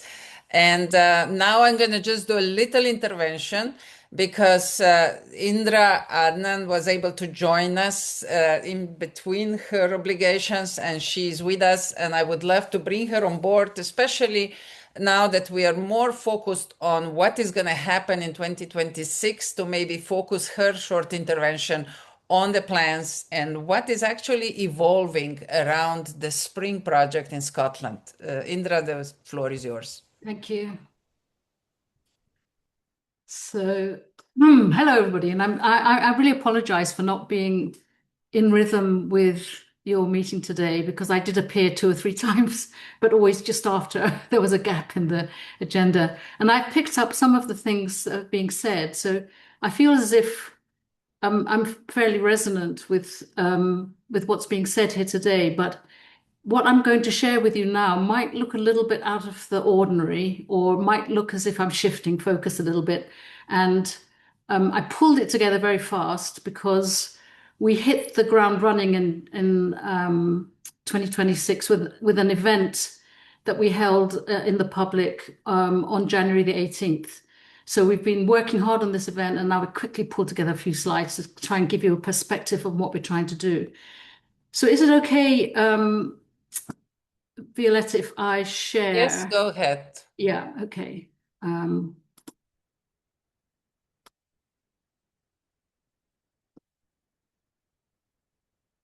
Okay. Right. Can you see it? Okay, right. So, yeah, just a very bigger picture. So I don't know how many of you know The Alternative is a project been going for 8 years. The big question that we've been asking originally was, if politics is broken, what's the alternative? And over this past 8 years, we've been doing the work of what we call systems convening, which is trying to see a new social, political, economic system arising, which is out of the mainstream of the public eye. So not what you're reading about in the mainstream news, but what we've been searching for is happening in different parts of the globe along the lines of human development, community development, and then impact on the planet and planetary development. And in that time, I think I've shared with most of you until now, we've developed the idea of the importance of community agency networks. So place-based communities with complex and plural outreach that are going to develop, and the evolution of these communities will eventually cause what we're calling fractal development. We're slowly bringing into the space a new mindset, a new ways of behaving, and having a much better impact on the planet. So to zip you right up to the present day, we moved to Scotland a couple of years ago because in Scotland there's the chance to work much more closely with communities, a lot of community organizing going on, but also the political system is a proportional system, whereas down south in Westminster, there's no chance really of having any political impact. And what we've been trying to work on, and I've heard a lot of you talking about the importance of grassroots development.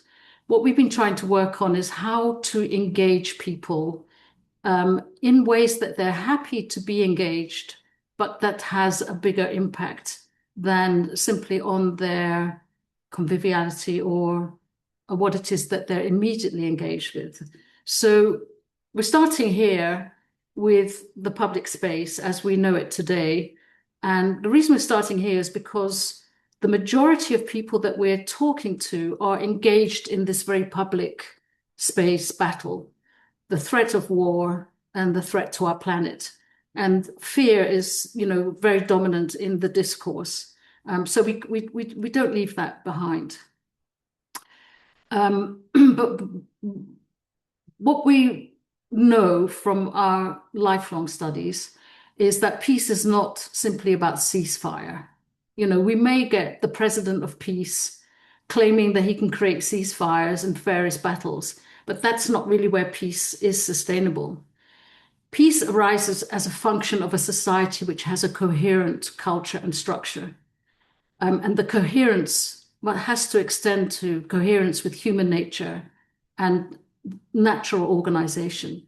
So there's a connection between the wholeness of the human being, the wholeness of the community that it's embedded in, and the wholeness of the planet that it's working on. And it was only this last year really that I came to the concrete conclusion that what we're doing with eco-civilization is creating the cultures and the structures from which peace naturally arises. So it was my mentor, Johan Galtung, who specified to me, and I've worked on it since then, that unless you're building and manifesting cultures of peace and structures of peace, you won't have peace that can be sustainable. Peace will just be a gap between wars. So who are the people that we need to reach out to is the big question. And why populism? When we talk about the political space, we very quickly come to a discussion about left and right and about populism, which is obviously a very constructed space, and is not necessarily the one that most of us are living in, except with a political mindset. And here we made this distinction here between the people who are acting together, the usual suspects, which I suppose are really us. We are the usual suspects. We are the people who already know what we want to do. We are the people who already care. We are the people who have been giving our lives to change. But if we only talk to each other and try to expand from that space, then it'll be a slow process. That's what we know. Of course, we're all very focused on trying to include people who weren't previously included in our spaces. And that's often people who felt alienated from our spaces, or people who have, for reasons of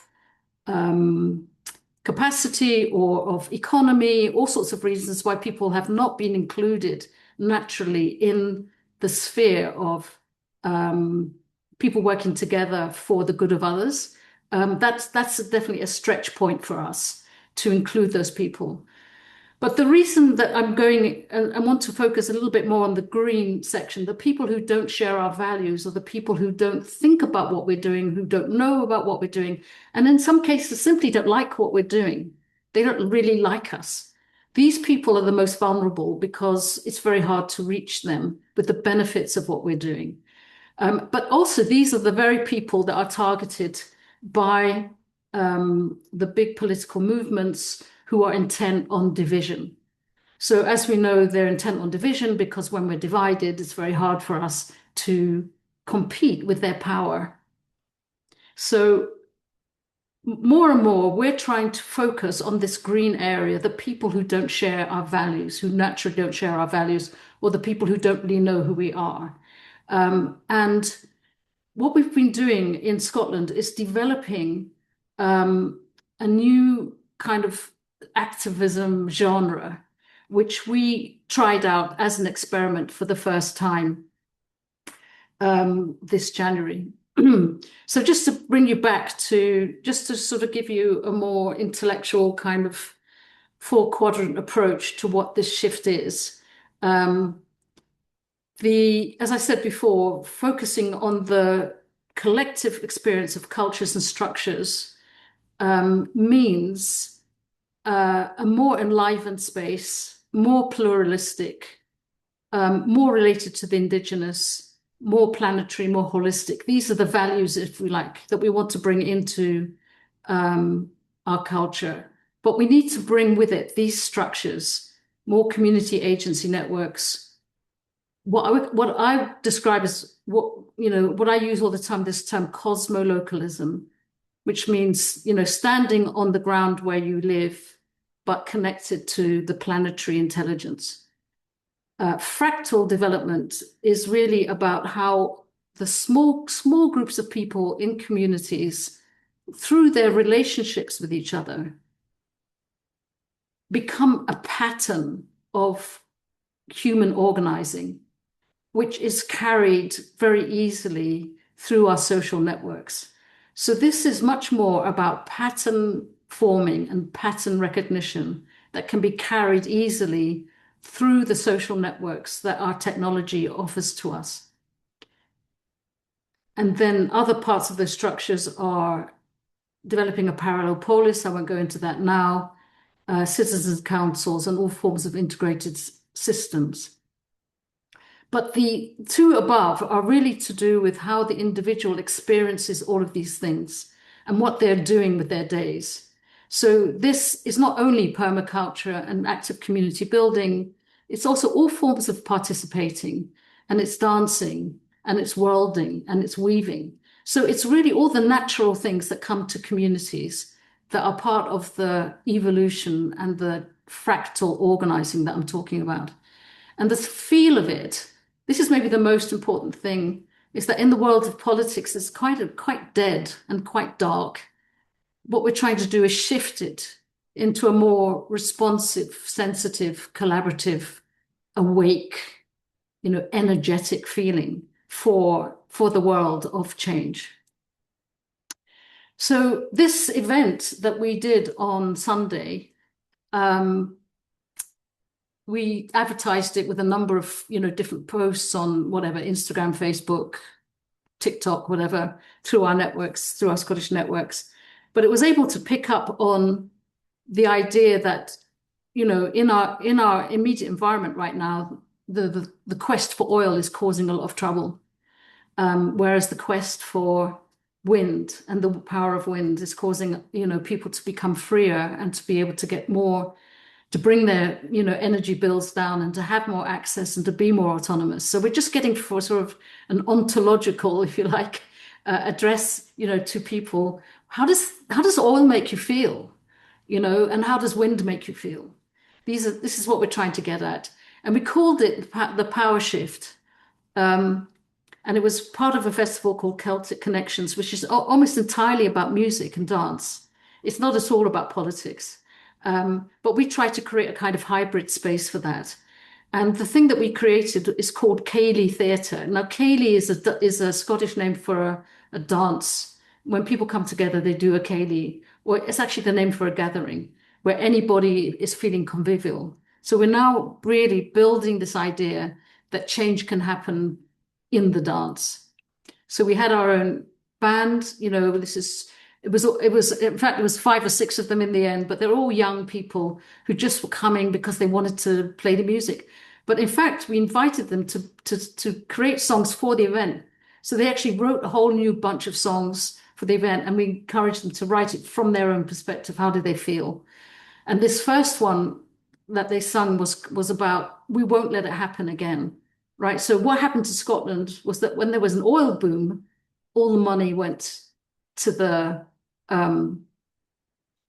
corporates, and Scotland still had high oil prices. Now there's a wind boom. They're saying we won't let it happen again. And I should explain that there is an energy crisis, or let's say dilemma in Scotland, because Scotland is going to become, in a sense, the industrial park of wind in the UK. And they're going to be building lots of wind farms, and the people are rising up because their communities are being destroyed through these wind farms. And there's a great danger now that Nigel Farage and the Reform Party is going to go straight through the middle of that and polarize the issue so that even people who feel pro-net zero are going to become anti-net zero, because they're not being consulted, because it's not fair, there's no just transition happening. This is called the polarization. All of this happened in this quite small space. This is called the polarization game, where we give people a lived experience of what it feels like to be polarized. So in the room, we invite people to choose between two things that really should go together, like apple pie and ice cream. And people find that they can't choose between these things, but they're forced to choose. And that's really the experience of how it is in the political world. And it's funny. Only the same day I noticed that Keir Starmer was being asked to choose between Europe and the USA. Choose. Who are you going to go with? So we wanted to remind people of that experience. Mm-hmm. And then we had something called the mapping game, which was much more where people are able to stand on a continuum, an axis between two poles. So if they, for example, were feeling that the Scottish energy had a good future, they could stand at one end, and if they thought it had a bad future, they could stand at the other end. But most importantly, were all the positions in between. And all the positions in between, we allowed people to say why they were standing at that point. Why are you standing at that point? And what happens is that slowly the room gets filled with very different perspectives on an issue that appeared only to have two positions. And it's not because we're trying to get people to agree with each other. it's mostly because we're trying to enrich the democratic space and encourage people to participate in something that they feel they all have a voice. And the way that they will increasingly have a voice is through the use of this polis. I don't know how many of you are familiar with polis as technology. It's the technology that, and for example, now runs Taiwan's democratic space, giving people the chance to not only respond to statements that were made as a proposition, but they can also introduce all their own statements. So in the end, you have a vast and very complex mapping space of people's views. And this is just to remind you that everything was interspersed with dance. So this is the ceilidh. People would stand up, and you can't really underestimate how different people feel when they are energized and convivial and working together. So thank you. Yeah, I'm going to stop there, but this just hopefully gave you some sense of how we're now working at a different level to bring the same points to our communities that they will enjoy taking part in. It's very powerful, very powerful. Embodying, we talked about it at the beginning, how we have to start embodying. It's not enough that we understand or that we read, but we have to embody things that we believe. Thank you for this very direct experience of how this could be done. And I'm sure we're going to continue this discussion in the years to come, because it's a very powerful pilot or living actually lab, and I'm sure it's going to deliver tangible results. Thank you, Indra. Thank you. I know we are running very late, but I do want to continue. Unfortunately, Kriton, we had a bit of misunderstanding about his timing, so he had to leave. So I will leave his introduction for some other meeting, but it was really, really inspiring to reconnect and bring him on board also as a curator, because we need a stronger presence of nature, communication of nature, and all the initiatives that are going on, not only in Europe, but around the world, that Real Life is very much engaged with, and the cross communication is powerful. So we keep reposting also their messages, which are really, really inspiring, the way how we can engage with nature, the way how can we learn in nature, and the way how the nature regenerates if it gets a chance. So I'm sure we're going to hear about that more in the forthcoming, not only months, but years. Now, we are in the last part. We will shorten this one as much as we can, but of course there are some important messages as well about what will be happening in 2026, and I hope that we will be able to bring broader communities together. Just briefly, first we're going to hear from Marina, because the book on Leadership Challenge is about to close the door for participation. I'm happy we managed to get 20 plus contributions, so the book is going to be a good overview of what is happening. But Marina, very shortly, what can you say about the book itself and about the next steps that are coming in 26? Can you hear me? Yes, go ahead. We'll just do it a bit shorter, so please just do it verbally. Okay, yeah, let's stop. Sorry, I can't. Can I share my?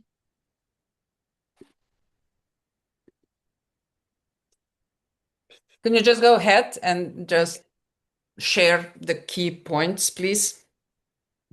Yes, sorry. Oh my gosh. Yeah, here it is. So yeah, we mentioned, we have already discussed the Year of Leadership Challenge, which was finalized in December last 2025 year. And now we are in the process of finalizing of collection of the contributions of all the participants and experts who contributed to the sessions in 2025. And for now, we already have 17 articles collected and 5 yet to come, so in the nearest couple of days. At the same time, if you still are going to contribute, please reach out to myself or Violeta and suggest your participation. So here you can see the names and the titles of the articles which are already submitted or are how to say it, we are waiting for the submission by the end of this week. And here is the preliminary structure, which we already outlined. So we will be speaking about the civilizational threshold and the overall understanding of where we are as a humanity, as a species, and what challenges do we see, the inner fracture, so what should be done and how we could contribute to the reimagining of leadership starting from ourselves and from our inner development. Then a third part will be dedicated to the developmental and collective intelligence. Then we will speak about structures, institutions, and the embodiment of leadership, how we can reimagine it nowadays and for the nearest future. And we will finalize with the ecosystemic and planetary stewardship ideas. And here you can see the preliminary distribution of the articles across the parts which we outlined for the structure. And the book will be presented, I think that published in late April, early May in 2026. So I hope that we will be in time and we will be able to present this collaborative creation and co-creation at the last at the end of the first quarter of this year. Thank you very much. And then comes an announcement of the second book, which is also happening in parallel. That is the book on mental health, The Soul of Humanity, which will be published probably a month before, we hope.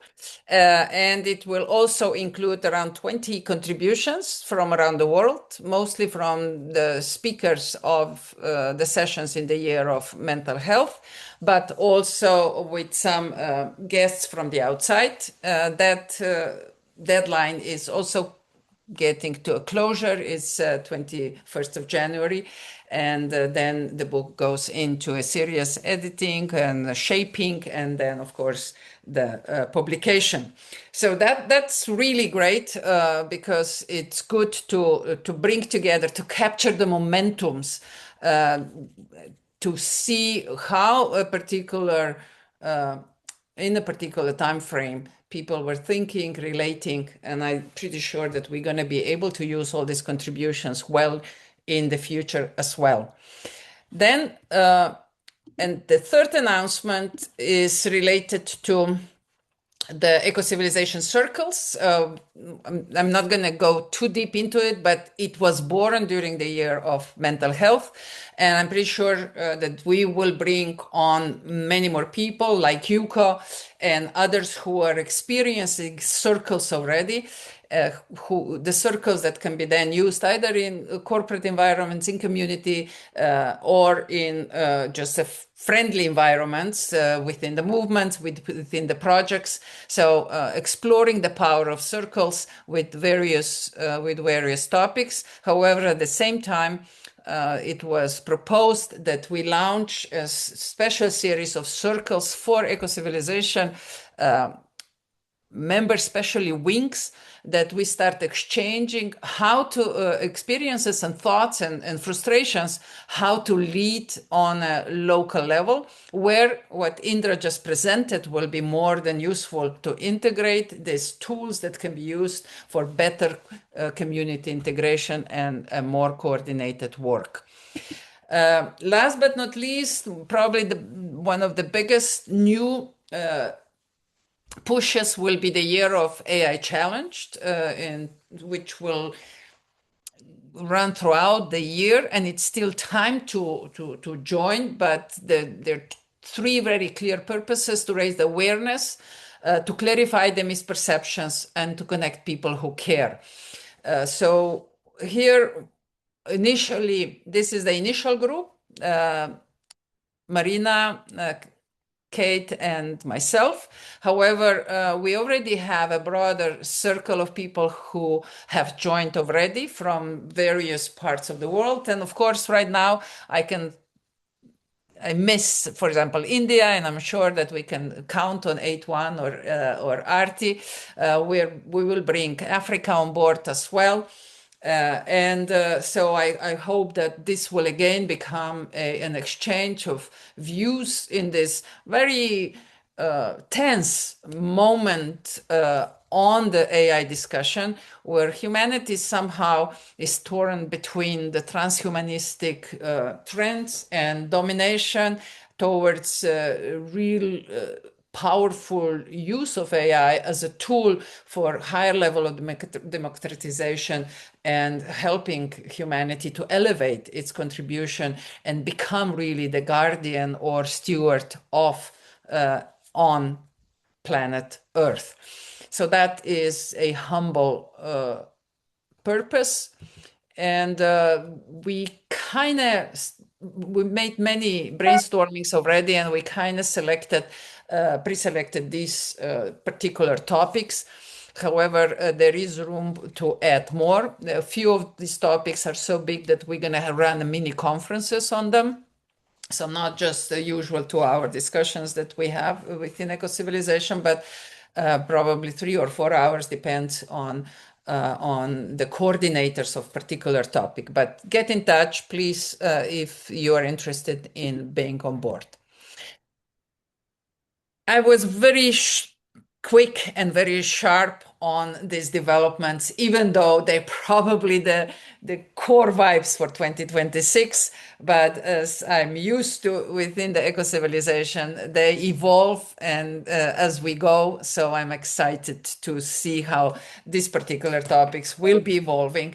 But today we also have a special guest with us, and I hope, Rebecca, you're still with us because at the end of 2025, I received an interesting message. I didn't know really what to do with it at the beginning. But then Rebecca and I had a call in January, and it sounds more and more interesting. I read all the documents now that she shared with me, and I will stop here and invite Rebecca to explain what is the purpose of Aurora Borealis Foundation, and what is the event in fall, or actually in May, that Rebecca has invited Ecocivilization to join. Rebecca, the stage is yours.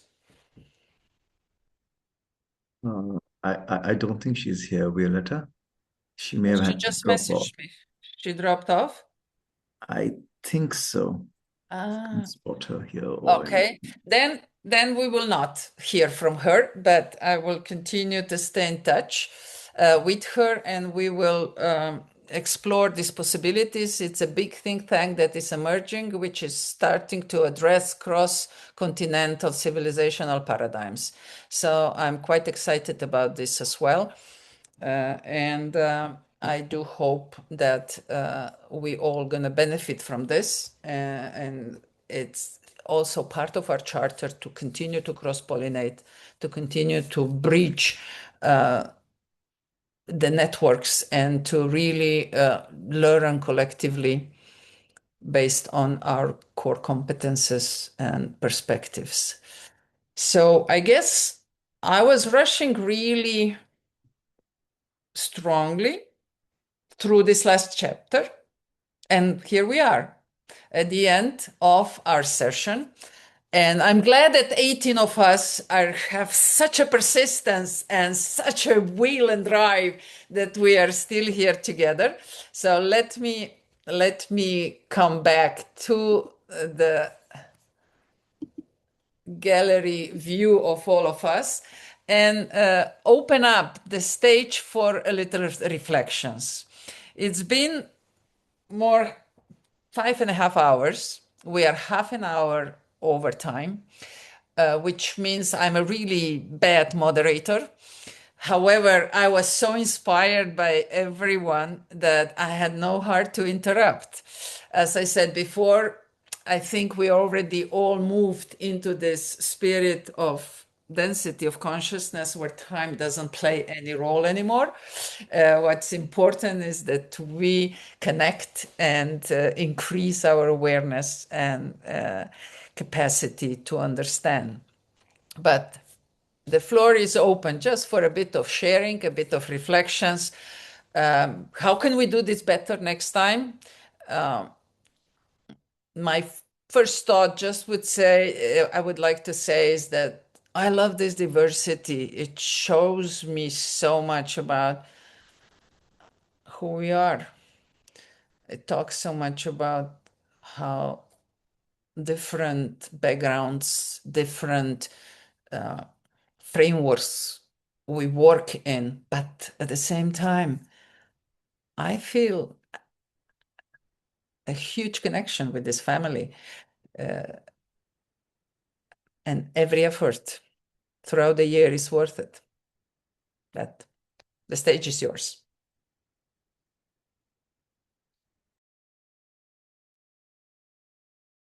Yeah, if I may, one organizational part, we have Ekaterina Matveyeva, who is our co-organizer of the Year of AI Challenge. So if we maybe have a couple of minutes now, we could. Is she here? Yes, she is in the participants at attendance. Yeah, and wow, speaking about today's meeting, so all these hours, they just flew in as one breath, and it's absolutely fantastic. And Violeta, thank you so much that you are creating such a wonderful space where people from different cultures, with different languages, manage to understand each other, to connect from heart to heart, and to co-create so many absolutely fantastic projects together, and many to come in 2026. So thank you.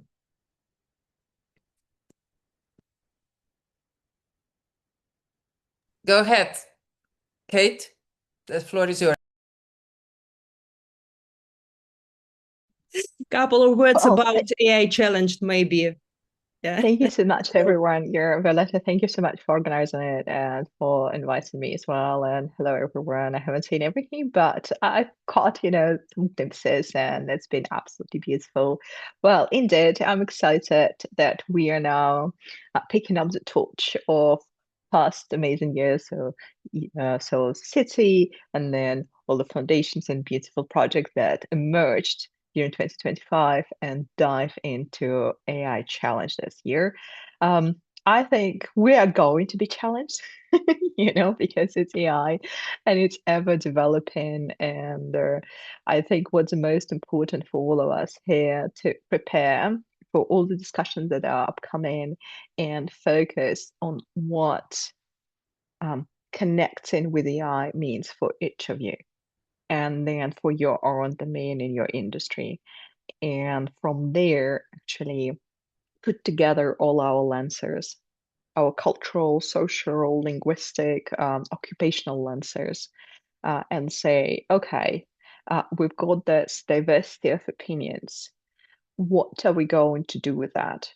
Because Davos is happening right now, and I'm closely following as well what's put out there. And the EU is looking at how AI is going to be deployed, all the application of AI. At the same time, we have with you Asia, US, Latam, Africa, with different applications of AI, different ideas, let's say different perspective on AI. And I think for us successfully to collaborate and bring together stakeholders in the AI space, we need to find a way how we're going to unify all these perspectives. And that's on Violetta's shoulders, Marina's, mine, and other leaders in this space. Thank you. Thank you, Kate. Thank you very much for your intervention. And I see Jeff joining us as well. So this time you were quick enough, Jeff. Do you want to make a comment? Yeah, thanks very much. Yes, I've been off and on through the day because I'm doing a bit of traveling, but it's been fascinating. And I've actually been really surprised at how many different initiatives are happening under and related to eco-civilization. So it was really impressive, and I learned a lot about what else is going on that I didn't know about. So thank you so much for that.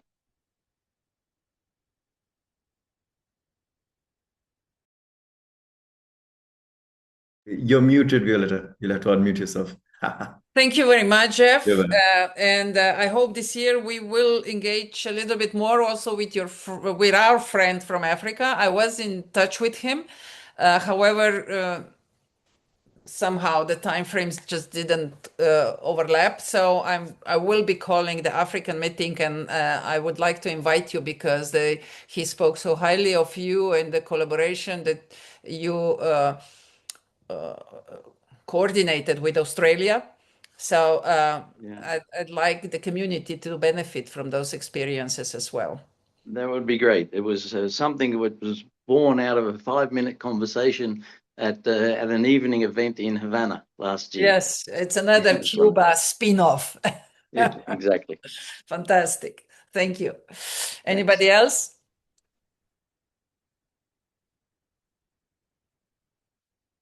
It's been enough. What can we say, Violetta? It's literally been like so wonderful. And honestly, when we last spoke about the summit coming up, I told myself I haven't done anything this year. Literally, that was the feeling. And I thought, even if I'm getting out of bed for 365 days, I'm sure it's a lot more than many. And when I put together the deck, and I'm like, okay, there is so much to be done. And this feeling that you've not done enough or you've not done anything substantial, I think we need to acknowledge it because that's what's keeping us going. The magnitude and the depth of work and thinking and coming together that has to happen is immense. And this whole idea of what Stefan also said, and Alexander spoke about it, and I think all of us touched upon it, that we need to mainstream the idea of social technologies to be integrated with this whole GDP-oriented industry that we're just revolving around that. So I think today's conversation is literally possibly one of the first strong steps, after these 3 years of literally deliberating on so many softer aspects. We're coming to the point where we know exactly what are those things that we need to drive. Indira's work is fascinating. Marina, everybody, I think we're doing so much. So thank you everyone for that. Yeah. Thank you, Artie. And let's not underestimate even those that are idle. As we said, it's a backstage that sometimes is even more important than the front one. So I appreciate every single vibe that exists out there that moves us towards caring. And I believe that even those that don't act immediately have an incredible contribution to the fact that we can exist. Ubuntu is everywhere. And well, by the way, you've done a lot. So please do not feel guilty at all. Thank you. Anybody else? I haven't heard Ramit. Ramit, I even agree that you do not speak today. So I'd love to hear a bit of your reflections. You don't need to say how great it was, but how do you sense, are we evolving at all? Oh, 100%. I think the evolution really is visible from so many old faces and so many more new faces, right? I think the most wonderful time that I had today was to hear Stefan again after all these years. I've really missed his conversations and everything he's had to say because way back in 2020, Alexander, Stefan, and you, the few sessions that you did, and then you did a series of sessions together. And those sessions still today, if anyone wants to go look at those videos, right, they hold so true even today. Yes, the early conversations of eco-civilization. Exactly. Yes. And everything we've spoken of right now, I can just see like origins of it from the conversation between Stefan, Alexander, and Violetta back in 2020. And it was again lovely. And you told me not to say how great it was, but still I will say it because hearing Ursula's, hearing Bodil, like voices I haven't heard that actively before. Right, even though they've been around, they've been doing all these wonderful things. It's just like it is the power of eco-civilization, Violetta, that we all come together. Stefan, old, Bodil, who I'm hearing for the first time, right? And then still there is that beautiful connection that all of us have. Is just wonderful. And the evolution is clear. The other thing, Violetta, and to everyone else as well, right now, it's been almost it's the 6th year of these conversations and seeing how we're progressing, but we're seeing so much more action year on year, right? And I think in everything that we saw, all the various wings of eco-civilization, the things that they're doing, each and every one of us, otherwise as well, in with our own organizations, the things where we're doing and how we connect together with action on the ground, the work that we're doing on the ground, that is increasing year on year. And I think I can say it from just last year and this year, just that the difference of the number of projects that are actually going on. Yeah, I think it's there for all of us to see. There is no one needs to analyze this or go into a lot of data or whatever it may be. It's there to see. It's if you've got eyes and ears, and you can just feel. You can feel it, you can see it, you can hear it. That the difference and the on ground work is just increasing year on year. So, yeah, that's all for me. Indeed. And reason I didn't speak also, Violetta, is because again, I have to say this also, it's just so energizing to hear everybody. Right. So I wanted to just make sure that there's just enough time for me to keep listening to everything that everyone had to say. So yeah, but thank you. Thank you. Well, Stefan was challenged now, so I have to invite him and ask him, how does it feel to be back, Stefan? Oh my goodness. Coming home? I missed you. Oh, that's the nicest thing you could ever say. Yeah. Nice. Thank you very much. Thank you.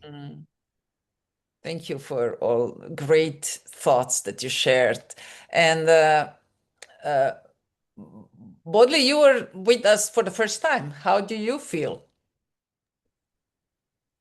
I think it was very interesting to listen to everything that you do. And especially, I have followed the G100 very much last year, of course. But it has been so much, and I couldn't follow everybody. It was impossible. Sure. But it was very nice to see what you're working with, and I know we are working in a very, very close area with my wing, and now I want to take up and work more with my wing again. We have a meeting on the 1st of February, and I already saw a lot of spaces where we can collaborate. The wings and there are several things going on, and I will definitely invite you to those. Thank you. And now I gotta invite also Paola and Ursula just to complete the circle. Paola, how do you feel? I know that you might not want to say it in English. You can say just one or two sentences. There is no Pinamaya to translate. I'm very happy for the opportunity stay with us, with you in the Ecocivilisation. For me, it's an opportunity of connect with my soul and feel happy because we are a community and it's not just a community. This is a family. So thank you very much for all. Thank you, Paula. Thank you for your great contributions, and let it thrive in the future as well. Pero olvidas que también puedo hablar un poco Of español. course. Ramid, I forgot. You are becoming an Exactly. expert now, of course. But Sí, I'm sí, glad sí. Paola said it in English because now we know she can do it. Thank you. And Ursula. Yeah, well, a big thank you also from my side. And it's not my first contribution to Eco-Civilization. I've been here before, but I also look at this evolving family, and I'm very happy to be a member of it because I think there are so many synergies to play between the two wings that you and I lead, and many others as well. And I'm very much looking forward to co-creating many, many new things in the future. And Bodil, I would like to invite you also, for the peace topic. I think you should be there as well because you're security and defense. So I think there is this threesome of the three ladies of us. And I'm also very much looking forward to the AI panel at our conference. Because I think it's a very, very important topic, and it's only going to be in September, October. So by then you might have already first outputs of the AI challenged year in Eco-Civilization. And yeah, I mean, it's just great to be in such a beautiful group of people who want to change the world for the better, just like I want to do. And yeah, hopefully having much more cooperative and synergy topics to play. Looking forward to anything that pops up. Thank you very much. And let me now stop